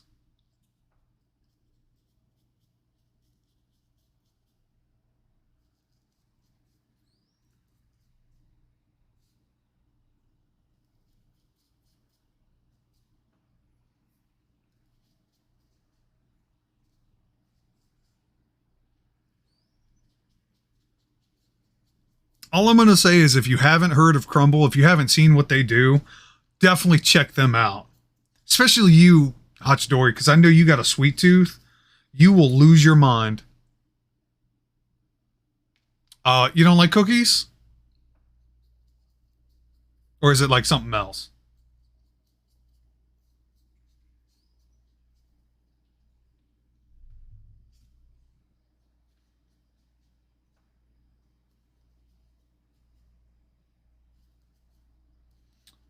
You to lie to me.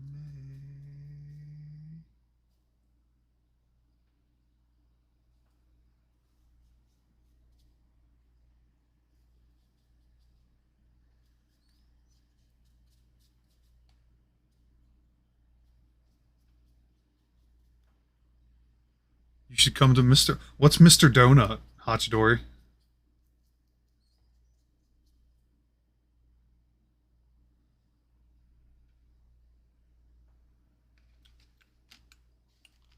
That is dry. So we're going to let you dry.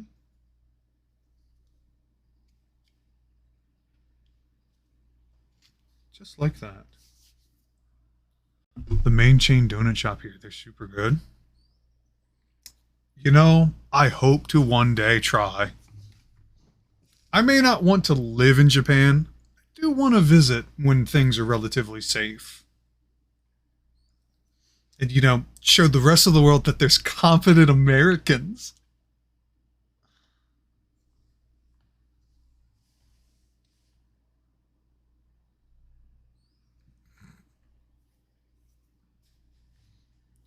Where am I coming? Oh, right, Japan.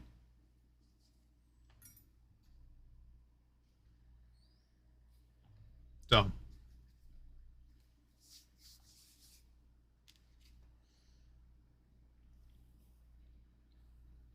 I'm going to let this cure a little bit before I finish the head. So, unfortunately, the mouth is closed, so I don't have to finish anything in the head. Finish in the mouth. Your internet died? I'm sorry.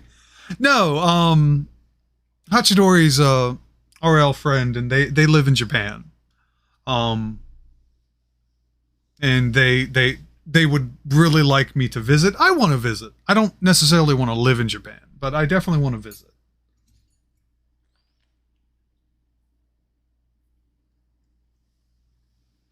I was also commenting how the previous dragon, its mouth was open, so I don't have to finish in the mouth because, you know, it's closed. This one's mouth is closed.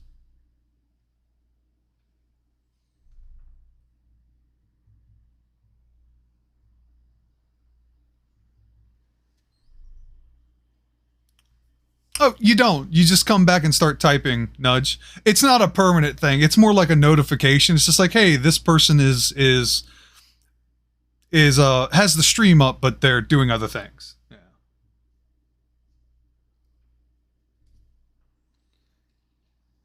All right. That's good.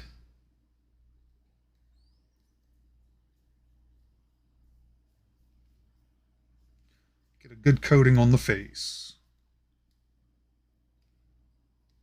That's a bit too much coating. I switched you back to PC, so now I can freely type. Nice! Well, I appreciate you being here in chat. And I love talking to you. It has also been a while, and I apologize. That's kind of on my part. But it's also kind of why I want to do this stream like it is. It's so, not only can other people in the tabletop role-playing game community can join in and have fun with us, but it's also like, I feel like I'm catching up with friends, And I've desperately needed that. I'll be honest, I'll be a little vulnerable in that department. It's a weird headspace because I feel nostalgia friended it exactly. Everyone's so busy. My life is in shambles, and low key, I just been feeling abandoned because if I don't reach out to people, it's like most times people don't reach out to me. There's only been a handful of individuals who have, and you know who you are, and I love you so much for that. But like, I kind of started drawing hard lines in the sand, and all that does is divide things. So, I was trying to think of a median, and this kind of came up. So I was like, let's do it. Let's see what happens. I spammed quite a few people on Discord. Hey, come hang out. And it's very low energy because, you all can engage however you want to engage. If you don't want to talk, you're just like, hey, I'm hanging out. That's fine. If you want to chat, you can. I'm paying attention to chat. I feel that nudge. I feel that so hard. But that's also ADHD for me. But I'm also an empath. I have strong feelings. I'm also bipolar and depressed, which are strong feelings. It's a mess. I'm a mess of a human being. And some days it sucks. But I don't apologize for it. I am who I am.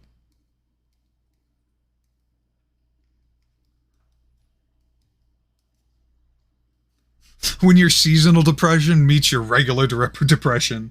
But hey, wait, we also have pandemic depression.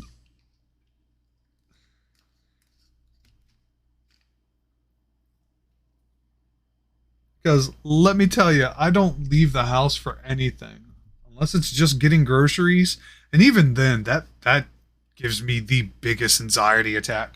Because, I'm sure you deal with the people where we live because you're not too far from me. Like, going to Walmart in this world, before the big C, I was just like, I'm going to catch something. And now I'm like, other than store employees, and it's not even all of them, the only person wearing the mask. But I can't afford to have groceries delivered or curbside because that's extra. They charge extra for that stuff. Because believe me, if I could afford it, I would. I don't want to see nobody. I don't want to breathe nobody. Unless I trust you. Then I want to breathe you.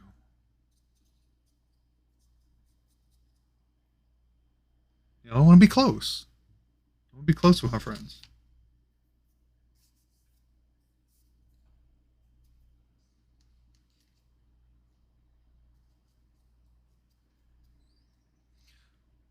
I know. There's all those like quality of lives there in Japan, Hachidori.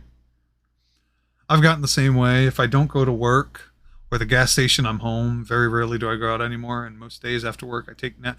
Right? Because you don't know who you're dealing with anymore. You don't know where they've been, who they've been with. And as if that wasn't the worst part of it, it's just like you don't know this person's morals. You don't know their philosophies. They could just not care. Which sucks because, the comments that I have posted in the about me, it's just like I truly believe if people embodied the commons that I talk about, the world would be a better place. And I genuinely believe that.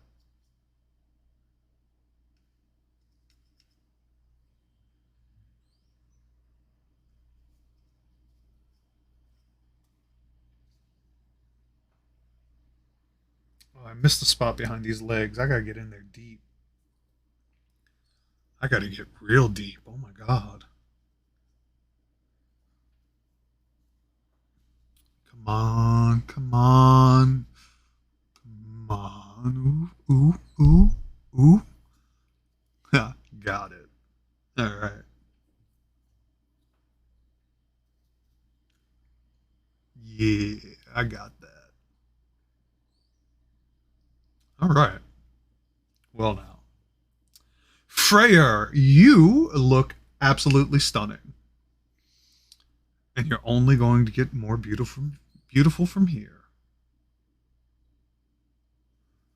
But you are not the star tonight. No, no, no.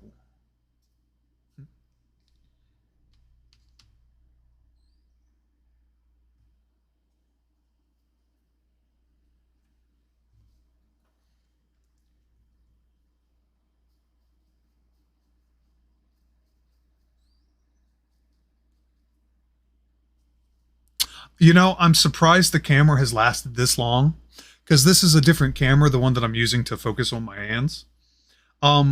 It's weird, because even though it's plugged into the computer, where when it's not on, it's charging, but when it's on, it's not charging. And it's not like I can swap batteries, because the battery is internal, which is charged through the USB. But here we are, 4.5 hours of stream. This is going strong, so I'm happy with that.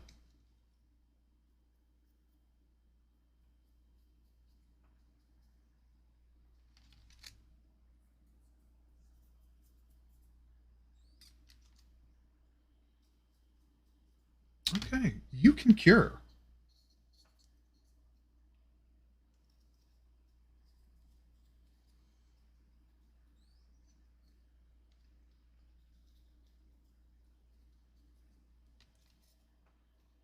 Wrong way. Don't you hate it when you put it in wrong? Most times there's no wrong way to put it in. There we go. That's my girl. Anyway, that's something I still need for the computer. You have a good night, Smarsh, and thank you for hanging out. I really appreciate it. Hope to catch you next time as well. I hope you have a wonderful evening. Scream at the other people in the Discord. Tell them to come visit. Tell them if they want to hear me, to hear my luscious voice, they need to come. Anyway, till next time, Smarsh, I appreciate you. Heart. Something I still need for the computer, a camera, and a place to put it. Well, boom mics are just boom stands, boom arms, are relatively cheap nowadays. You can get a decent one for 15, 20 bucks. The webcam that I use is down, I have it in the server. It's a Nexigo. It's a Nexigo webcam, which is this little one showing my face. And I got this one, which is a DVC camera, digital video camera. It's HD, 4K. It's like a full-on camcorder. I got it for like $100. It was a whole package because it came with its own stand. It came with a bunch of accessories, like a handheld thing. Till next time, Smarsh. Thank you again. I appreciate it. So, yeah. I mean, I found all of my stuff on Amazon. And I got this invested years ago at this point. So, yeah. No, it works. I mean, one of the stands that I got, it's not a boom arm. Last time I bought a camera was probably in the late 90s. They have come so far, I promise you. Better quality, much cheaper pricing. But one of the things that I got, it's a USB multi-plug thing, because it's holding up my camera, and then it came with a ring light, like it's its own thing. So this weird device, it's like a boom arm, but it's flexible. And one part of it's holding the camera, and the other part is a ring light that I have behind it. Plugs in via USB to the computer. And the cool thing that I love about this ring light is I can adjust the intensity of its lighting, taking it low, and you see how that.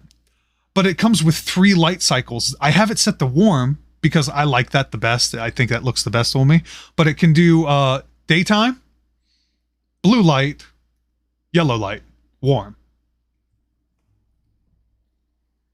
I probably spent, and because it was Amazon Prime at the time for me, so shipping was free, $130, $150? Yes. Yeah. I look better with warm colors because I'm already very red. It's the blood pressure.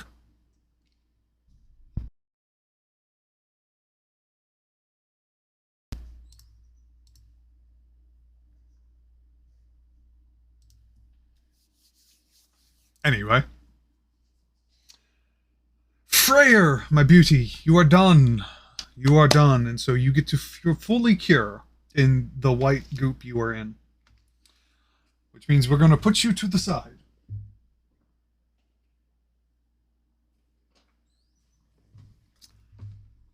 It's good music. I'm very proud of this playlist. Fun fact about it, though. This particular playlist, my tunes, I've been slowly adopting from my YouTube soundtracks, which has a lot of music.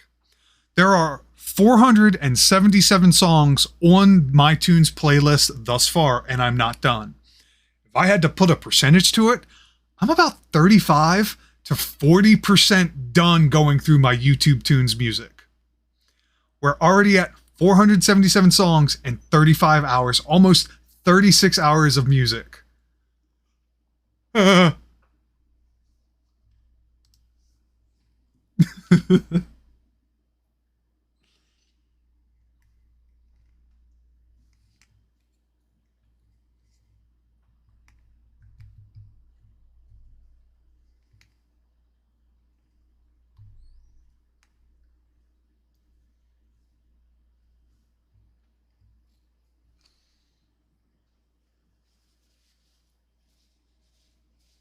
I want to clean this brush off because what I am going to do with Homie here is we're going to use the black as accents.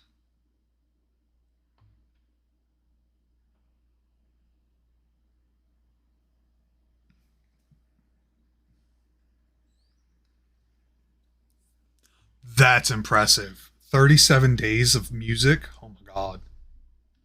I'm here for it, though. The more the better.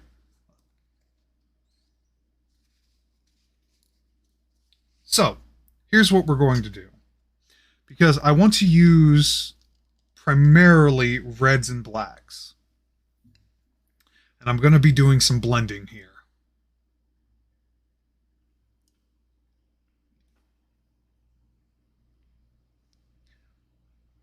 Except for some of the bony protrusions. I think because you're wearing bones, there should be some white.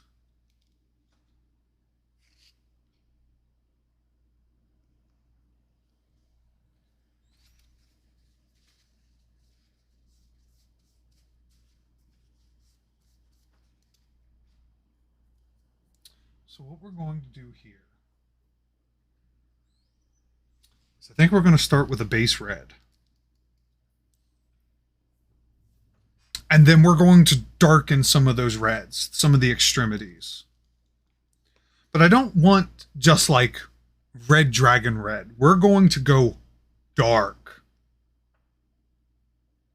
Like, this needs to be a brutal red. Ooh.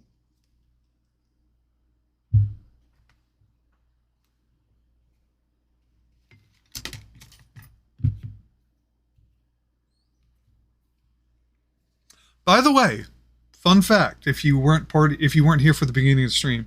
So I'm using this tray. And I have these napkins inside. You can use napkins, you use paper towels, you can even use toilet paper. But it's slightly moist because that allows the paint, you're using to not dry out.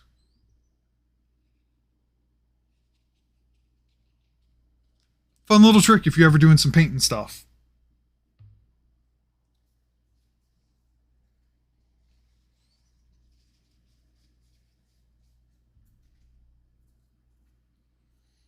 You're not completely dry yet. I don't want you to be runny.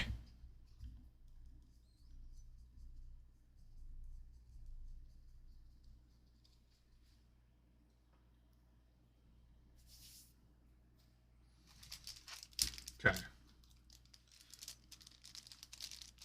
Darumaka.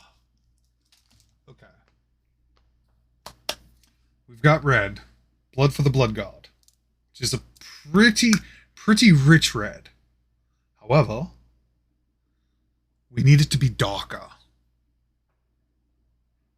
What I'm thinking of making some of this darker, I'm not going to put it in a container. I'm going to separate a batch. And then I'm going to darken it with a black. And then I'm going to layer some of the regular Blood for the Blood God on top. Just using a brushing technique. Just to help make some of the red areas really pop out and then darken around them.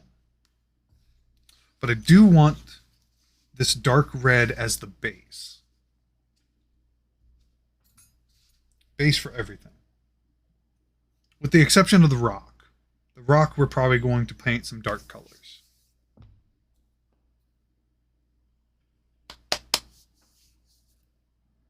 Okay.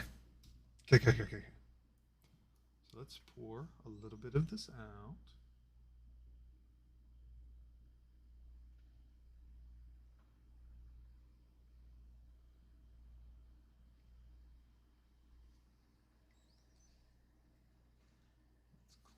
Off.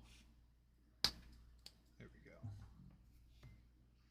go. Just to showcase how red this already is, I'm going to put a little bit on the back wings. Look how red that is. It's darker than the red on the brush. It almost looks like blood. But we want to take it a little darker. So what I'm going to do, no, not that color. Just going to add a little dab of black. Just a little bit.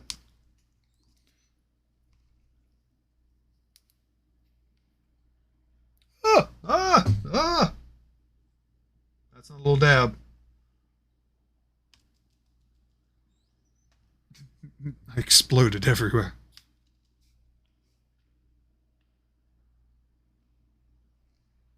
Come on.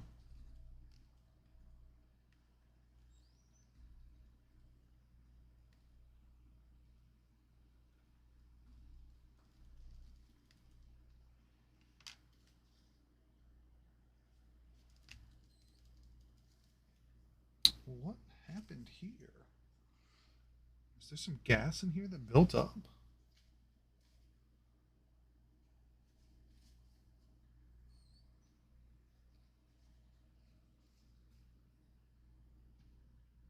Might have.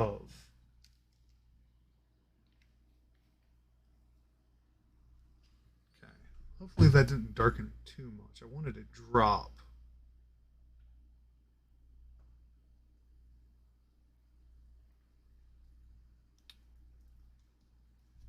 See what that looks like. Now for the other ring for contrast. Yeah, it's too dark. Das is too dark.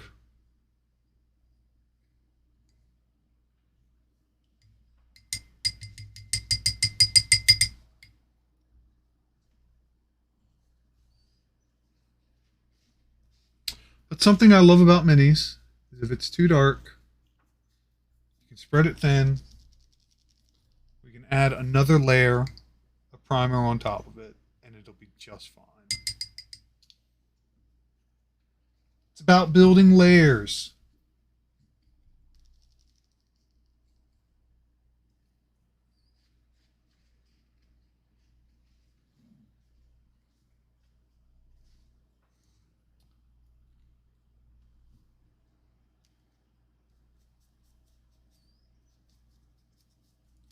See, it's like nothing ever happened.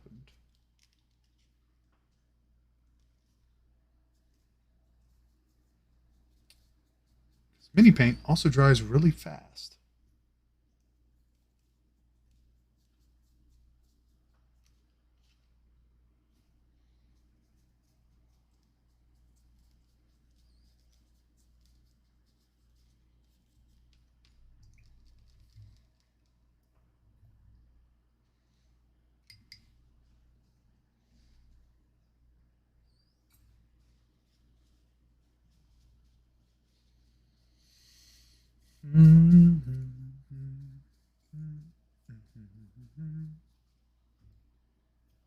Okay, we're going to try this one more time.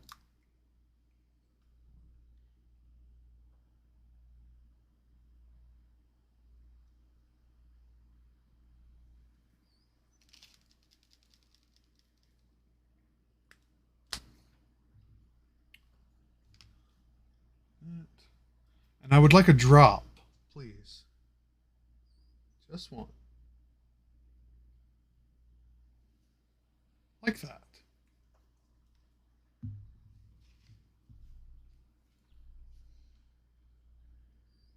It's just a little bit, but it is enough. Yeah, that's much. Because you still get a lot of red. It almost looks like dried blood at this point now. Because it's still, there's a lot of that red coming through. We can see. Yeah, look at that. That's a beautiful color. Okay.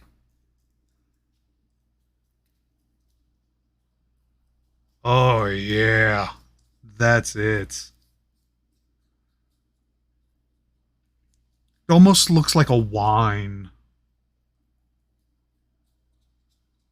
Which I feel like is fitting of a character like this, like a really dark wine.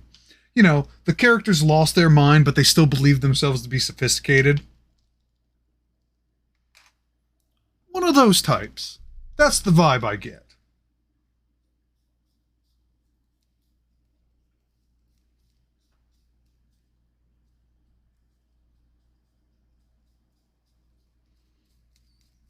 You know, I'm better than you.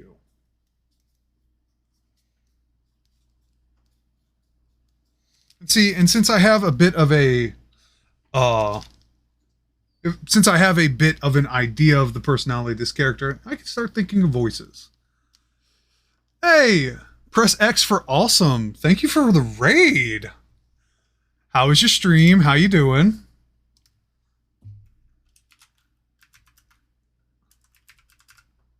Press X for awesome.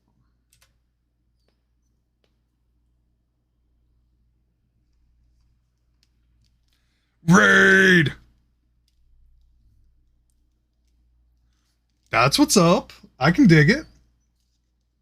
So, I'm doing great. I'm doing great. So, hi, I'm Frost Effect. Axel Frost Effect. Names. I am a bit of a variety streamer. I do stream some D&D stuff. As you can see, we've been building and painting minis. Kind of a community gathering sort of idea here. You know, we chill, we vibe, listen to some good tunes, build minis, paint minis. If you want, you have your own, you can join in. Or, you know, you're just doing your own arts and crafts. It's just vibing. You had a rough day at work, school. It's a slow day on your shift if you work nights. Just, you know, we can vibe. But this boy was built a little while ago, and now we are painting. And we can showcase real quick what we have been doing so far. Exclamation point mini. And you can see the names of these beasts. We've got 2 dragons here from a Kickstarter that I backed called Dungeons and Lasers. Came with a bunch of minis, bunch of modular terrain. Yes, they are 3D printed, just not mine. It was a Kickstarter I backed. And they've been on my backlog of things to do, so I figured, why not? But we have Freyr, the Stormbreaker, and then this guy here is just the title, the Dragon of Schmorgenrog. I didn't name them. They'll probably get a proper name when I drop them on the table.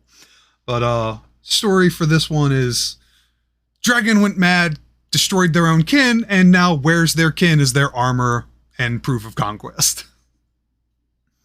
I'm looking forward to dropping that one on my players. But yeah, welcome to the stream. I do other things. I also stream Destiny 2 and various other games. So come along for the ride. Enjoy the chaos and shenanigans. Thank you. But yes, so we finished... My hands are big, and I apologize. We finished building this one. We've primed this one for the next stream. And we're going to end stream by painting big S here. So I'm starting off with a very dark red color because in accordance to its box, it uses a lot of reds and blacks for the hues. So I want to keep that theme. However, I'm going to make it pop. So, thank you for the raid. Come along if you like. Enjoy some of the shenanigans. Thank you. This is going to be the base, and then I'm going to layer on top of it. My idea is to use the black as more accents. And because there are bone pieces, it may be hard to see on this camera, but the chest piece is actually a dragon skull. Maybe the lighting, if it would work. That's a good angle.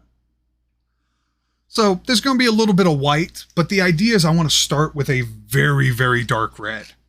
And then I'm going to use a more vibrant red. I've blended some colors here. Blood for the blood gods. To kind of accentuate, make things pop, as there's some darkening around the edges, because this is a well-traveled dragon. There's going to be some fringe and sins. You get it.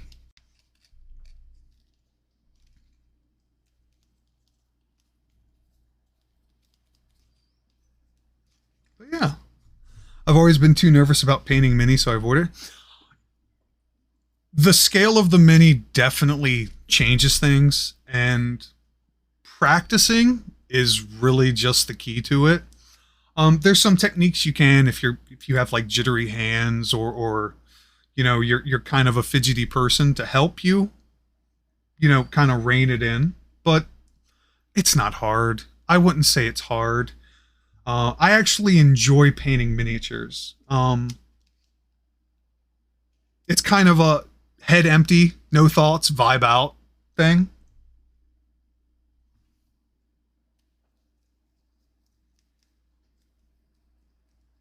So, no, I wouldn't say it's hard at all.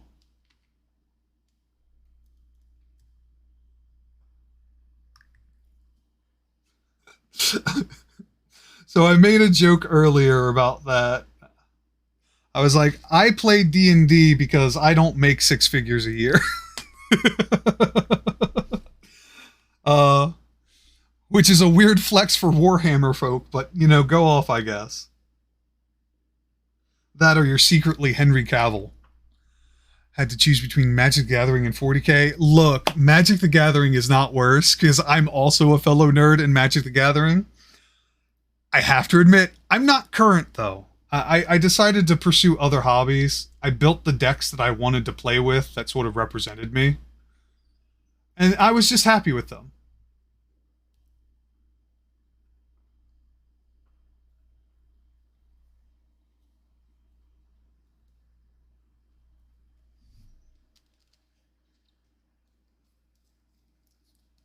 Oh, this is looking beautiful.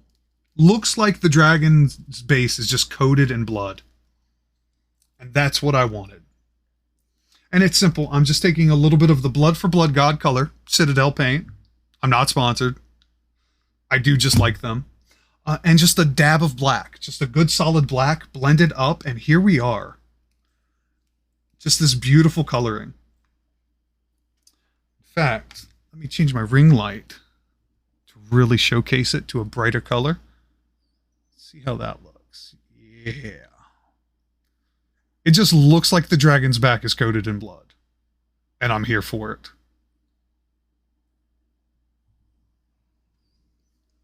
I play Magic the Gathering now, and then I prefer D&D. It's simple. It's simple. D&D is so much bang for your buck. And you can be as extensive or as minimalist as you want with it. Do you DM or are you a player?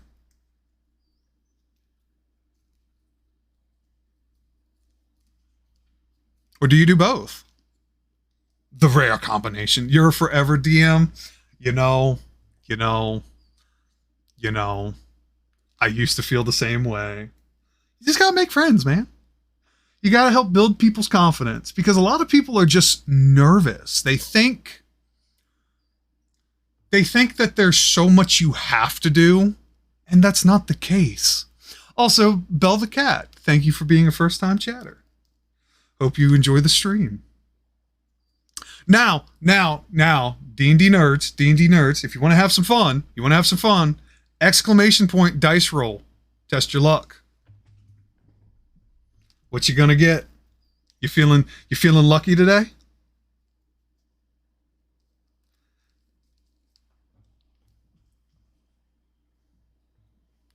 Natural 20.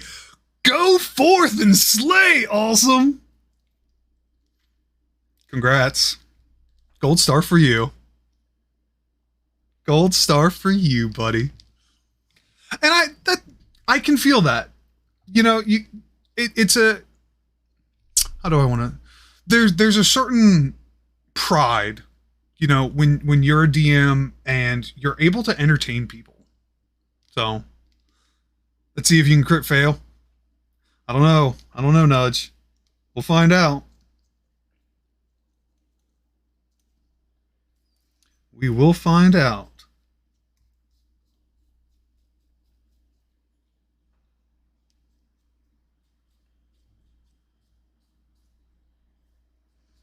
Oh, I'm loving this color so much. How do you have these bots going on? So the Pokemon community game is an extension that you can get on Twitch. As for the dice roll, it's Nightbot. It's a custom command that I made. Natural 20 nudge! Gold star, buddy. I know it's the opposite of what you wanted. But you gotta take the dubs, too. It's not rigged. I promise you it's not rigged. You're just very lucky tonight. And so am I. Thank you for the raid. I appreciate that, sir. Give you a shout out. Or, ma'am, I apologize. That was an assumption.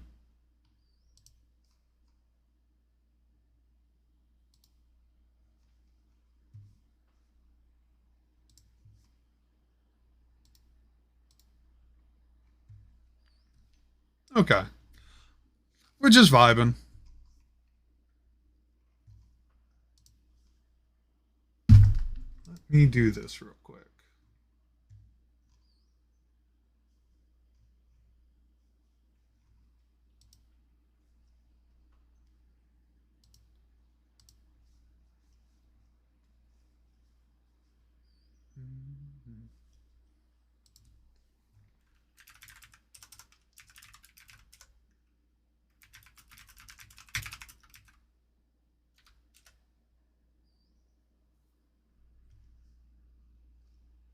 Ah, that's how you do it.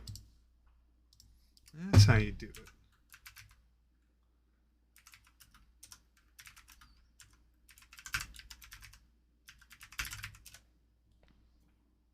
There we go.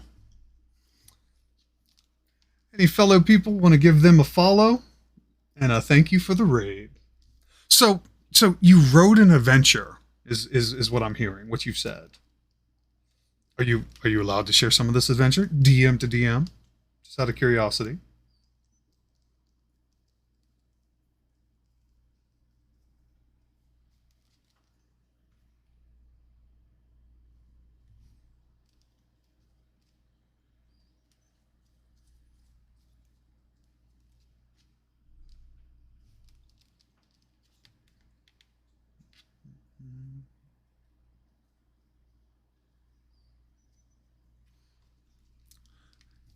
It's an ongoing campaign, highly inspired and loosely based on Gravity Falls. Oh, ooh. So you've kind of got like a Bill Cipher-esque villain who's just this constant annoying pain in the ass, is what I'm hearing. But they're also hilarious at it.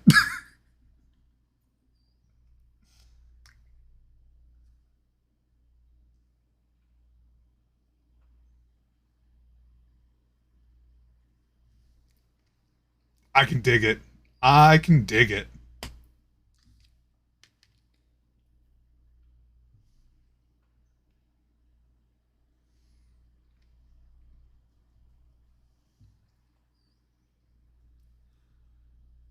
Mixing up some more colors because I need more. More coverage. More coverage.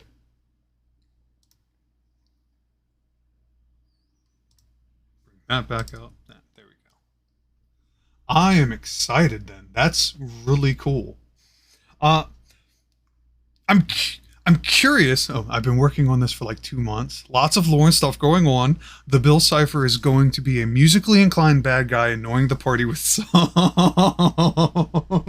So they just break out into a track, is what I'm hearing. Just their parties minding their own business, and out of nowhere, la.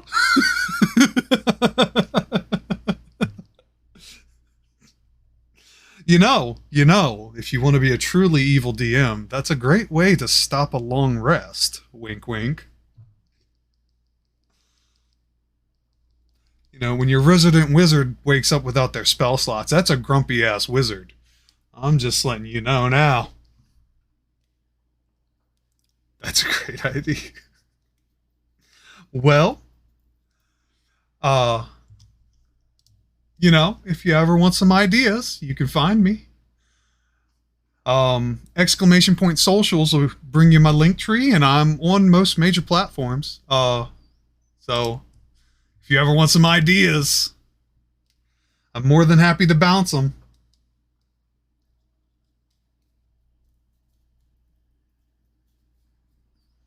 I am loving how this color's coming to. Recently watched a video that noted a rule that were in the original books that they took out. What rule? What rule, Nudge? I'm curious. I loved having that discussion. That's one of the beautiful things about D&D, because there's no real wrong way to play it, as long as everyone's having fun. So, time away from sessions pass at the same rate that life does. Interesting. Interesting. So, like, are the players in a suspended animation, or is this supposed to be more like a long-form role play where so if you take a week off a week passes in game. So, like, are they suspended in animation, or does the DM got to reach out to people and be like, hey, this is what's going on while you all are away. What's your input? What do you do? I knew this was going to be a pain. So, just to talk about it, this bad boy has a lot of splines because it's supposed to be other dragons, like a dragon's spine going down its already dragon spine. So there's all these nooks and crannies and crevices, which is why I'm using a very wide tip brush, getting as much paint on it, because this is the base coat. This is what we're starting with. And just trying to get into every nook and cranny. Your wash is what's really going to hide some things that you're going to miss, but also make it pop. They do things in town or mini missions. Okay, so it's like it's downtime. So what do you do if they're not near a town, though? Or is that just magic hand waving?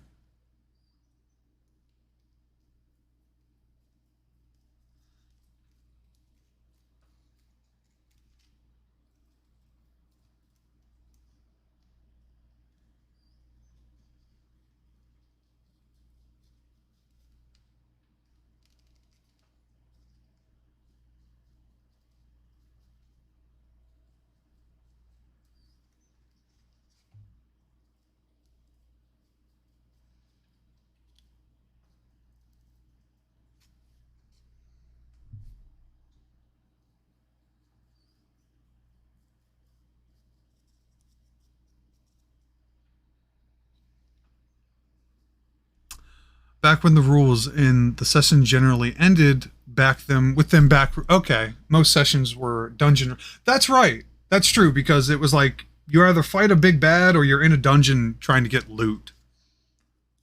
That's interesting. I can see how that can lead to some very quick games, because it's just like you go do the thing, and then when the thing's done, congrats, you're back in town, see you next week. By the way, what are you doing during this week? I can see how that appeals to some people. My game's not so much, though you've played my games. You know, I like the in-depth, I like the survival. So, you know, we pick up where we left off.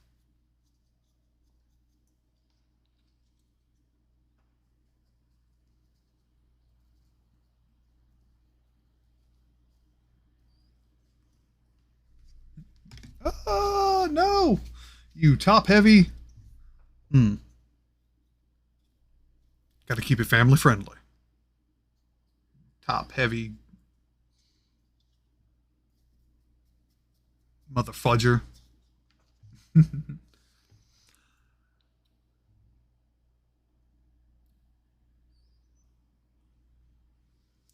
Yeah, depending on the game, because, you know, sometimes travel can just get monotonous. You know, if something isn't happening, there's no real point in articulating it. The only reason I did was because it was downtime for the characters to do things, to invest their time into stuff. That's how my adventures go. They all start and end at the same location. Mystery Shack of the game is their HQ. Makes sense. Each adventure takes a day or two in game time, but in real time we meet every other week depending on what's going on. The real thwarter of D&D schedules. Can we not meet on common ground, brothers and sisters?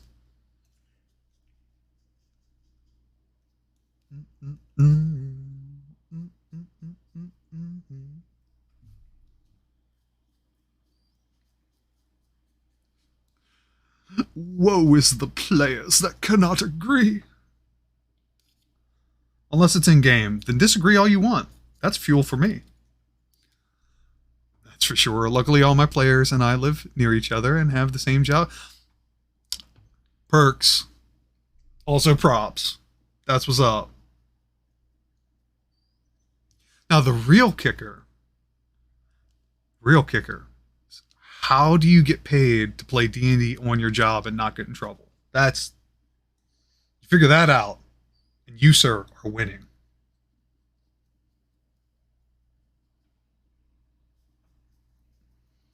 Maybe get your boss involved. Because once you get them, you can do no wrong. They weren't hard when we were young and could stay awake for long hours. Now I generally have 8-hour wakes. Yeah, you know, getting old's a thing. It's a problem.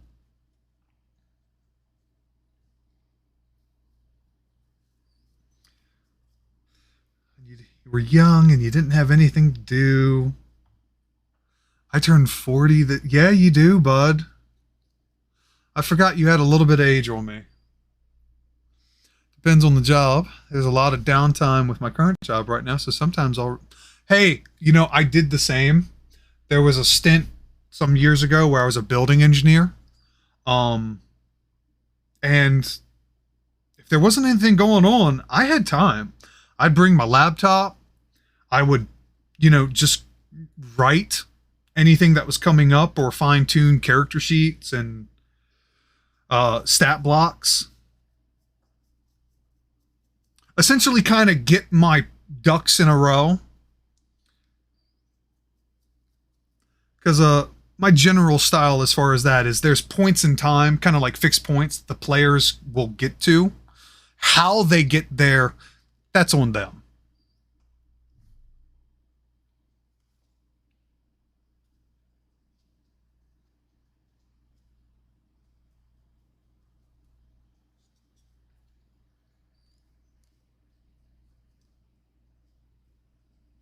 Just look at that back. Just look at that. That is gorgeous. I am loving this color so much.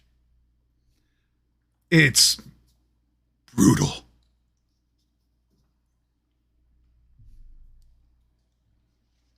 I have played D&D and I do play other RPGs. Hold on. Let me switch to the big cam. And you can see my line of books that goes around my sectional. D&D stuff occupies most of this corner, with the exception of Lockdown Survival Guide, which is a sci-fi fantasy RPG system built on the Triforge system. Besides that little mishap, because I got to reorganize all of this. D&D starts from about here, which is Deep Magic and the Deep Magic cards in the corner from Cold Bold Press, because I wanted inspiration. I wanted more spells, essentially. I like it when people craft things. I like it when people get creative. I like those kinds of games. So I wanted to use those for inspiration or as like things I could give players. Strongholds and Followers and Kingdoms and Warfare, Matt Colville DM, if you are familiar with them. Heroes Feast, which is a cookbook based on D&D, good inspiration for, you know, when you're trying to fill out taverns and stuff and make it a little different. But from there, we go to The Explorer's Guide to Wildmount, Fizzband's Treasury of Dragons, Tasha's, because I'm extra, I have the alt coverings for the Dungeons Master, Monster Manual, Player's Handbook. Homebrew, not homebrew, but like third party, Legendary Dragons, broadening out some Legendary Dragons. And then Anime 5e, which is, I don't know if you're familiar with a system called Big Eyes, Small Mouth. If you are, good on you. If not, I'll explain it for everybody else here. It's a tri-stat system that is essentially built around anime, being able to create anime-themed adventures, stories. It's crunchy, kind of like Pathfinder, because it's a point-buy system where you're buying your abilities. Yeah, exactly. You know it, Nudge. But it was adapted for the 5e setting. Beyond that, I have Thirsty Sword Lesbians, which is a very big, popular role-playing game. And then Legend of the Five Rings. I've also dabbled in some Starfinder and Pathfinder. What else?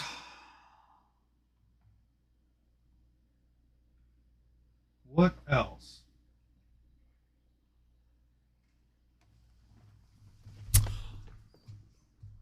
World of Darkness is a big one. Vampire the Masquerade. Mage. Werewolf. I've played most anything that's powered by the Apocalypse system. What else?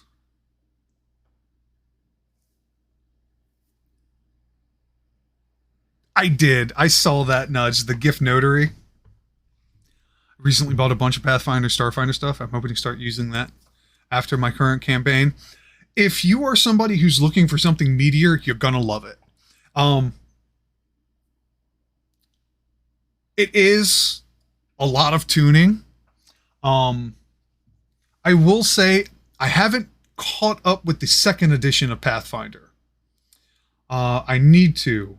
But my concern has been simply that the problem with Pathfinder is because it's crunchy, because you're building powerful builds.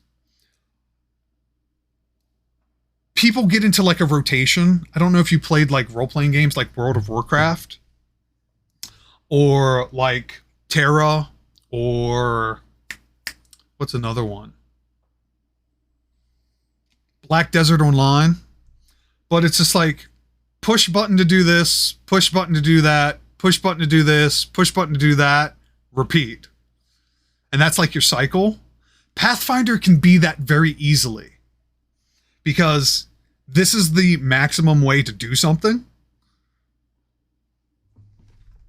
Not maximum, but like efficient way. Just like, I'm going to do this for the buff, do this to do the damage, do this to follow up for even more damage. Rinse, wash the cycle. So I'm hoping Pathfinder 2nd Edition corrected that, or at least helped alleviate some of it.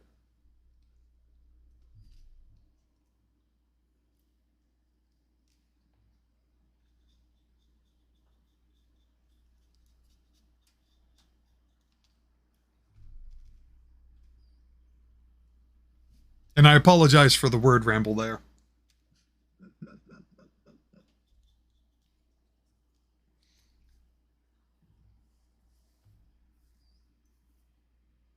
Okay. That's a pretty good start.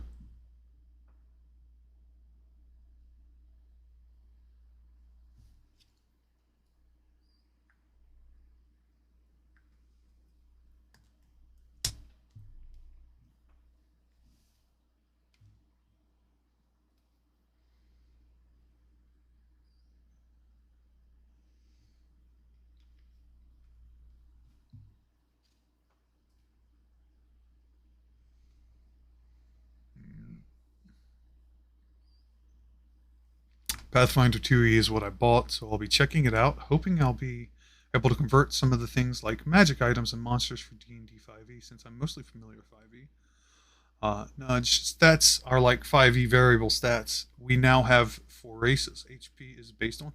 Okay. Okay.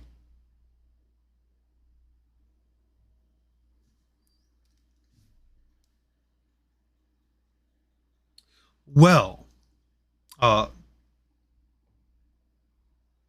do you want me to call you awesome, or do you want me to call you press X? Just going forward so I can get in the headspace of it.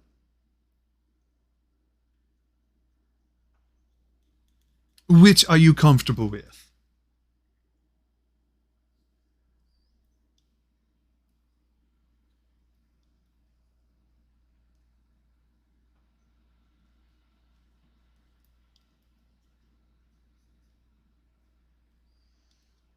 You can call me whatever you want. Just don't call me... God damn it. I see. Okay.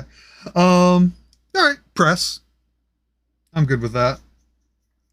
Well, if you find out that it's fairly easy to convert some things, let me know. Because I don't see 5e going away anytime soon. I know some people who are going to want more in-depth systems. Okay, I can do that. I can call you press X. I know people who are going to want some more in-depth systems and difference will gravitate towards them. But I don't see 5e going anywhere. Not for a while. Even if Dungeons and Dragons decides to... Not Dungeons and Dragons, but Wizards decides... they want to do like a halfway system like they did with 3.5. Have you heard about one D&D that's coming in a couple years or so? I did. While I'm unfamiliar with the details, I've heard through circles just, it's a thing.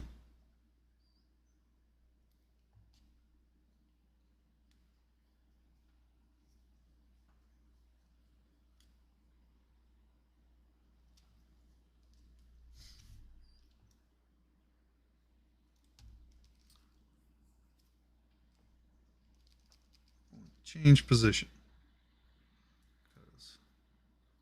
So much mini. So much mini. One of the reasons why I'm doing dragons, bigger canvas, easier to paint. So when you start getting into the normal size minis, that's when you got a problem. Boop.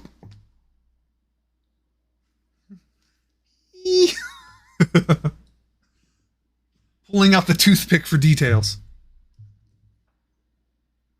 Hey! I spent a nice chunk of money and continue to buy D&D 5e content, so I'll be sticking to that mostly. It has a pretty good balance of crunch and rules for me, and I can homebrew anything I want.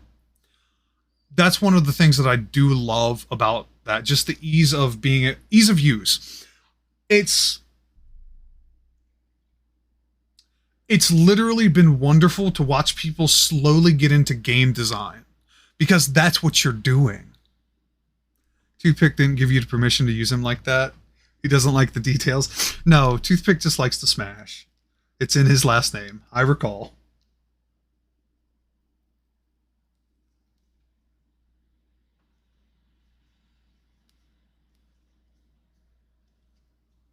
Oh my god, I am loving this color.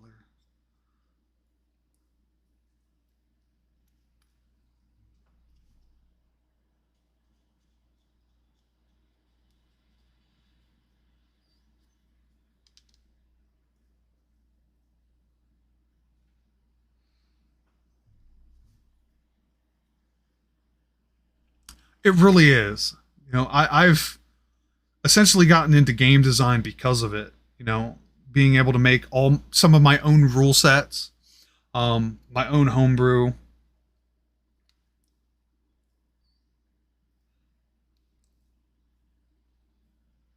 Which, to be honest, is more so out of necessity. I enjoy it, but I play a high fantasy, high magic game, so it's the power scale is way up there. Nudge, who's played in some of my games, can attest to that. Um,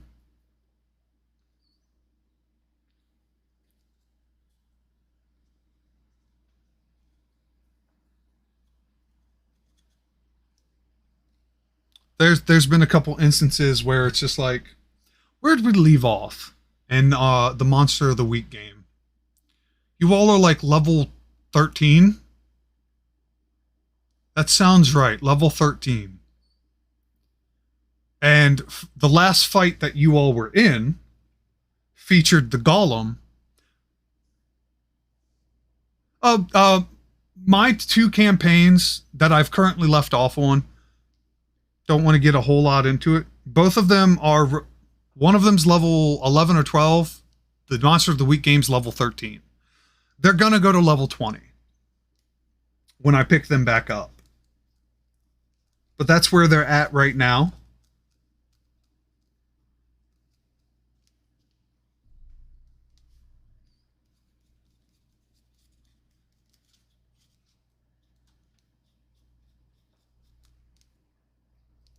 But the Monster of the Week game, the last fight they had, they were fighting this rogue golem that had been built by a government and modified to be a little different.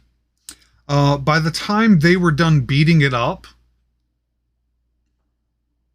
somewhere in the 1,000, 1,200 HP range, because the golem in question had the ability to recover its health in a very interesting way.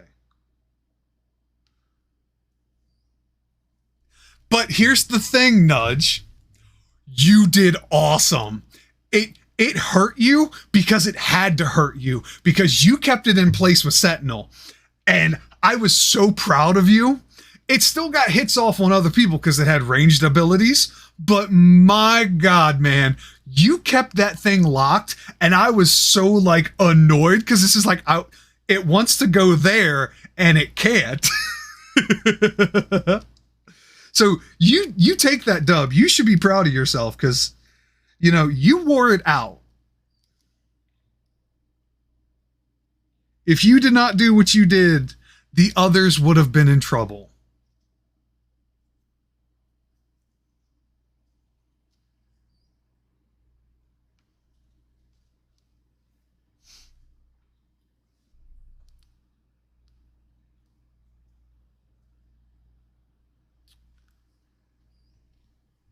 That's interesting, Press X. No, I have not. However, I do play with certain rule sets that you can lose levels under certain conditions. So it wouldn't be unheard of. That's interesting. Is that supposed to sort of reflect an older character, or in that particular context?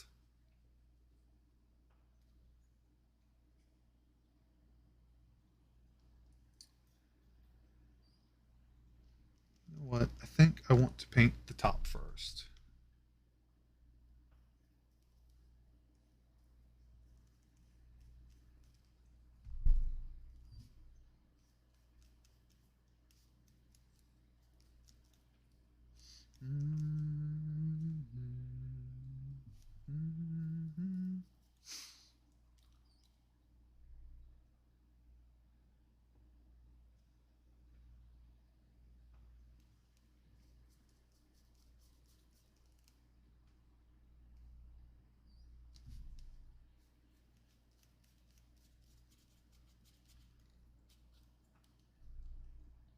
It's a concept I've considered but thought it would would be difficult to pull off. I don't know about an older character, just a higher level one. There is a little bit of correlation of realism that I like to incorporate. And in my head, you know, it's sort of a philosophy when you describe yourself as the master, it's almost like saying you've peaked. And there's also a certain point in age where the best you can do is maintain a certain level. So for me, the idea that, you know, as characters get older, it's a lot harder for them to keep up with where they're at. Not saying they can't be powerful, but, you know, it can be difficult. So that's why I phrased it in that particular idea.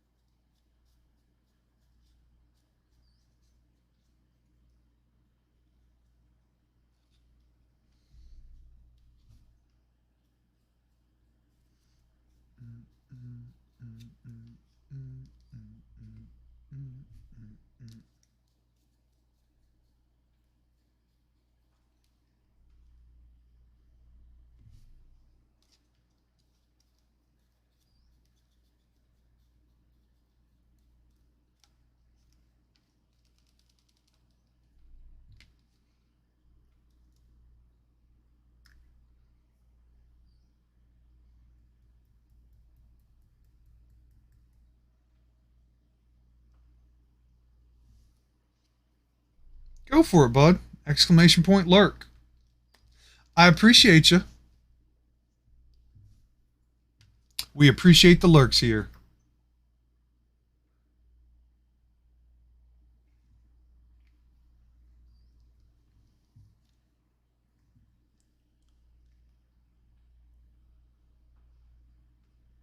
But just for some comfort, this stream don't end until I'm done painting this boy. So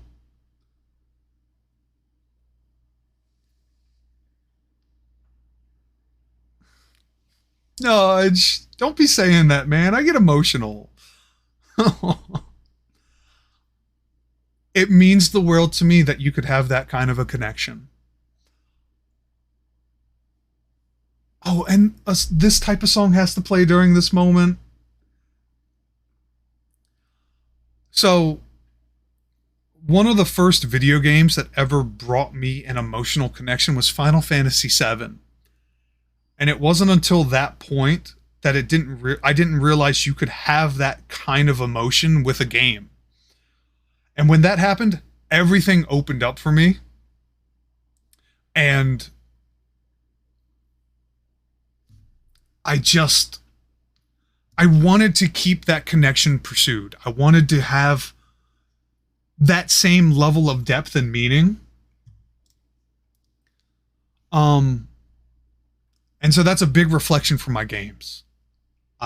You know, I want you to be emotionally invested. I want you and your character to care. You know what I mean?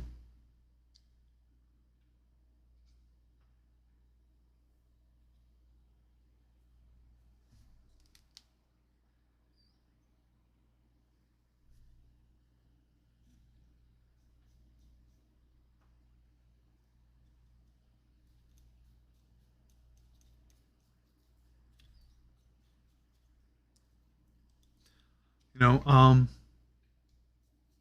one of the biggest things that I want portrayed in my games is hope. And it is very much a reflection of me, because there's a lot of instances in my life where it's just like, it's dark and I see the light. I see the hope.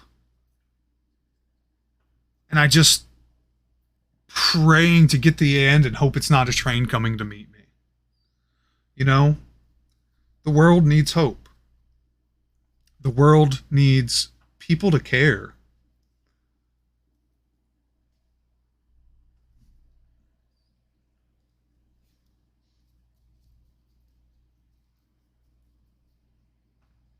sometimes it's thankless, but you should always want to do it before a better tomorrow. For everyone, especially you.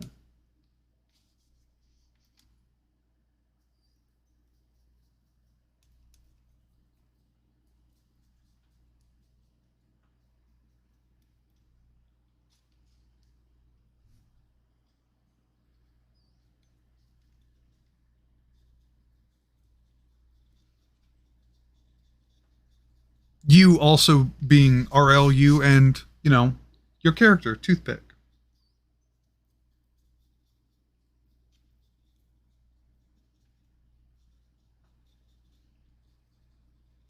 You know, there is stuff in Toothpick's backstory that's going to come up to you. Just hasn't happened yet.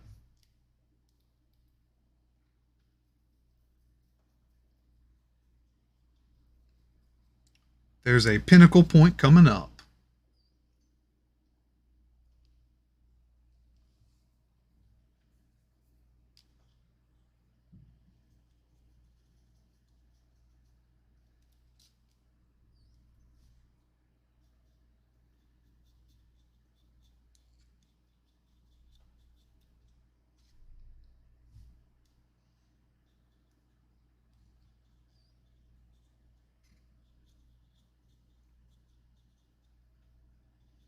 Same thing for Jasper.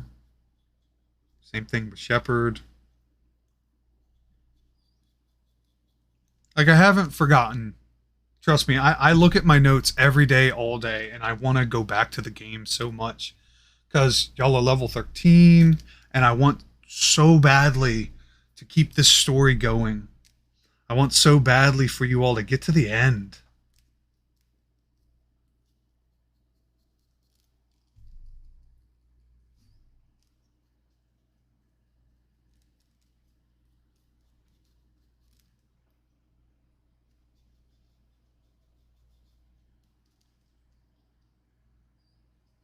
Anyway, I'm sure you've been typing multiple things because I keep rambling and I apologize.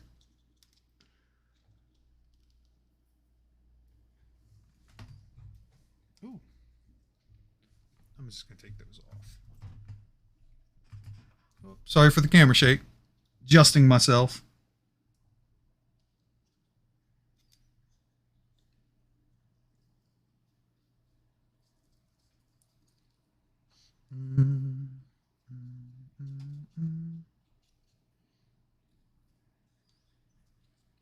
Yeah, get in there. I'm going to get right in that crevice. So good.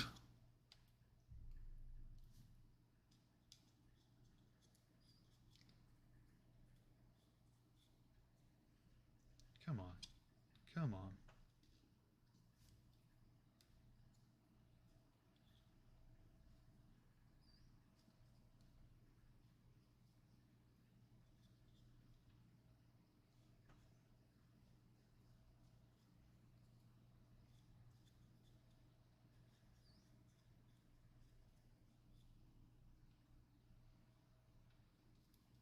Oh my god, this is so cool. Because this dragon looks like it's still covered in gore and viscera. And I am so proud of this right now. And I can't wait to add certain features and highlights. Oh my god. Oh my god.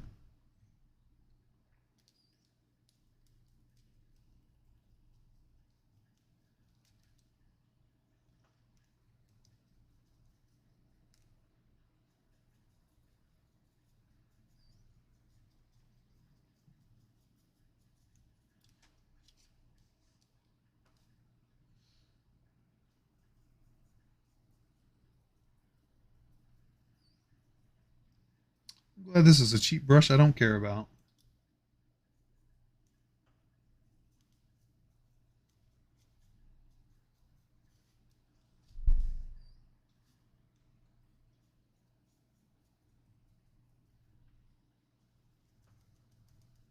Get in there. That's right. Get right in there.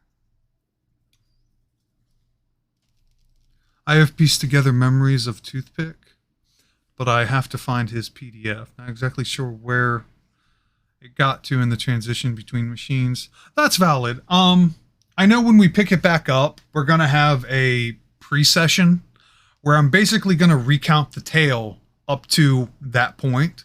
So going forward, y'all will have it pretty fresh in your heads. Or at the very least, you'll have like a big reminder, kind of like a big recap. You know, I haven't forgotten. I can't forget because there's so much that's tied to music, and every time I hear like a certain track, pops right back up.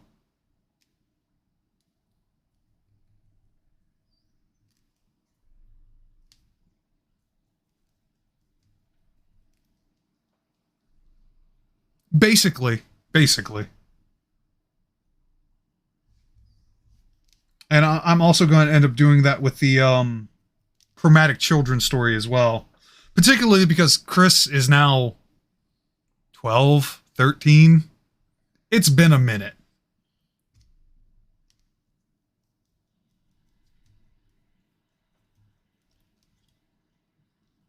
I can only imagine the things his brain has come up with in the meantime.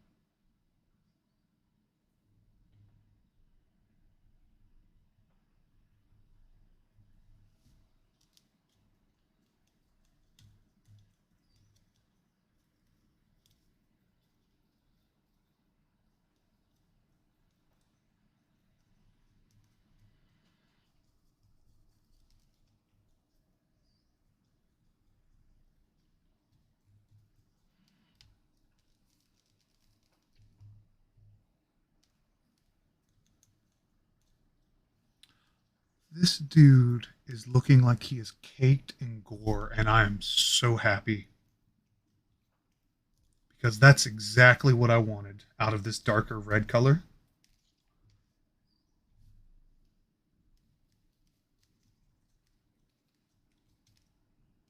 I want to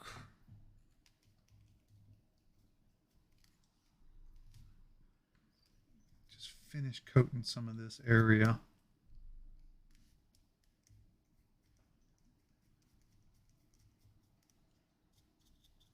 And I will switch to a brighter light. See if the camera can pick that up. Just to showcase that color. Just look at that. Those deep reds with their own transitions. And then the way it sort of lightens down on the feet. Almost like the gore has slowly started coming off. Oh my God. This is going to look sick when all this is said and done.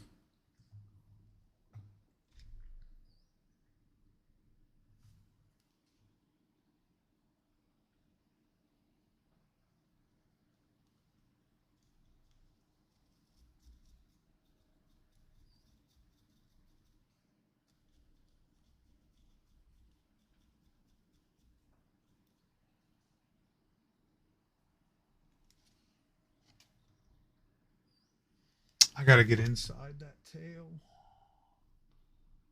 Come on, go the distance. I don't want to use any more of this because it's expensive paint.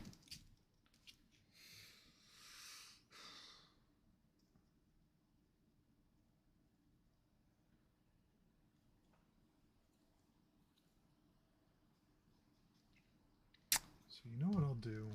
Maybe I can mimic it with the pure red. I got plenty of that to burn.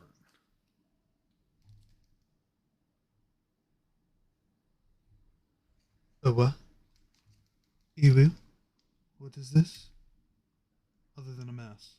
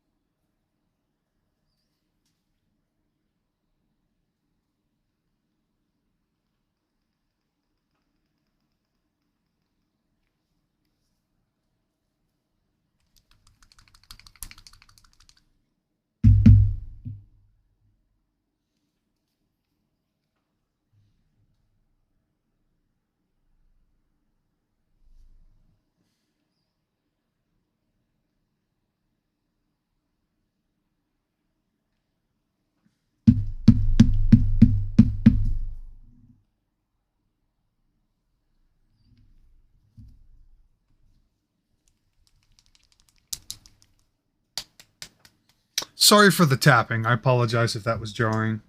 My bad.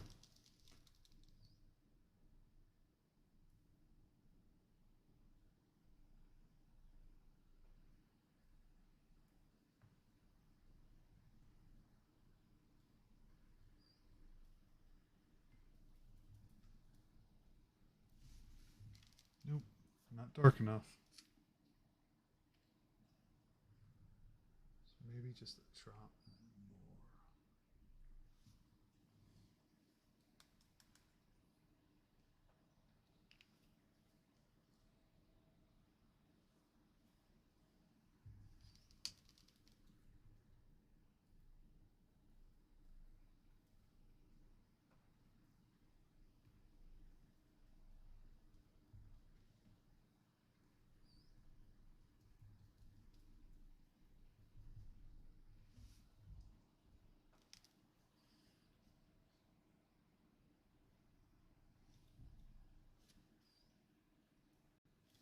That'll do.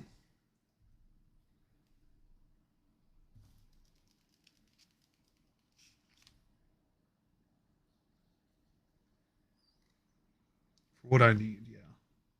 That'll do.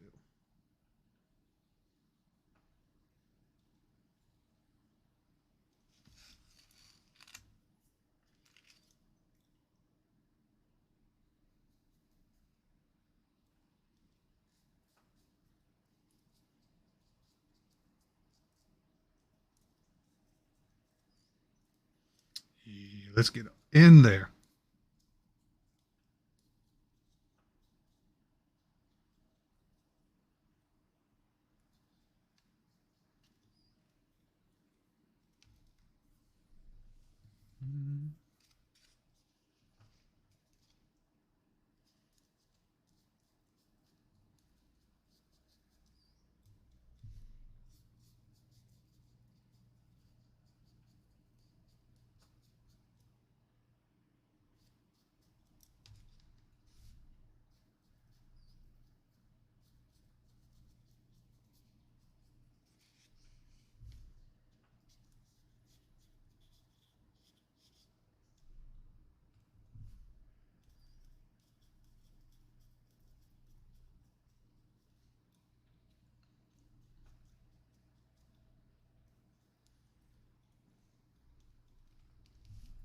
Also, hey, celebrations.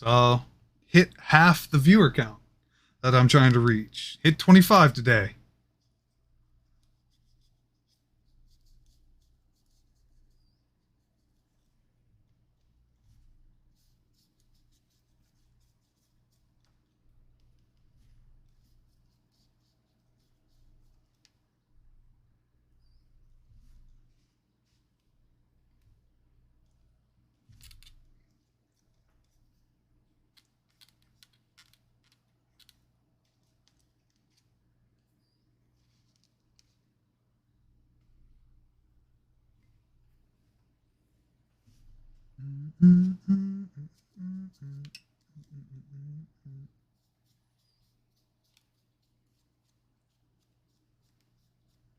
Come on, get in there.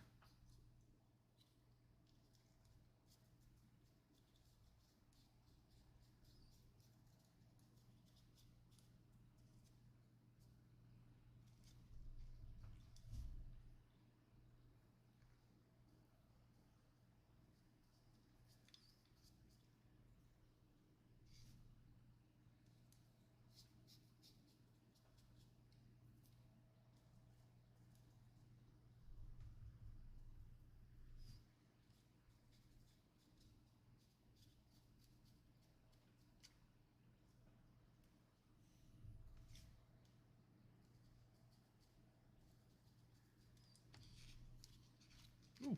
No, stay.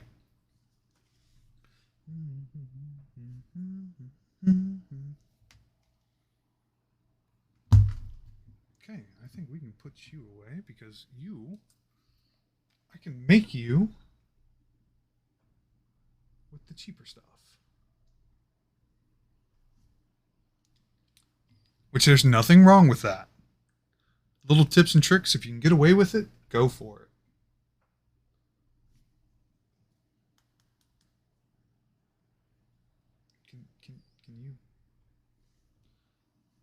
Stop. I appreciate that.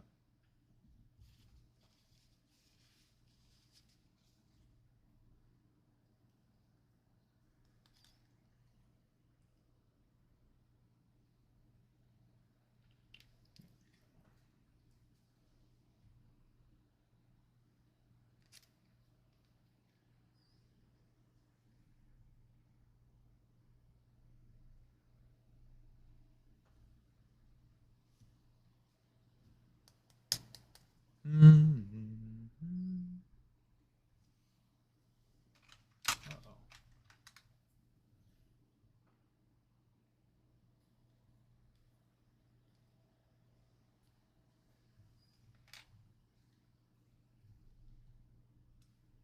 There we go.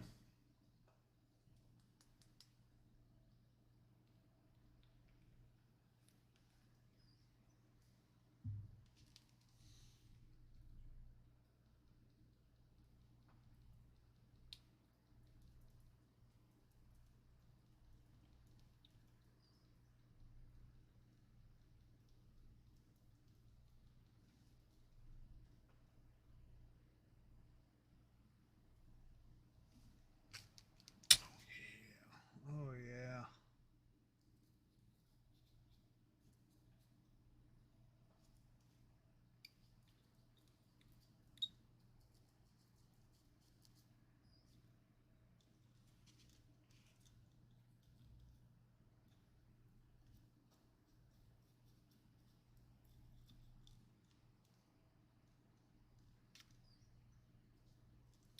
I want to get in that arm. Let me in. Let me get there. Sometimes you just got to find the right angle to get at it. Get at it. Get at it. Get at it. Got to find the right angle to get at it. There we go.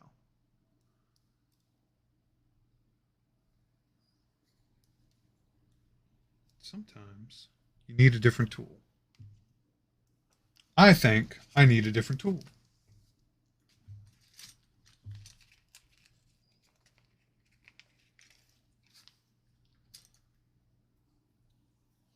Are the paints water or oil based? They are water based, I believe.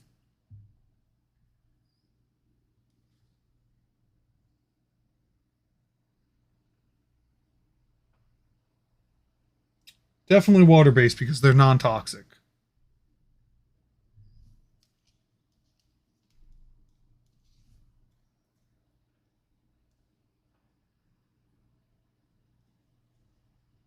There we go. That's the spot.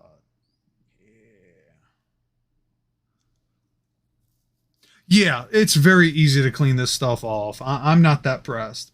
I know I have a surface, this little piece of cardboard that I'm working on, but I'm also not worried about my mat because my mat is hydrophobic. Like, the paint does not get soaked in. So, not worried at all.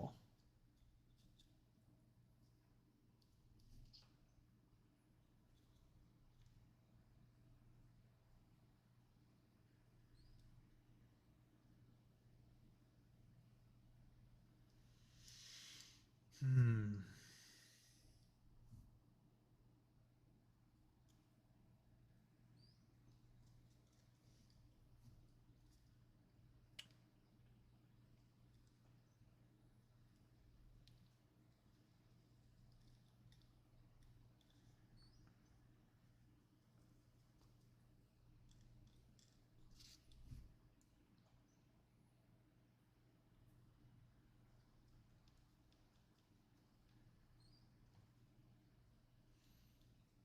Oh, we are so close with the base. I'm so excited about this. I can go back to the big one because I got what I wanted. Now, we are just coding.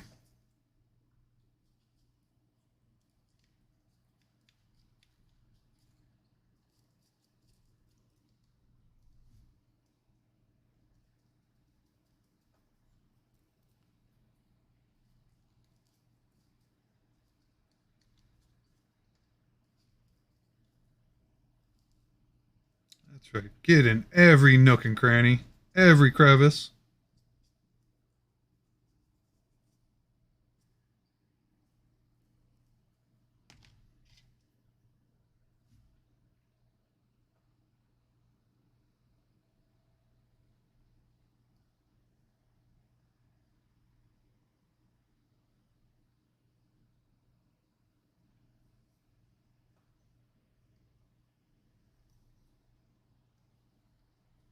So I want every nook and cranny.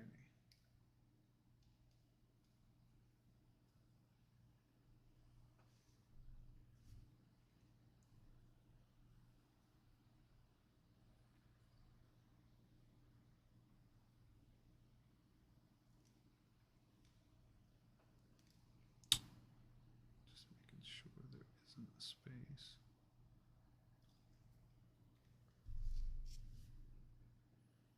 So what's the rest of your week look like, Nudge?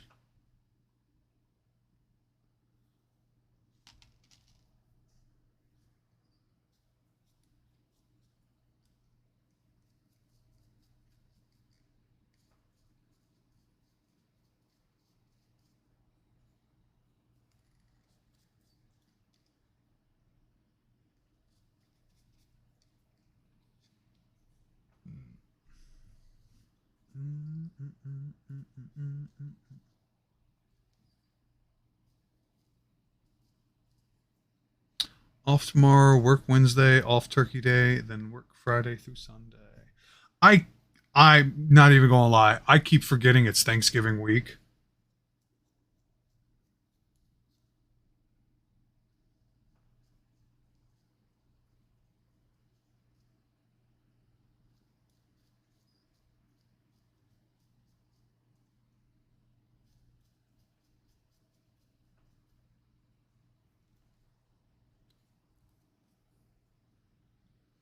I didn't know until yesterday that well, don't you just own the place now? Can't you just tell yourself you're off?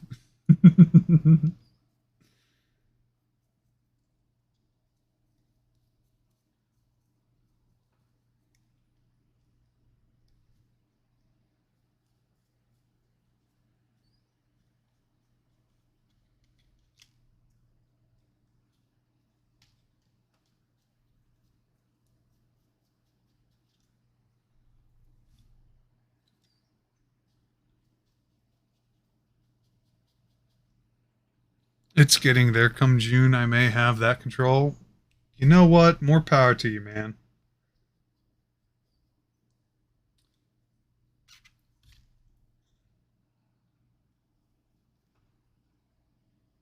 No, that's a spot.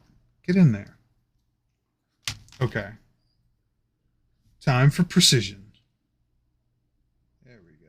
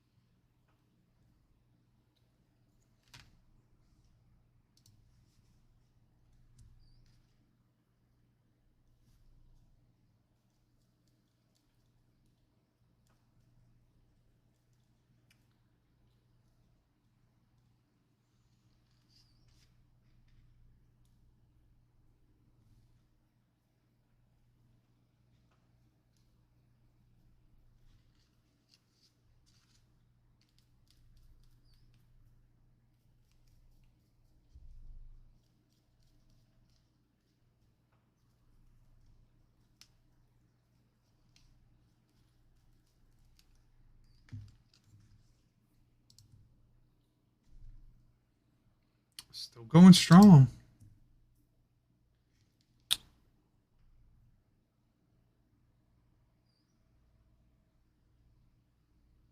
Actually, they mix pretty well. It's you'd be surprised.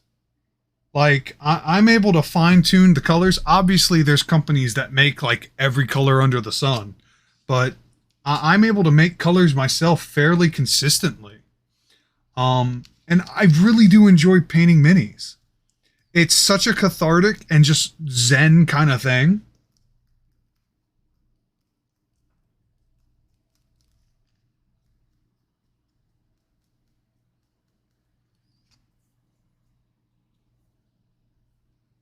It does not.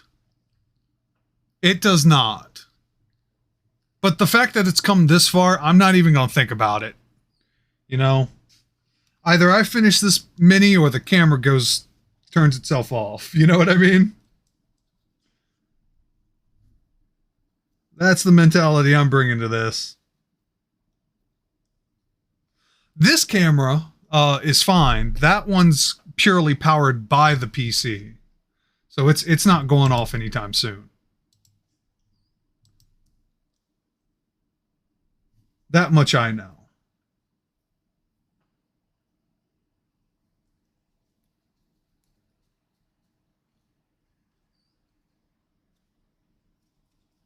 I missed the whole backside of this horn.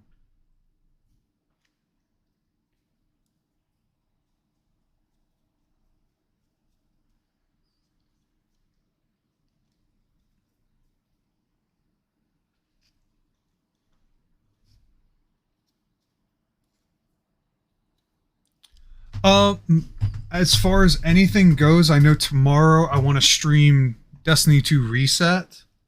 I'm probably going to take a break Wednesday, Thursday, and Friday just because I streamed a lot over the weekend. Basically this whole week has sort of been my debut streamer week. And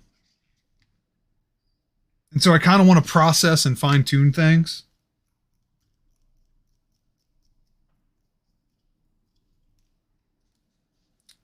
As for Thursday for Thanksgiving, I think I'm just chilling here.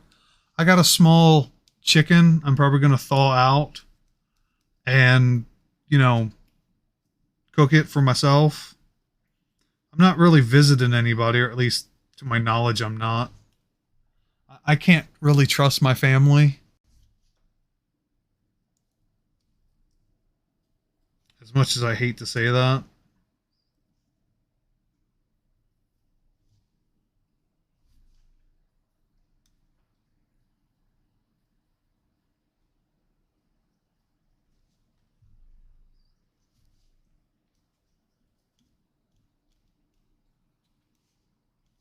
Right. Well, I've already told everybody I've got plans. And so I feel like they just assume I have plans for other family. And as long as they don't talk to each other, should be good. But who knows? I'm really just at a point where I just can't be bothered. You know what I mean? Nobody believes me when I say if I catch Big C, I'm not going to have a good time. And you're definitely not going to have a good time when you have to bury me. Because if you think I'm going to have a peaceful eulogy, oh no. I've got stuff pre-recorded just in case. I'm going to let a lot of people know how I feel.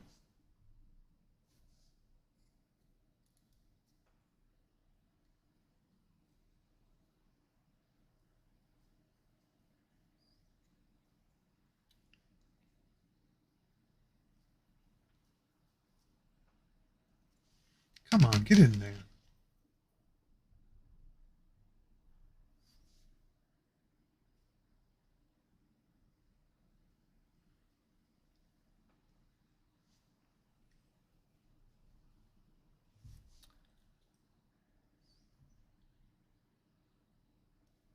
Hey man, like I said, you know, same thing with the job thing, but that more power to you. I'm kind of there with you. Um, you know, me and Chelsea are still friends, but you know, we're not together anymore. Just because we're at two very different points in our lives. If that makes sense. You know, hers is on the upward and mine's been spiraling. I appreciate it, but it's just like, for me, it's been one more thing in the line of processing things, which, plot twist, I haven't been, because I've been, whoops, sorry, bud. I've had so many things pile back to back to back to back to back that I can't even begin processing certain things. So I know there's going to be a day when like all of this hits me and it's just not going to be a good time. And I'd like to be able to mitigate that. But, you know, I'm trying to find work and it's looking like this is going to be my work. And I'm hoping I can do it. I'm having fun doing this. This is fun. This is exciting. It's different. And I'm definitely looking forward to keep doing it. But, you know, I don't know how you success this. So I'm just going to enjoy myself, keep myself focused. Go from there. You know what I mean? And yeah, personal time's very important. I get that. That's kind of what this is. It's personal time for me. It's giving me a focus. But sometimes, like, how do I want to describe that? Have you ever wanted to be alone with somebody? It's like you want that presence there, but you want to be able to focus on what you're doing. That's kind of what this is. And if we want to talk, we can. If you want to vibe, you can. You know?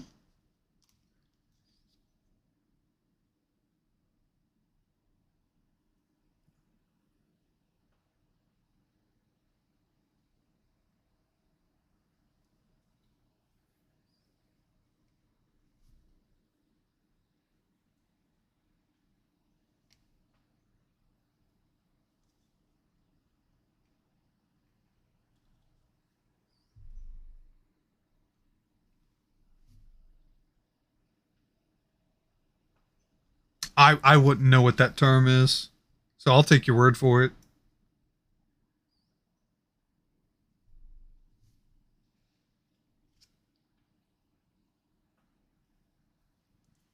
Oh my god, just look how awesome this dude is. One base coat, and I've been able to layer it so that there's certain areas that are darker. Oh, that looks sick. Yeah, just someone's presence. Sometimes that's what you want. You don't want to be bothered. You want to do stuff, you just want to do it around people.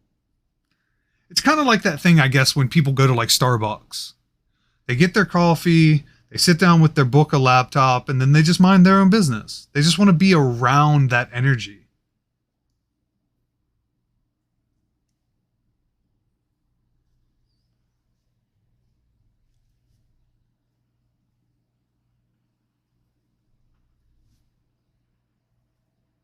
Don't necessarily want to interact with it, but they want to feel it. It's like it's being alone but not lonely.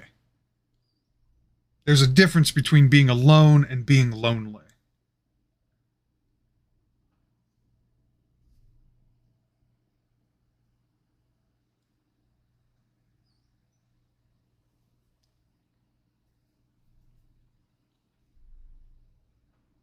Yeah, you get it.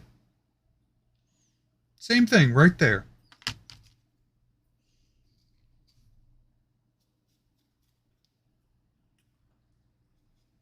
Sir, I think this base coat is done. And I am very satisfied with that. Didn't miss too much. Other than some little specks here and there. But you know what? That's fine. That's fine because the wash will fill all of that in. Yes, this is the base coat. I wanted to start with a dark red. And now I'm going to add layers to it.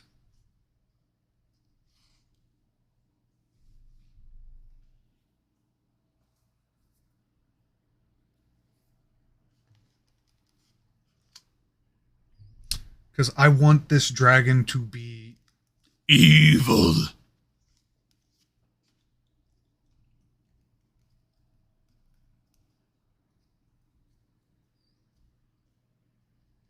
Let me tell you, it looks vicious. So yeah, close up. You know, the quality's not that great. And I will finish the base. But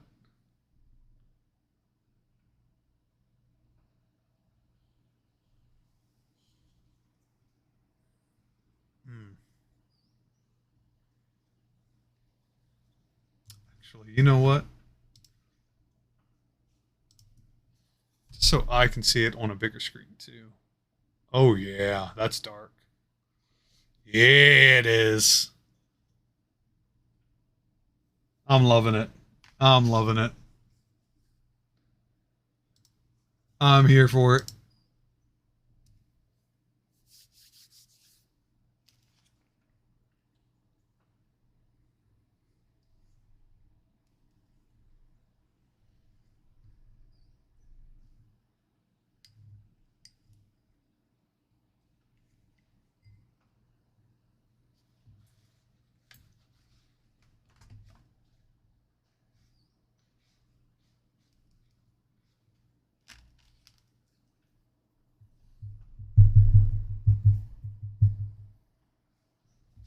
All right, I'm going to clean my brushes.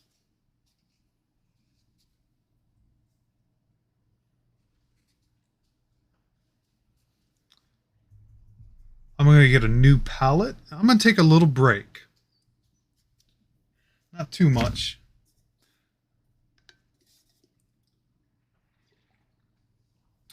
But a small one.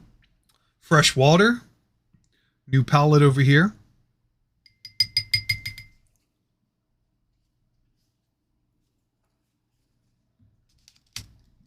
And we're going to go from there.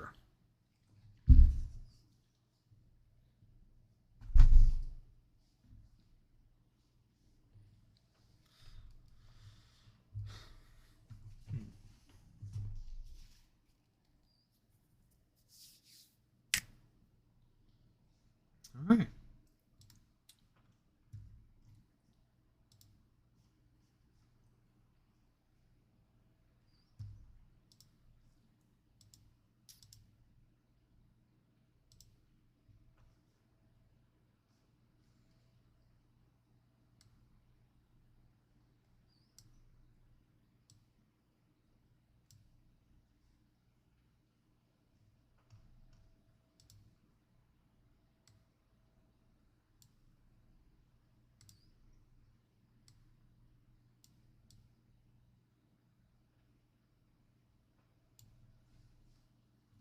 Get up and move around a bit and get some... Exactly. And maybe get some water too.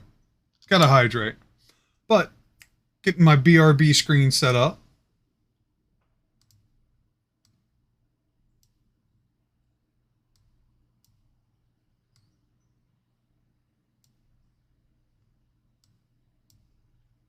Yeah, that'll do. It'll be fine.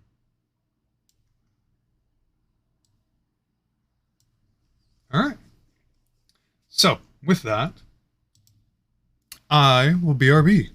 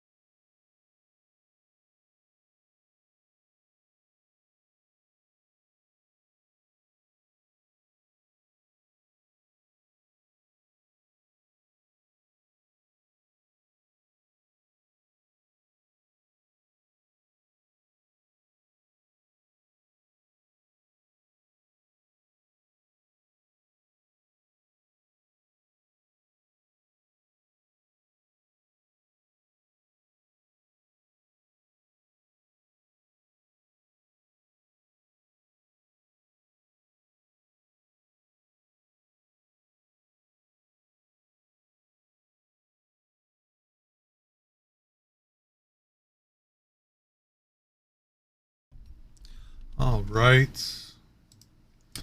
All right, all right, all right.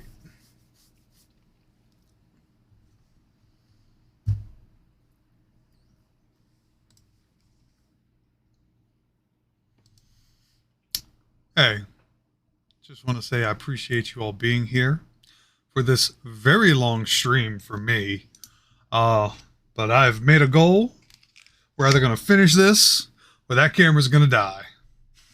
Whichever happens first. So, with that, let's get back into this glorious mini. I've finished the base coat. This wonderful blood wine, just very dark red. It almost looks like dried gore, which is what I was going for. And now we're going to add some layers to it. I've got a fresh palette, fresh clean water. And I am ready to add some detail. Now, I want to add layers to the already red base. You know, for me, there's certain aspects that I think this dragon would have that would be... The extremities should be darker. I like the idea of certain things on it just being aged. You know, probably some of the spikes, like on the back here, as you can see, are very dark. So I might tip some of them black, because getting towards the tail, there's this really black spot, which is really nice. I feel like its claws would be almost like obsidian in color. Only because of just how much ripping and tearing this... Cue the Doom music for this beast, okay? That's what we're thinking here. Rip and tear until it is done. That's the goal.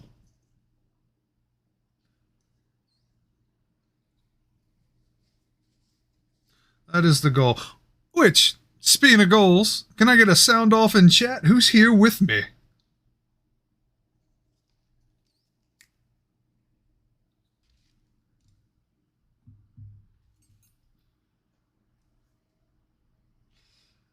Good old nudge.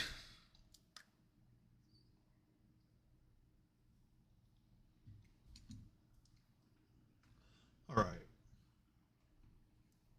So I know I'm going to want some black. Hey, welcome back, Hachidori. How'd the meeting go?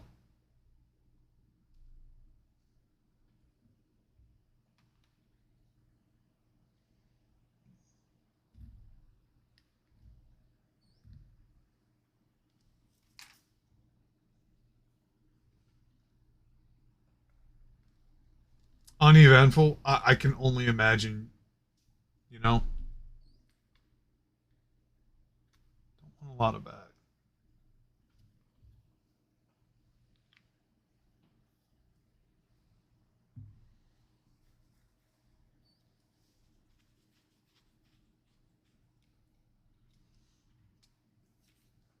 Okay. So, I do want to paint this rock too. So we're going to need some browns.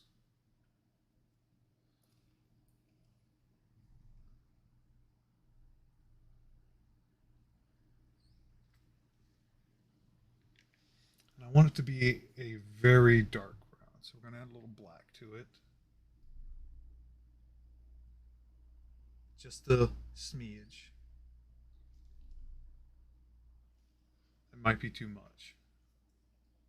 But it's fine. It's fine.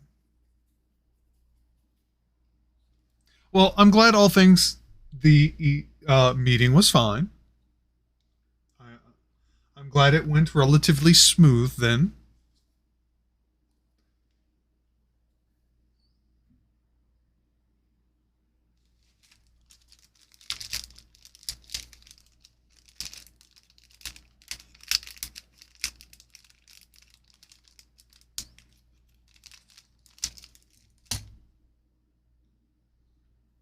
Oh, you know what I forgot? I need to grab another. Hey now.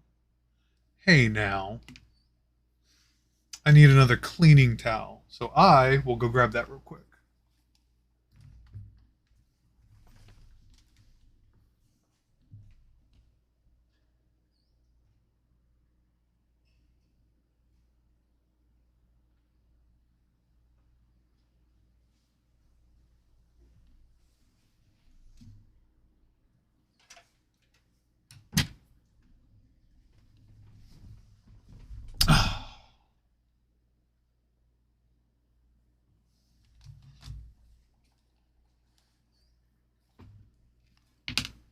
Much better. Let's blend this up and see how that's going to look.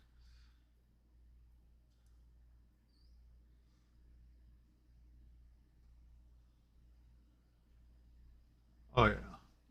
This is going to be a dark rock. Let's fix that.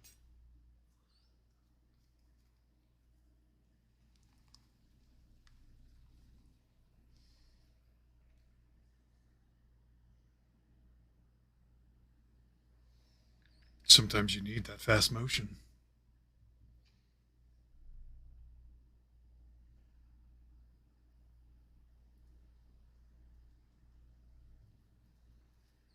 That's a little better.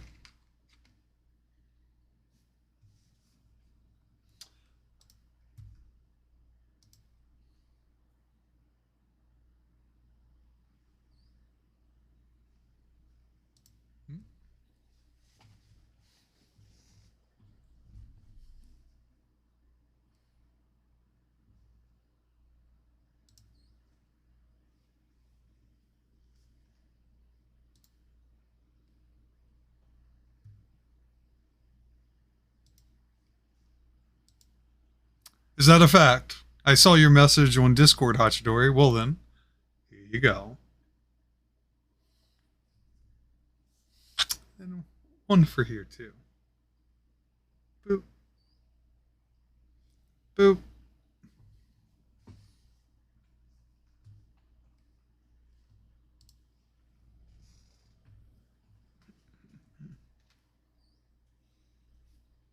Okay, let's see how this is going to look.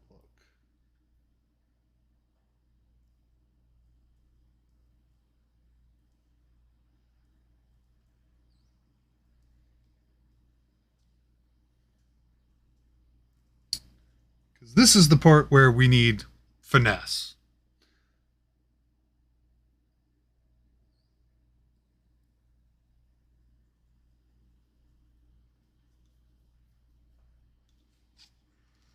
I want to make sure.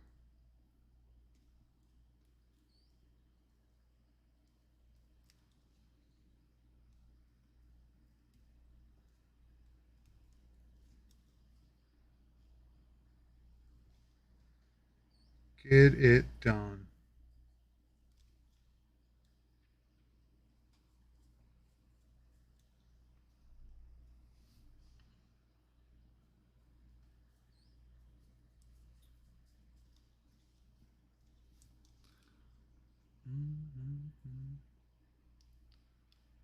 Being careful with our strokes.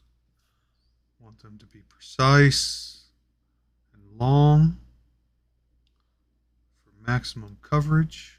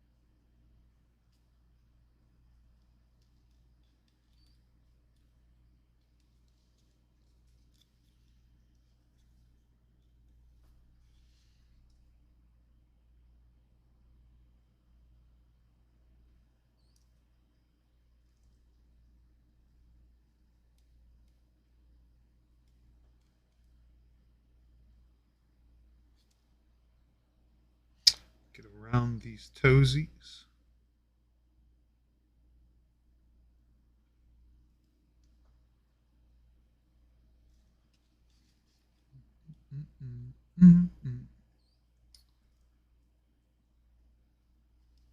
Now, when you're going against, when you're coming up against like the stand and where the feet are placed, you just want to take your time. You want to use the brush at a slight angle and just sort of flare it out, and then let the bristles very gently go up against the edge.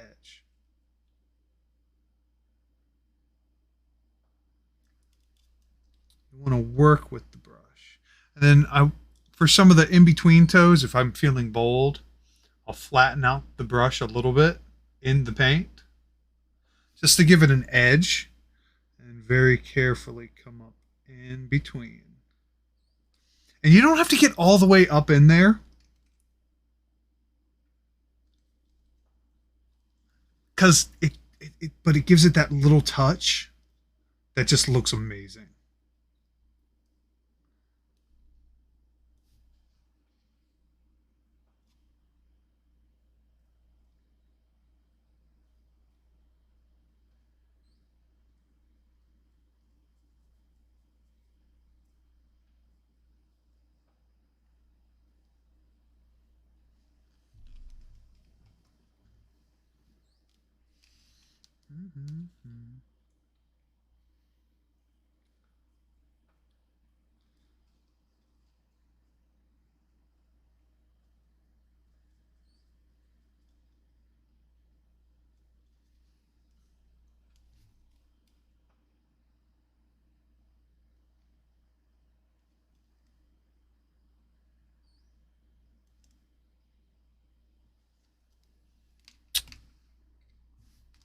However, I want to really kind of get up in there. So I want this brush.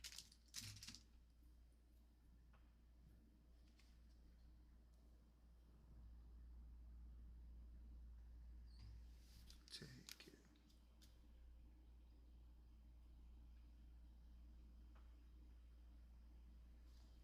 Oh yeah, kind of get right up in there. Perfect.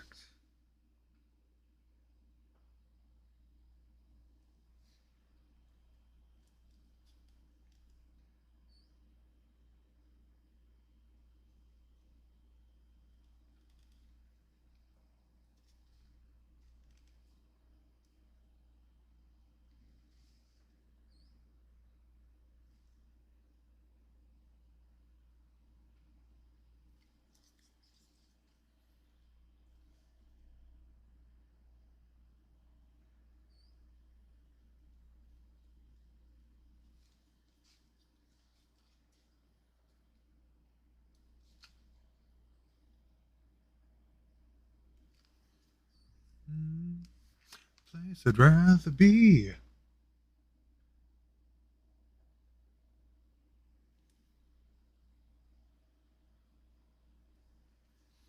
There's no place I'd rather be than here with you all. Because I greatly appreciate you vibing with me.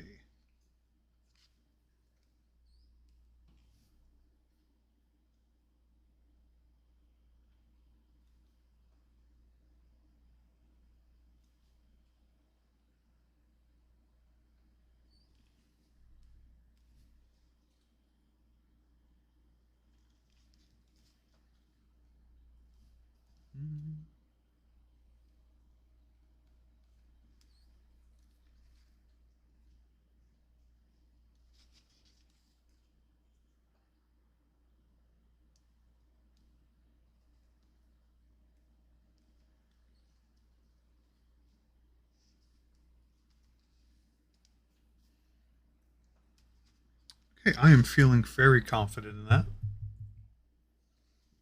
So now what I can do is I can just paint the entire rock with reckless abandon. Because I've gotten all the areas that I care about.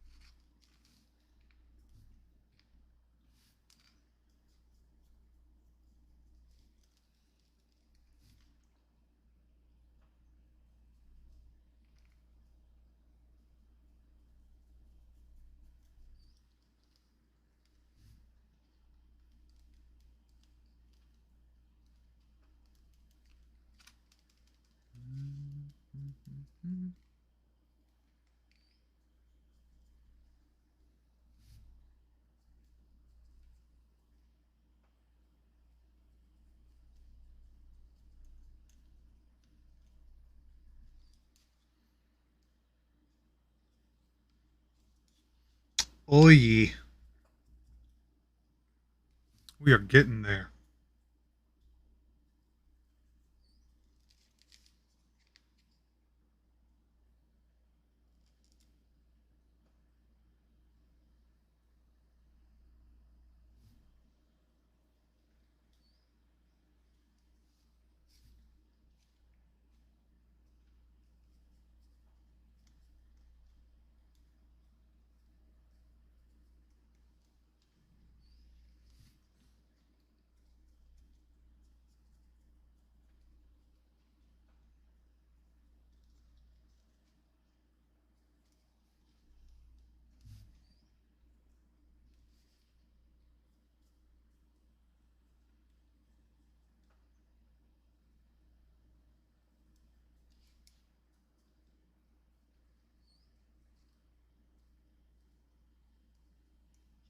Oh yeah.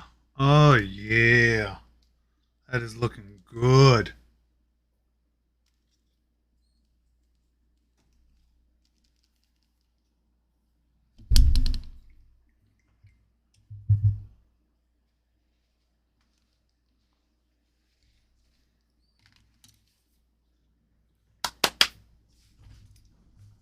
Ah. Okay.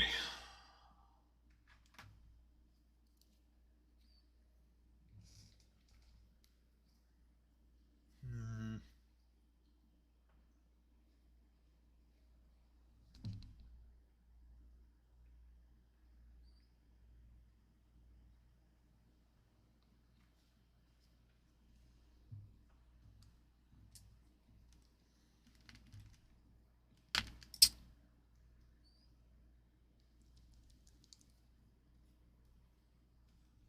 Ah.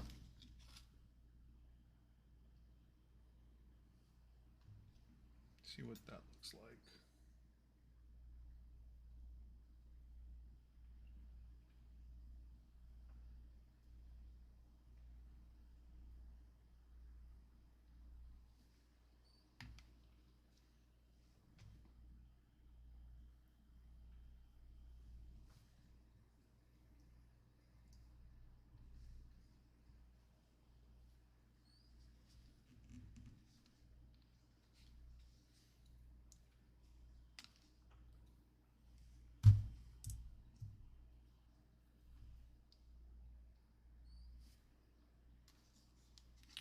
So now here we're going to add some details, and I want to take care of the bony pieces just a little bit.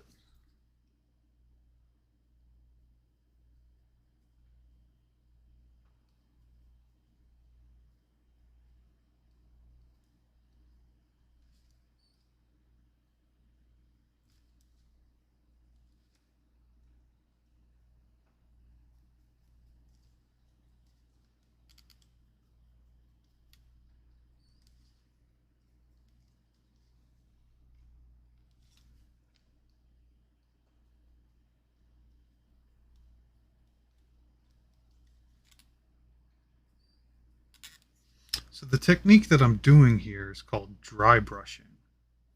It's essentially you take the barest amount on your brush and you just do light strokes around it. And it just starts adding layers to what it is you are doing. So you can see now the skull on the chest plate is actually looking more like bone. Now my goal here is to make it look old. I want this stuff to look like it's battle worn.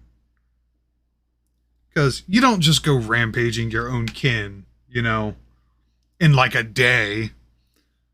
That's something that takes a long time.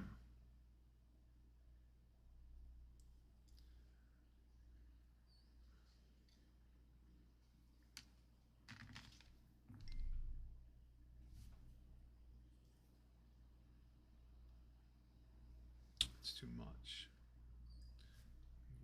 Brush that just a little bit.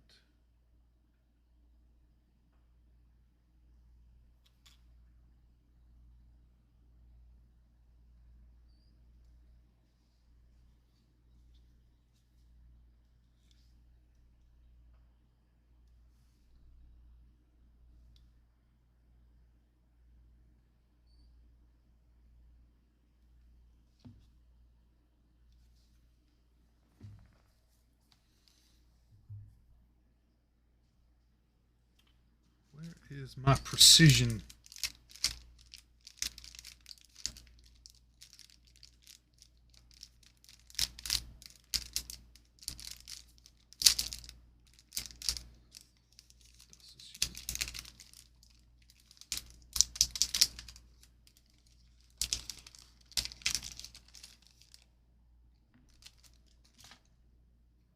So I want to take care of this now. Ah! I keep doing that. Really got to stop that.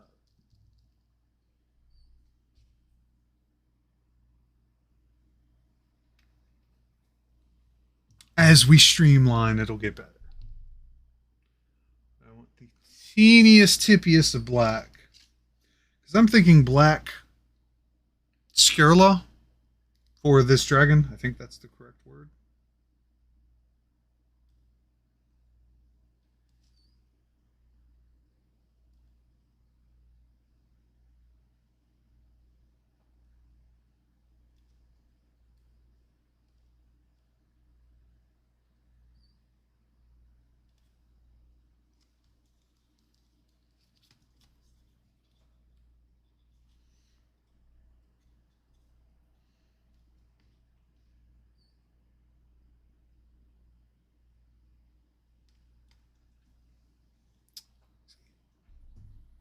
Right up there in those eyes.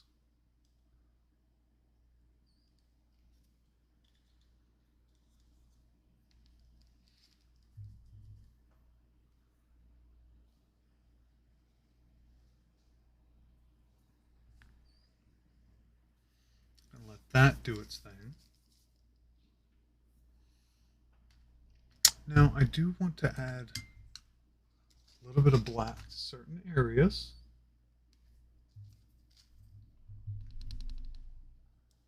Again, I'm going to use that same technique, the dry brushing one, to do what I want to do. Take the teeniest bit, rinse it down, just gently brush, just to darken the tips.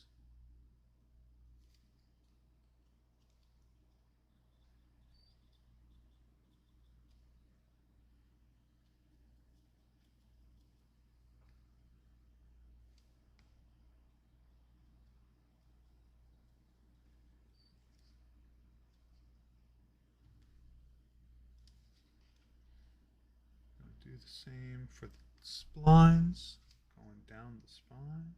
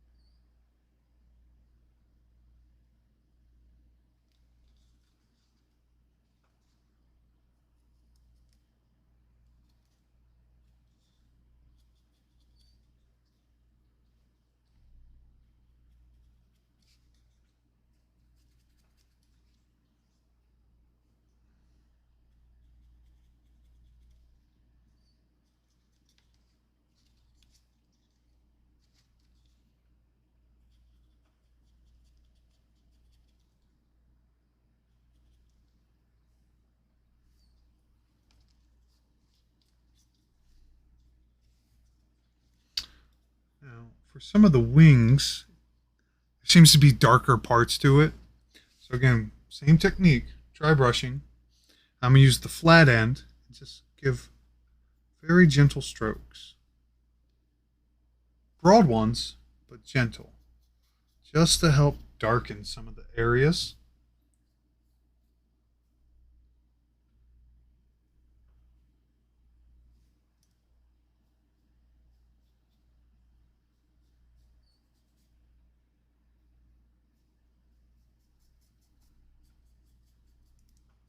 So we're just adding layers here.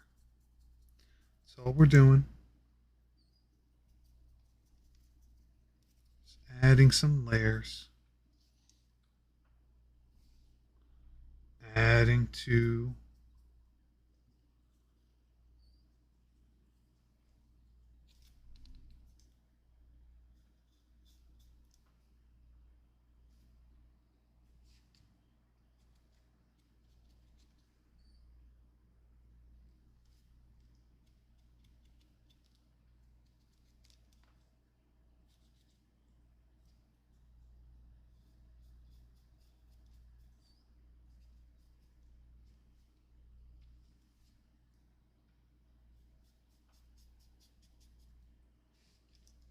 see how much it's making those ridges pop?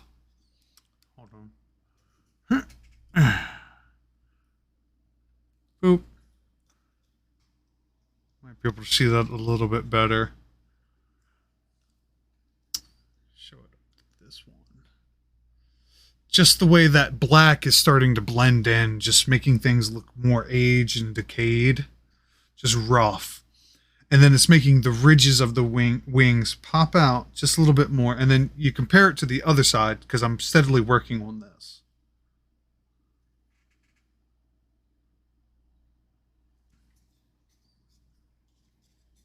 So, again, just light brushes, because we're just trying to darken.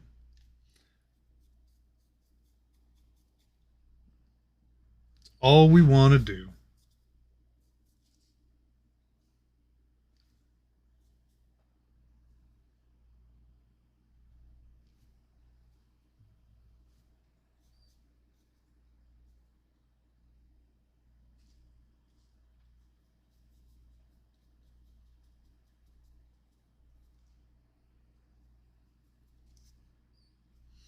You can be as detailed as you want to be.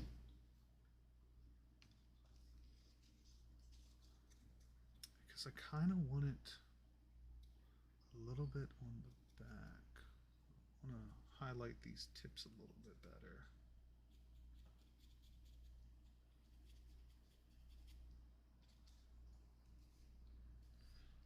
I don't think it should be as prominent, so I'm just going to lightly add some strokes to the reverse membrane. Nothing too intense. Just something to highlight that it's like there.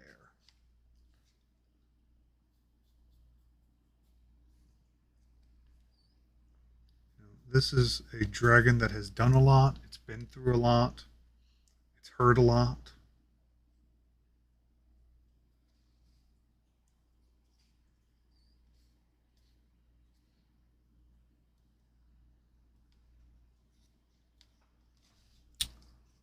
Okay, I am loving that detail.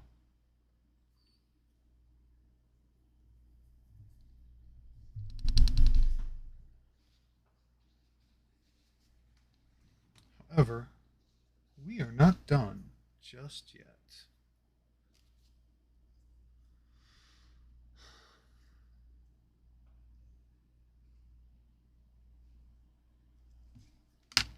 So I'm going to use my precision tool because we want these claws to be black as night.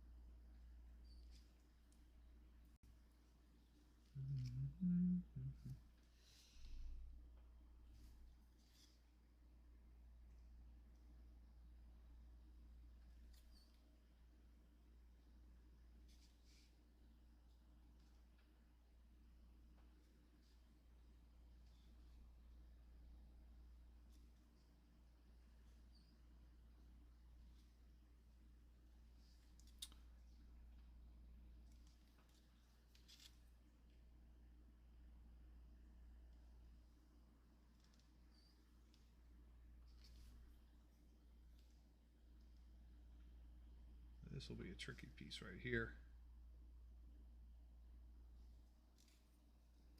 Just because it's so close to the knee. Let's see if I can get an angle.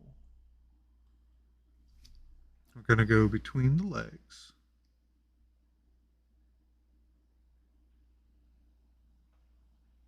Just to get that back. It's more fun when you go between the legs.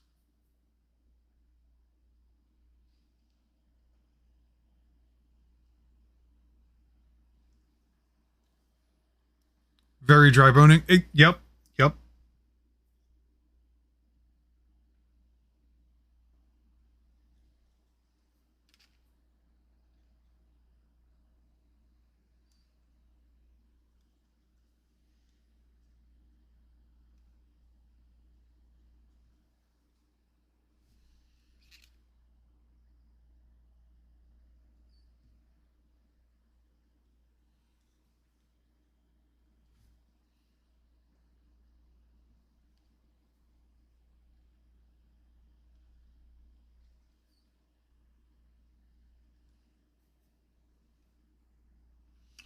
All right, now we get to do the little toesies.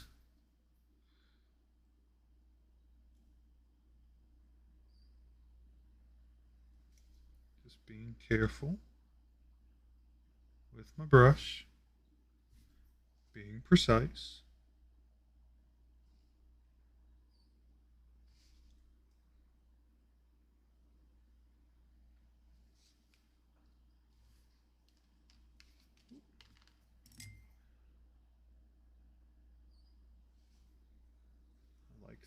I like that a lot.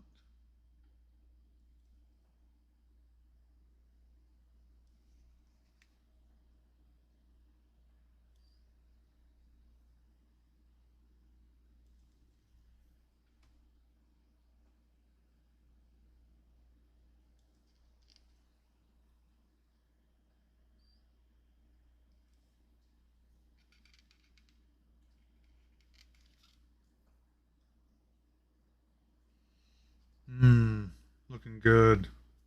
Loving it.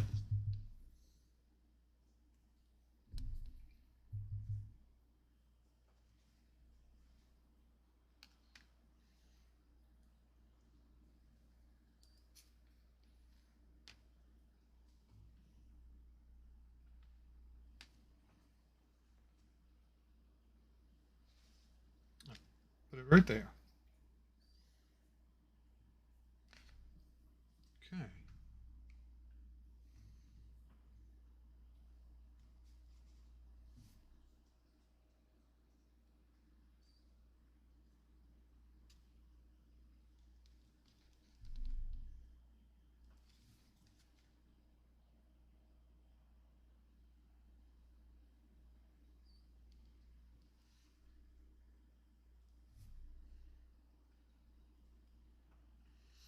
Now I'm doing the tongue now, getting real deep in the mouth. I want this bright red.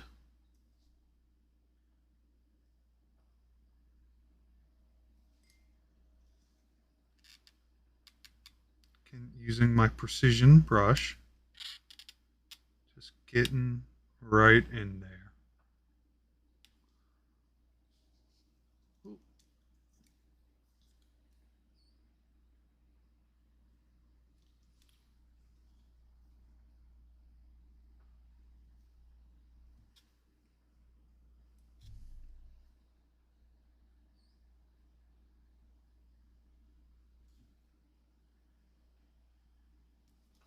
Because I am a stickler for these kinds of details.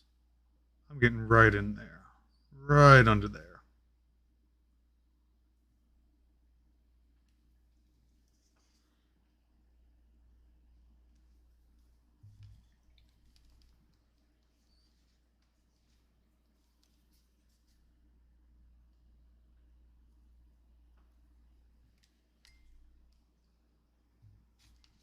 Ooh.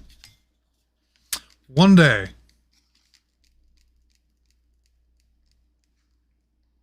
Is it this day? No. But goddamn one day.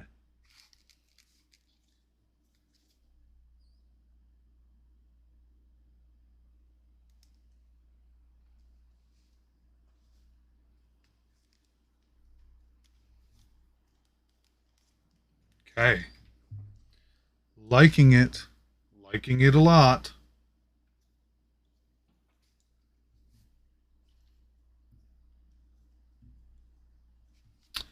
Now,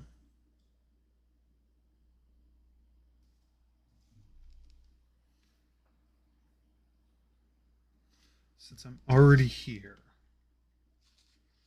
let me match, because the tongue color I want to be the same as the eye color. I'm going to use this vibrant red for the eyes, just to get this in here. So we're going to flatten you out.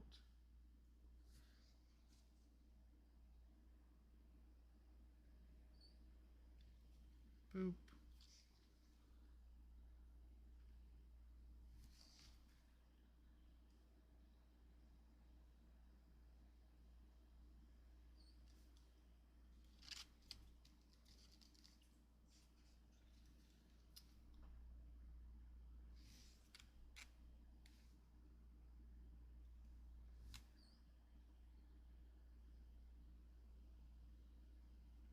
Boop.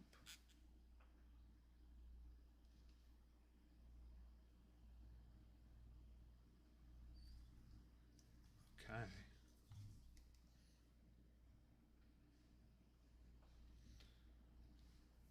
Now what I'll do is, because I did make a little bit of a mess, clean up around that area.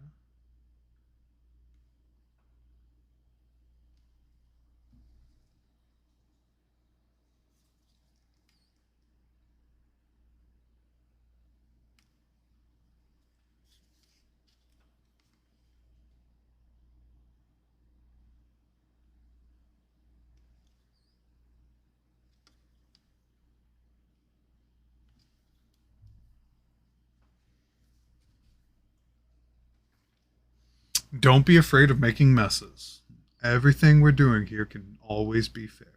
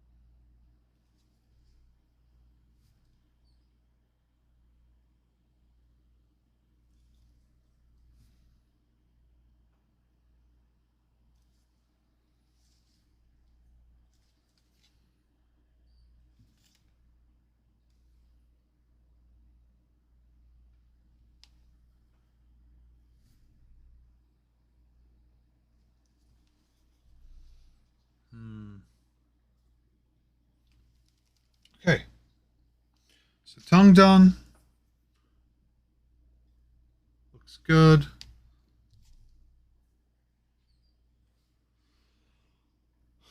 Teefies. Got to get his teefies.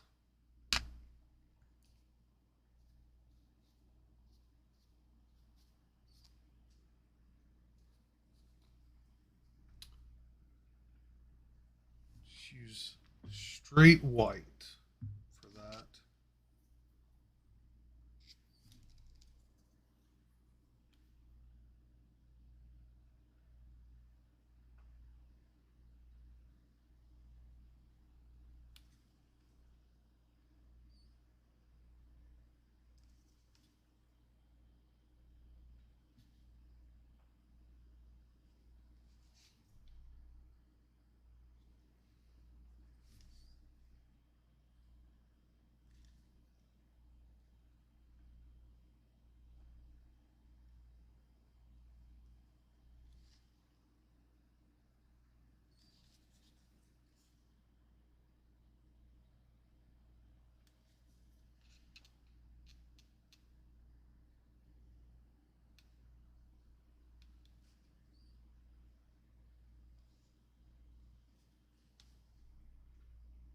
Dig it.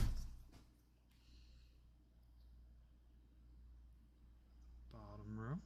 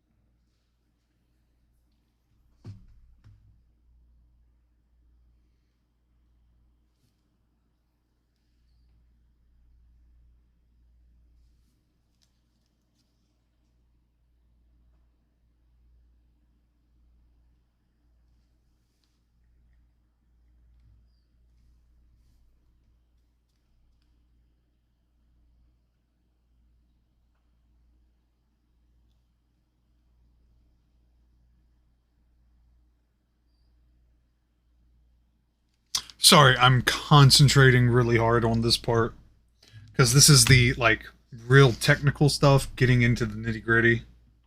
So I apologize for my silence. I'm focused.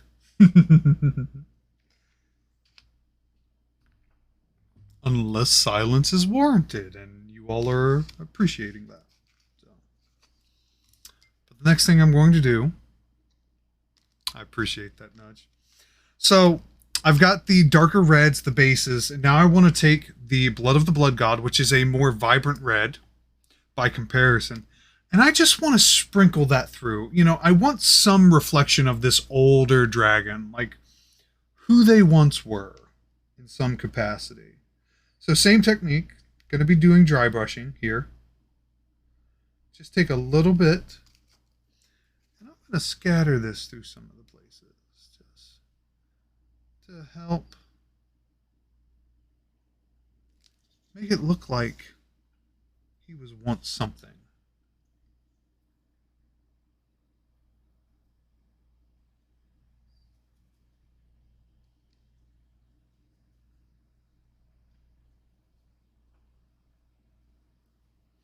I'm going to use it to also fill in some of the places that the paint missed.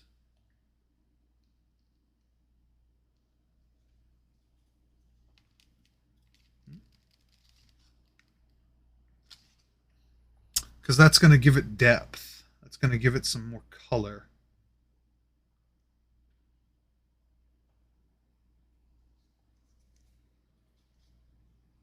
Some of these back spines that I missed.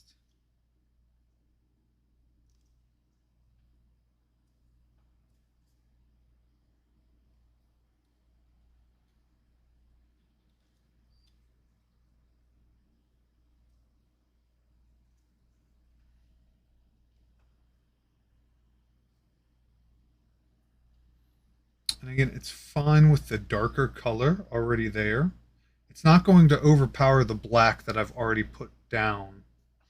If anything, it's going to help give it more of a blood-dried look, which is the color scheme, the base color scheme to begin with.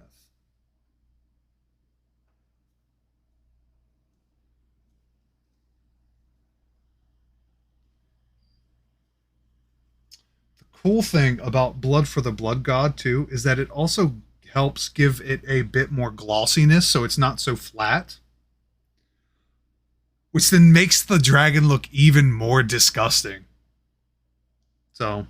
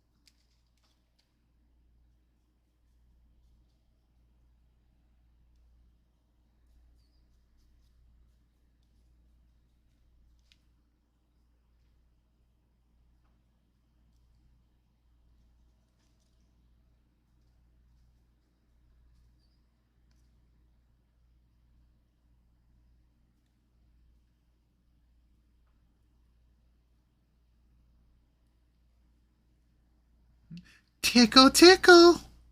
Anyway.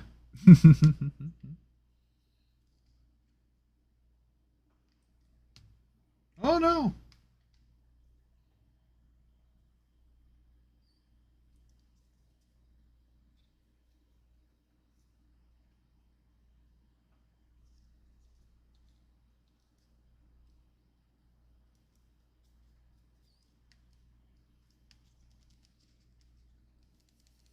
Hmm.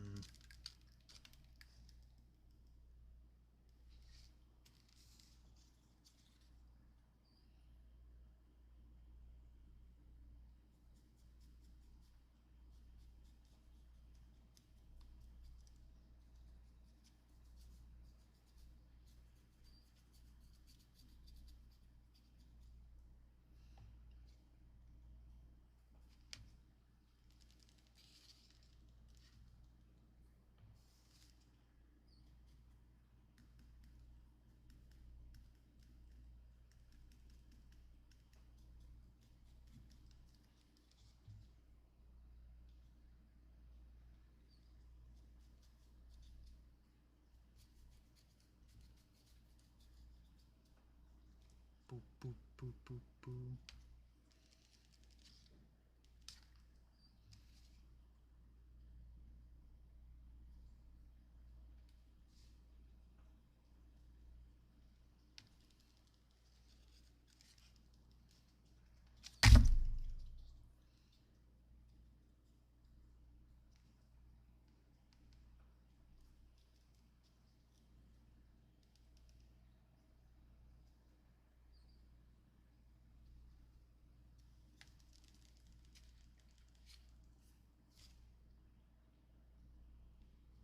Hmm.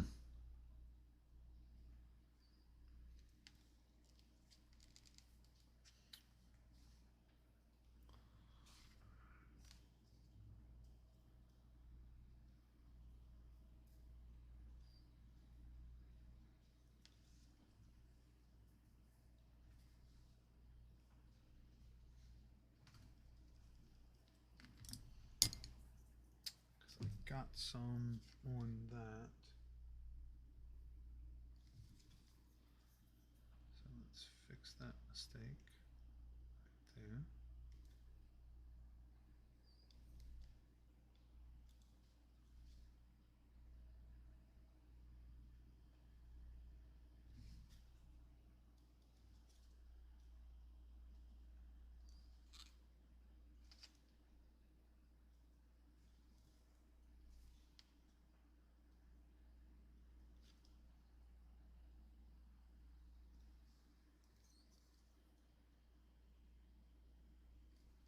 Hmm. I am loving this so much.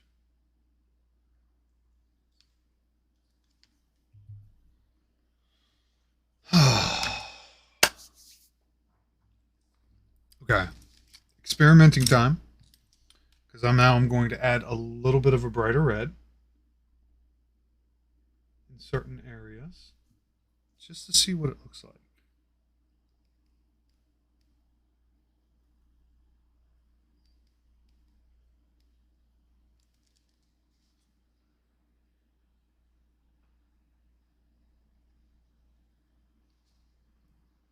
I kind of like that. I kind of like that a lot. It's very subtle, but I like it.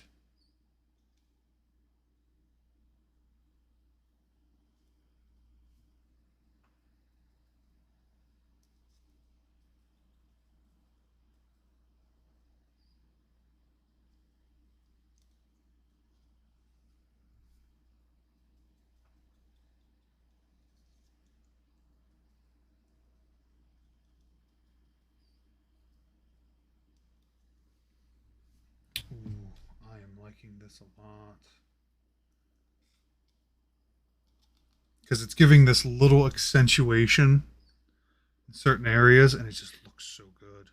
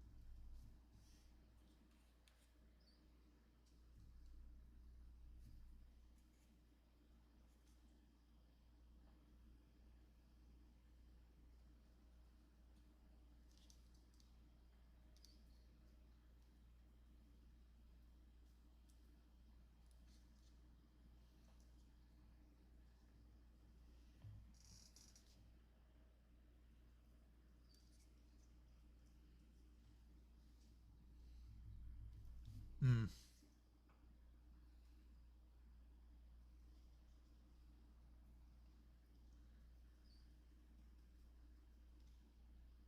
So just to kind of show it off so you can see, I'm still on bright light. See if the camera can pick it up. Might be too dark for that one. So let's switch to the big cam. Let's see if that'll pick up or if that's too bright. It might be difficult, but it's just ever so slight speckling down the center, which helps give more red depth. And then around the cheeks and neck, it's too bright. It's washing everything out. Right? It's giving so much more depth. And it's not just age too. It's literally looking like it's worn the blood of its enemies.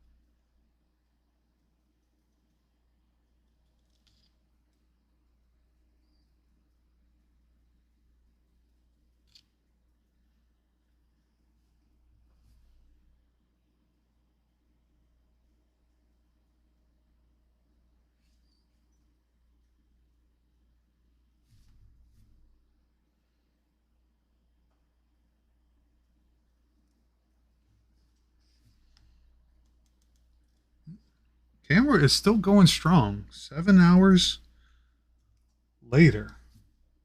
So I like that. That's a good sign.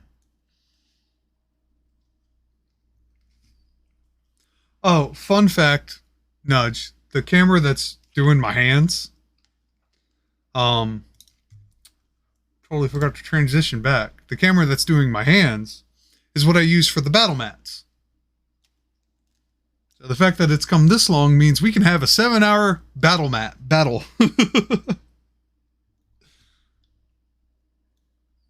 Not that I would subject that to anybody. That's a lot of time. We got other shit to do. Put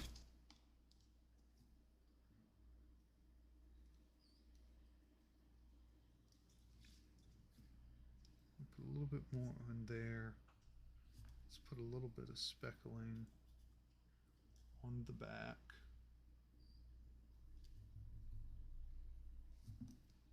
Oh no.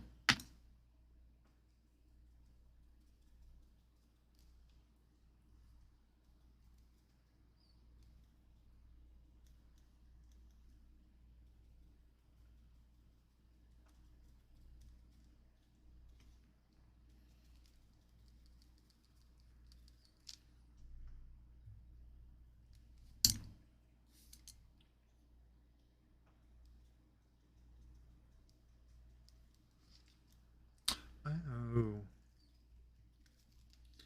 Yeah, uh-oh.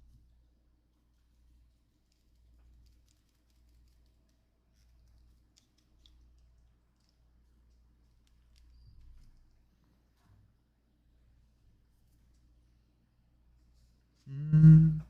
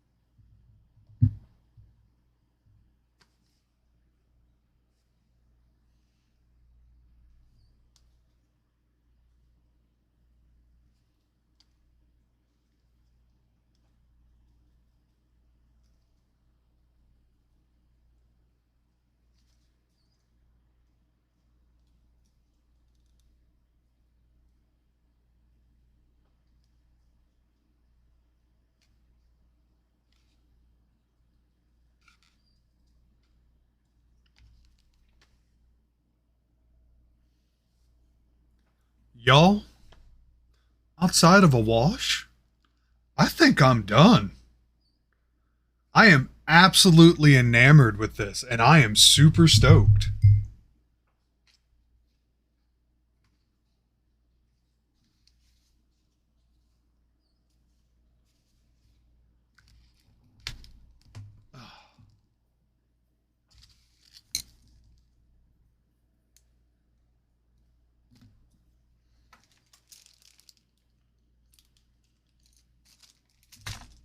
Now, for those who don't know, a wash is essentially a watered, even further watered down ink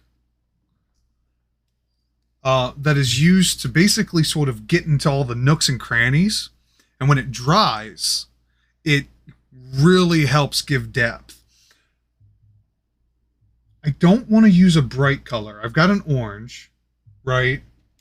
I do have a black one, but I think that's going to make things too dark.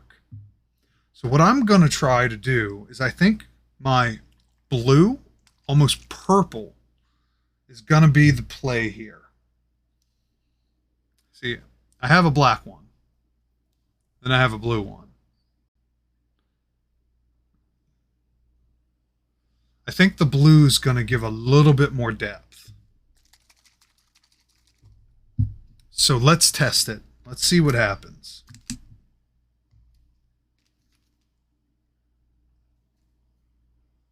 I'm going to take just a little bit.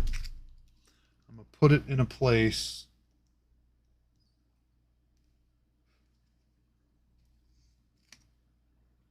Just see what it looks like.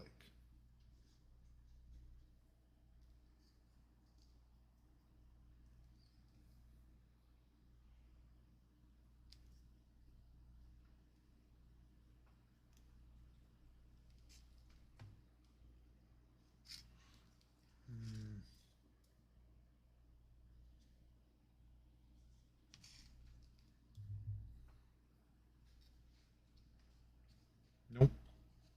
Not liking that.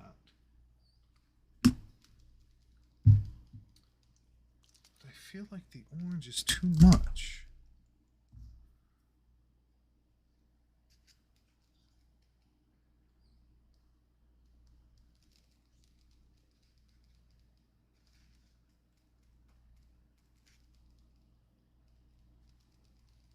Well, let's see what happens.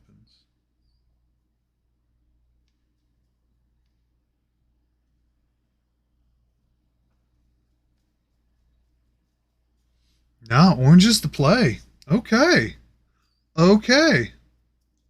So I'm going to do a very light wash because what's happening here is that the places where the brush just could not reach, it just could not physically get in there, it's giving them that red hue. It's causing the red speckling that I've put on to really pop out, but it's not subtracting from the darker reds and blacks that we've used as the undertones. So that's going to be the play. Okay. Learning something new here. Ooh, for a minute there, I thought I was about to pull this off.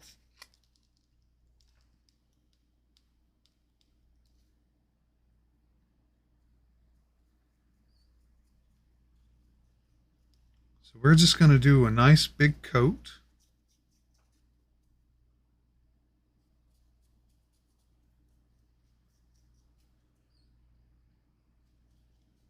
It's wild how colors work. But you know all about that, Dale.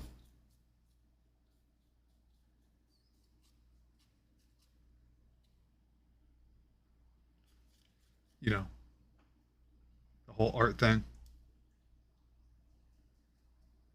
Ooh, that is too much, though. The great thing about wash is that if you use too much, you just dry off your brush and basically let the brush wick it away.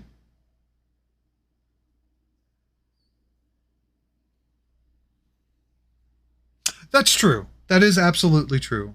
No medium is really the same.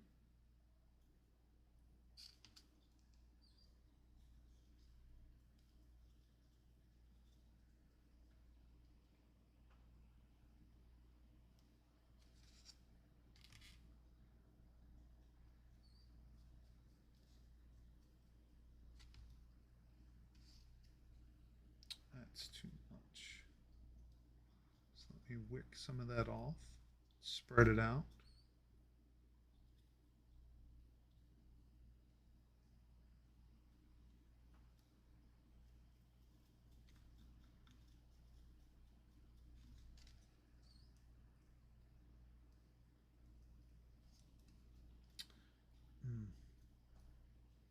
Too much. Too much.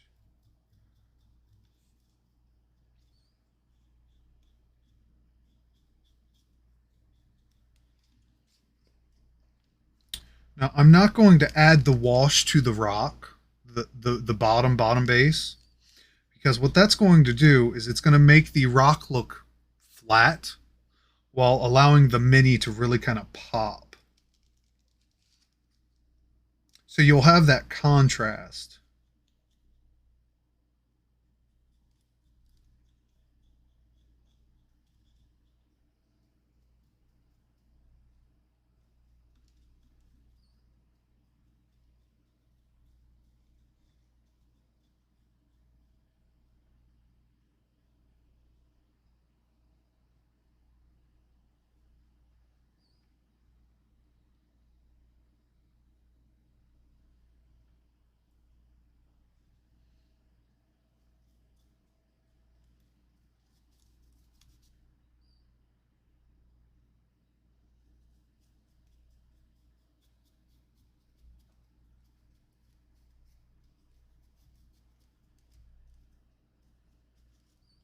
And the great thing about a wash is that you do the same thing. It's all about the layers. You can have as little or as many as you want.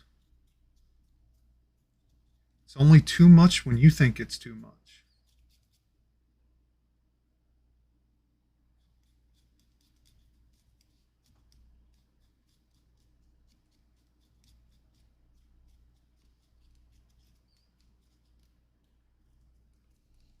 I really want to get down on these splines.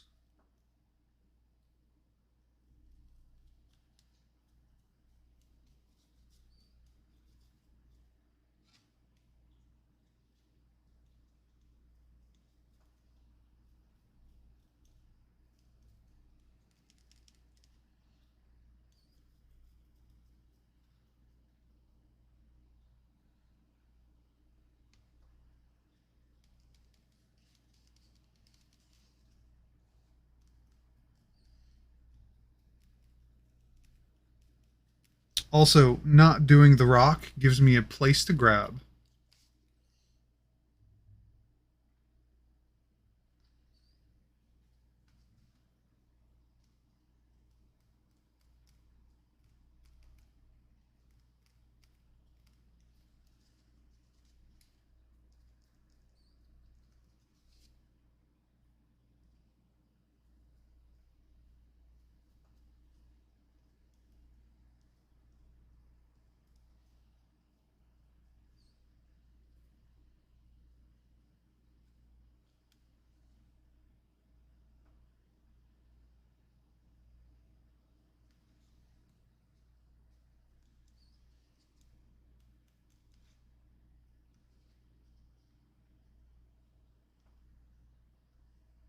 And the cool thing about the wash is that it'll take those pearly white teeth, almost like adding a layer of glass on, basically,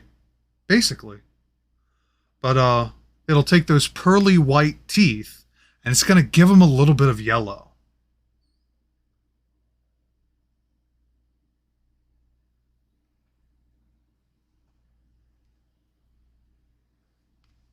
Ooh, don't do that.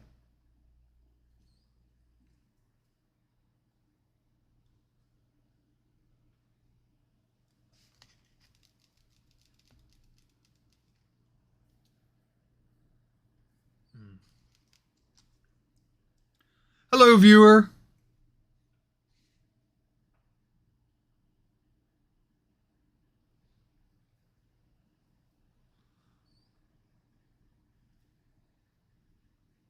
If you're new to the stream, welcome, welcome. We are actually wrapping some things up, but hey, you're about to see the showcase. If you're new, go on and say hi.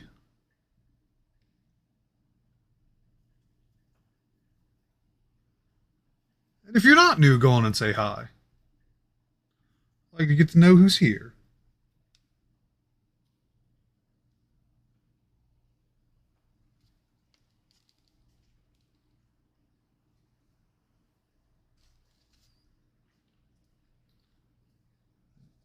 A little lighter.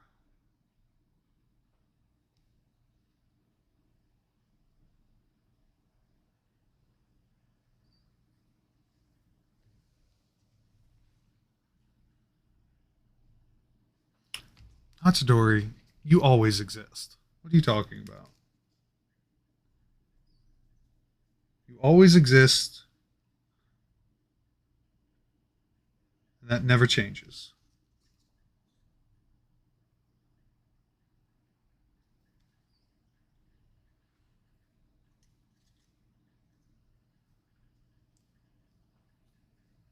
Mm, mm, mm, mm.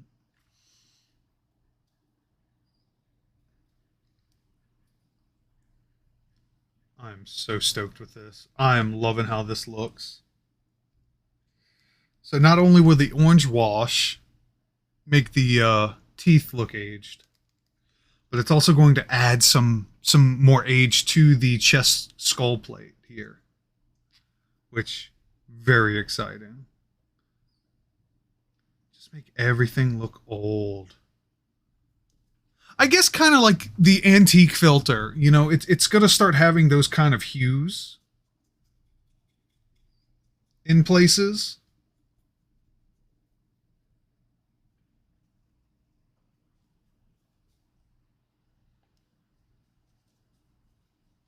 Which is going to look really cool.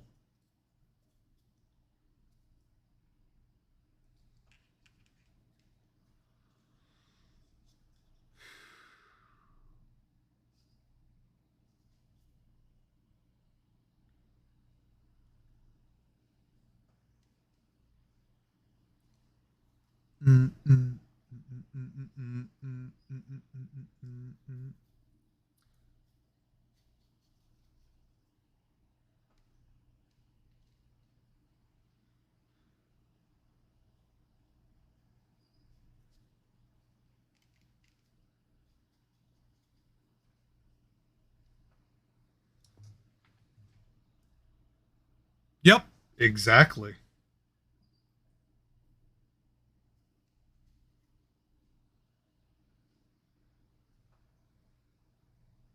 Just making sure I get every little nook and cranny. Because this is a jaggy draggy.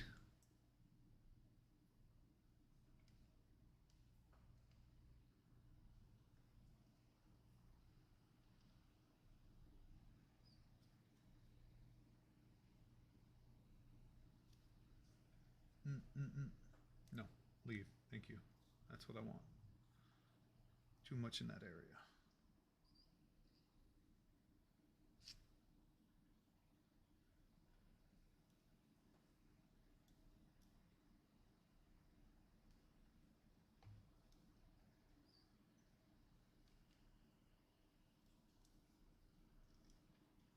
I'm just doing a final inspection.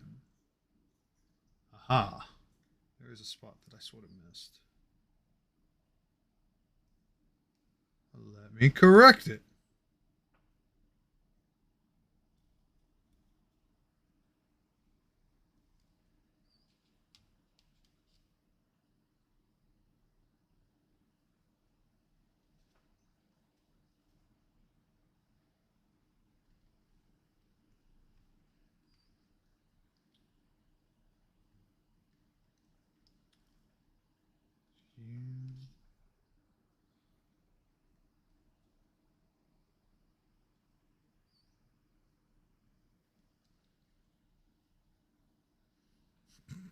Again, tickle, tickle. Stop that. Okay, calm down.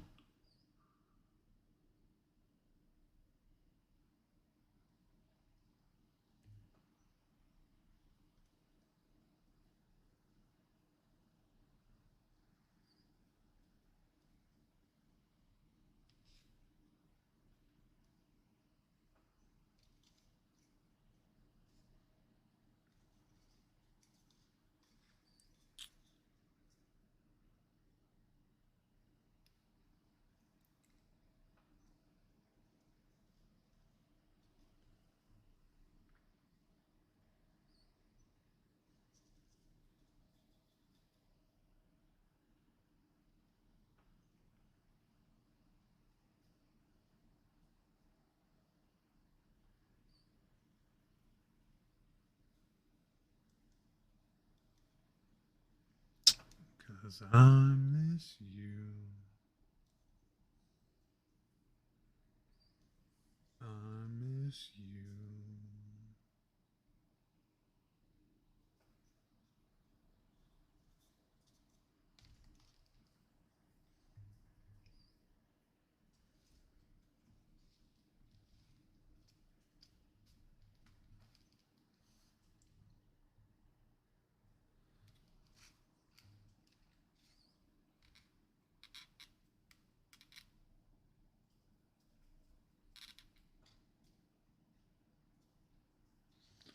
Hmm.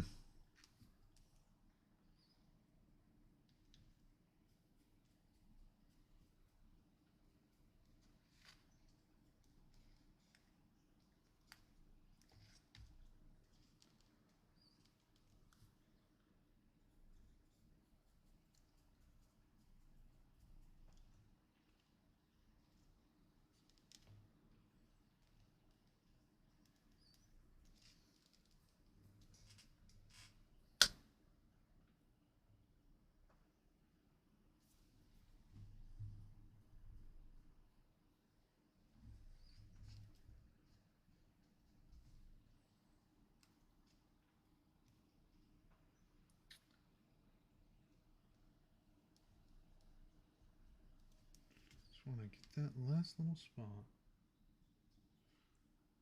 Because that has been a problem.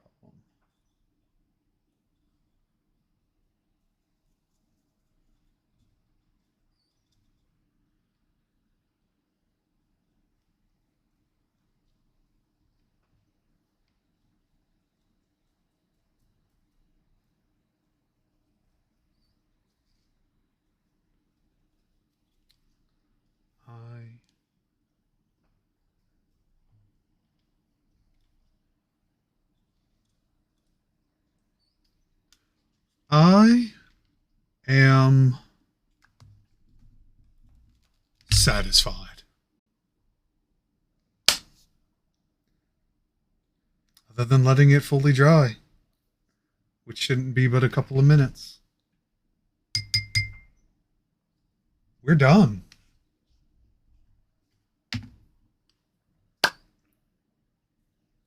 That is so exciting. I wonder if lighting will help with this. Kind of showcase some of the coloring.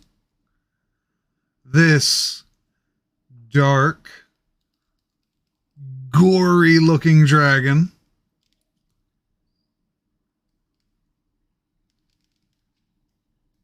And you can see some of that orange from the ink coming through with the light reflecting, which helps it make just look like this aged leather look.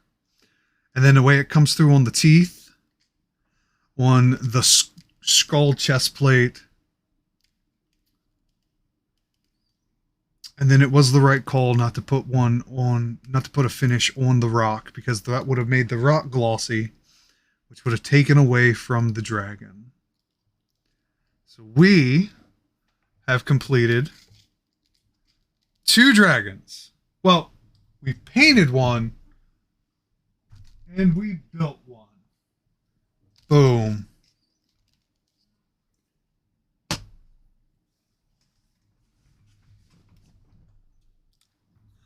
Absolutely wonderful.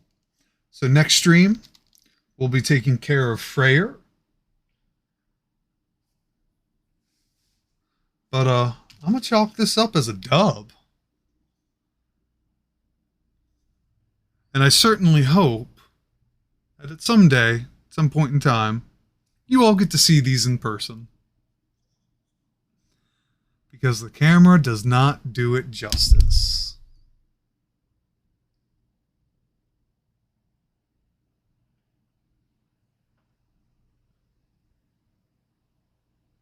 Absolutely gorgeous colors.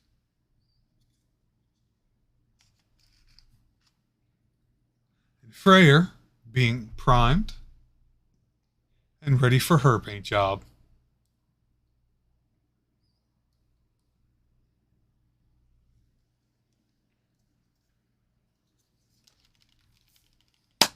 I am so excited. I'm hyped, but I'm also exhausted. Almost 8 hours sitting here.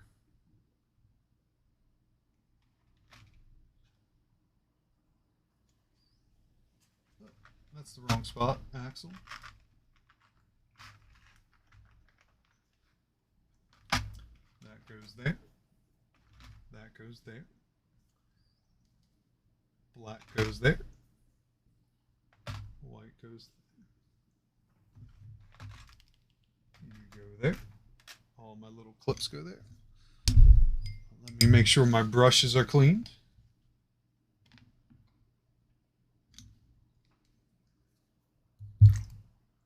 Oh no!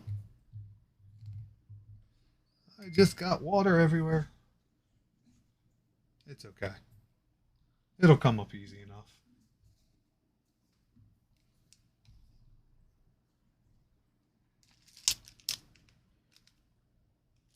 Put my tools of the trade away.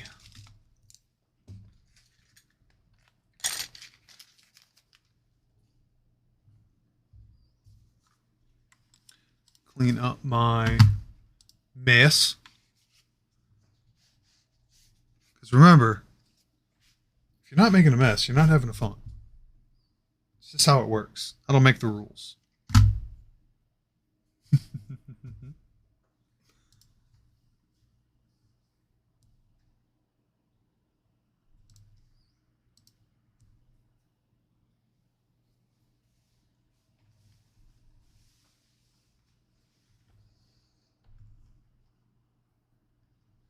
All right. I'm going to get some of this taken care of.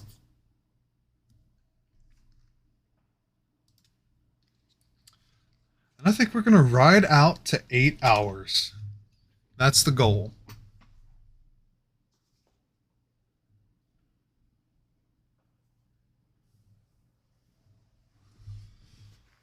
Oh.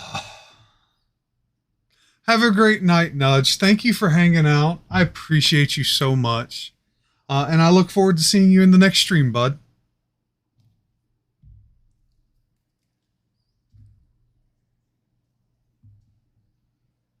Didn't have to fix anything. Most everything went as it should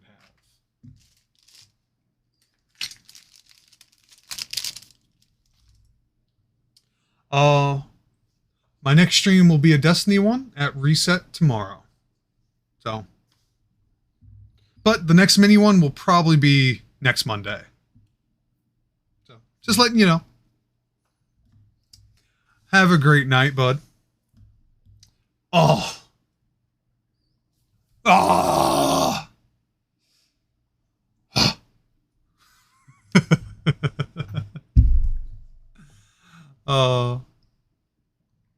Sorry, I'm just all excited. This has been a delightful time. I'm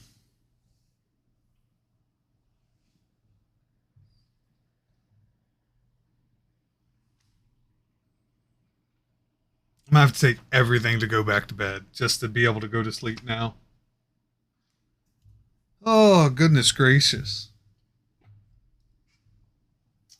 Set these out of the way. I will deal with them all later. Didn't even have to use my other tools. Handled it.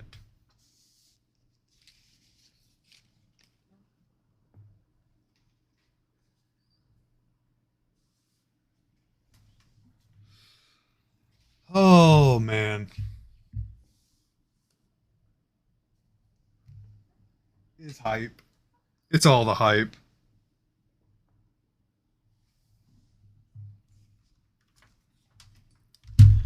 All of the hype. I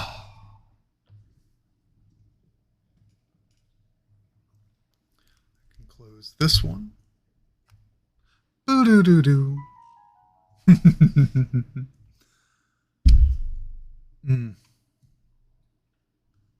All right.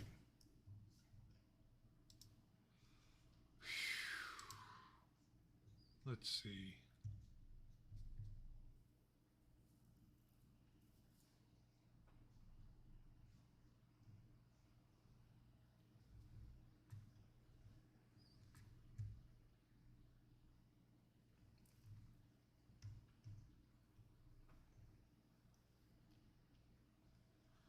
What are we going to do?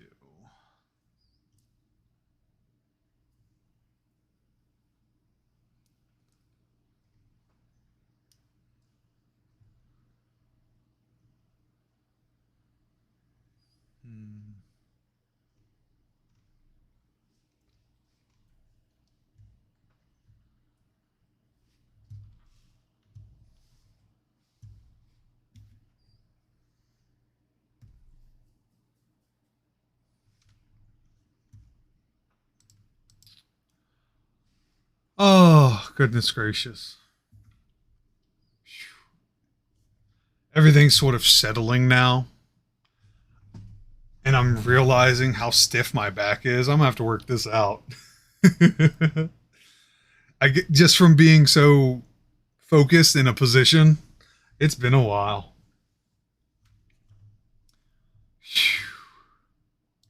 But it's exciting. It feels good. Goodness gracious. This was delightful.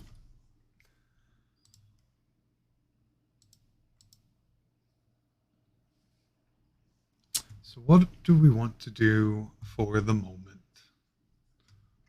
Got 10 minutes to kill.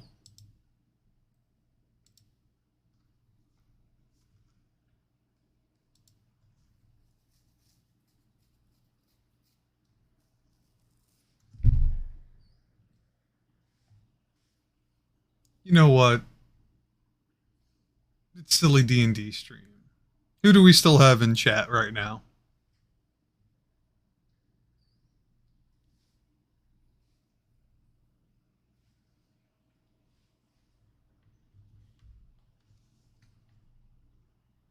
Hachidori. Okay.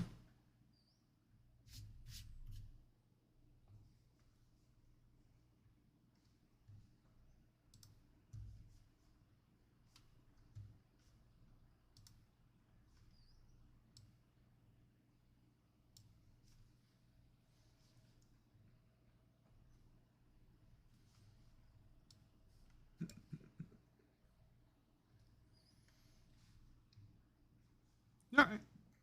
Tell you what, Hachidori. Want to play a little silly RP? We've got everything we need right here.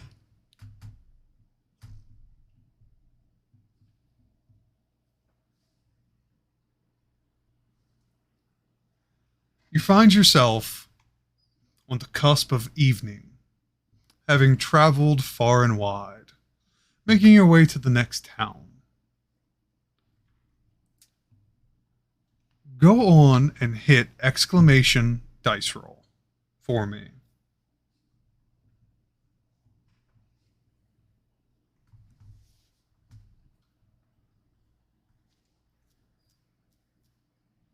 "17. That's really good. Despite the low light, you find yourself on the cusp of the forest that then opens up, revealing before you your path towards town, towards some shelter for the evening. What do you do?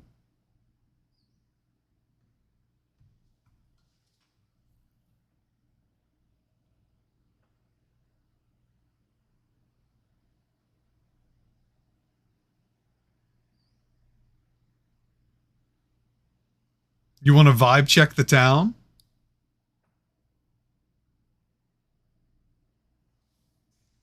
Go on and give me another dice roll.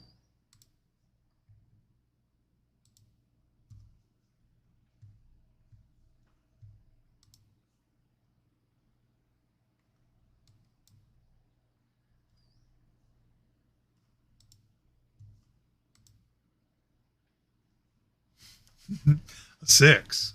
Okay. So, with that 6, You look onto the distant town and you happen to notice that there is light coming from the town. It's not coming from the windows. It's not coming from any place that seems to be discernible. And even in the low light, you see plumes of smoke rising from the town.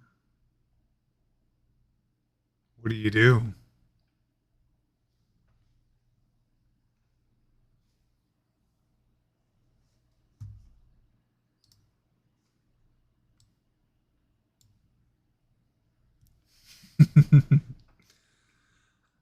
It's on fire. That's a nope from you.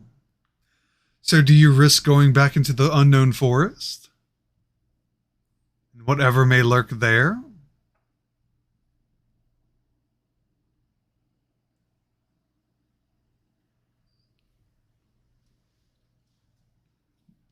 You'll camp in a tree. Okay. So you make your way back into the forest, noping your way away from the township that may or may not be on fire.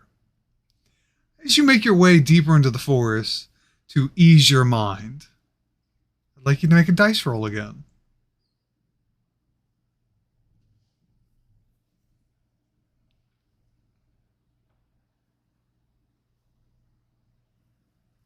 A 9.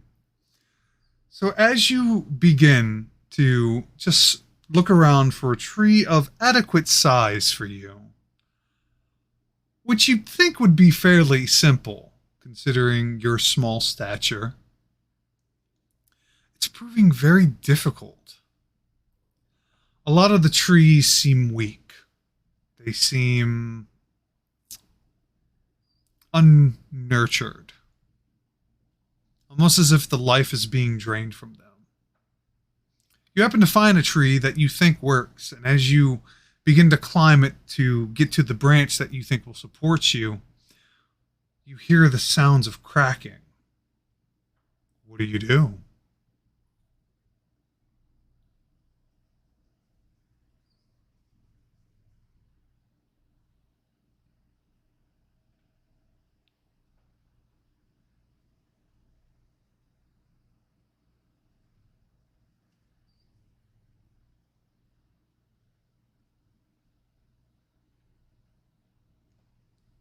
Throw yourself at the ground and hope you miss?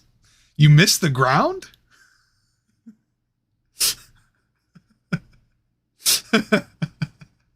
I don't think that's what you mean. But you mean you hope you land safely, or you just don't hurt yourself, or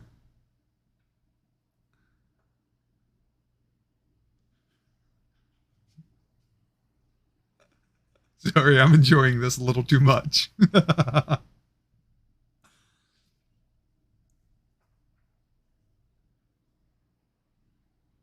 No, I want to miss the ground and fly a la Douglas Adams. Okay, so you want to cast a spell, fly. The short distance it is to the ground, give me a dice roll to see if you get the spell off in time.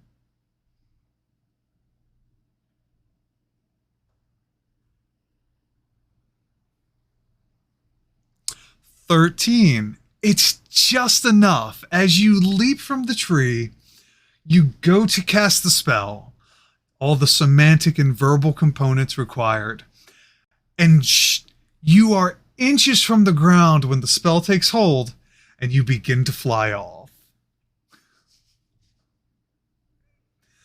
Where do you fly to?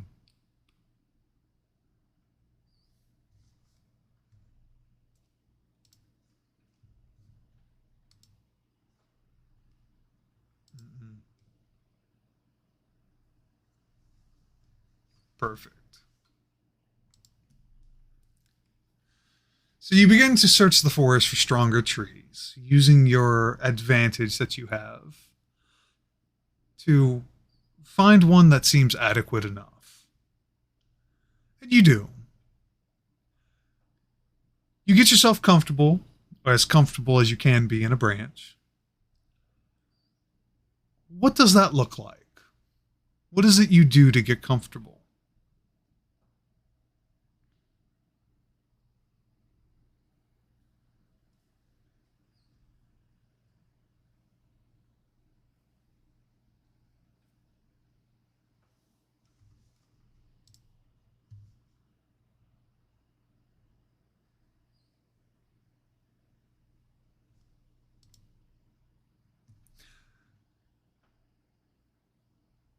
Okay, and that's easy enough to do.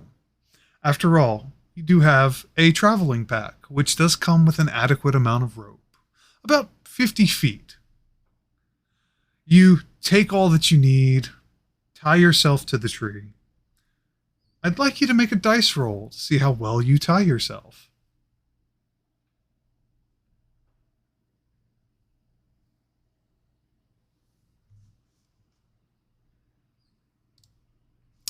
A natural 20. A natural 20, a critical success. You begin to make sure you do not move from this tree branch, absolutely tying yourself down. And you do it in a way that not only are you secure, you're comfortable. You're not cutting off any flow to anything. It's the perfect tie rope. It's almost like you know what you're doing. You're quite experienced around some rope.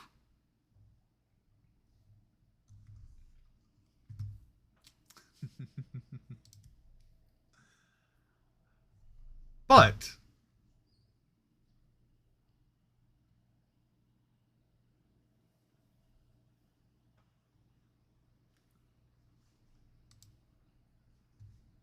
you begin to doze off, slumbering peacefully, or as best as you can. Feeling safe, feeling secure. Go on and give me one more dice roll.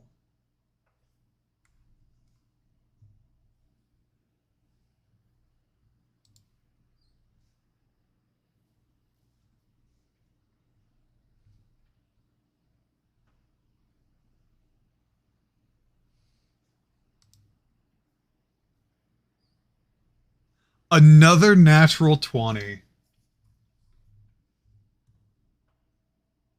So as you doze off, feeling safe, feeling secure, you do hear a slight sound of rustling.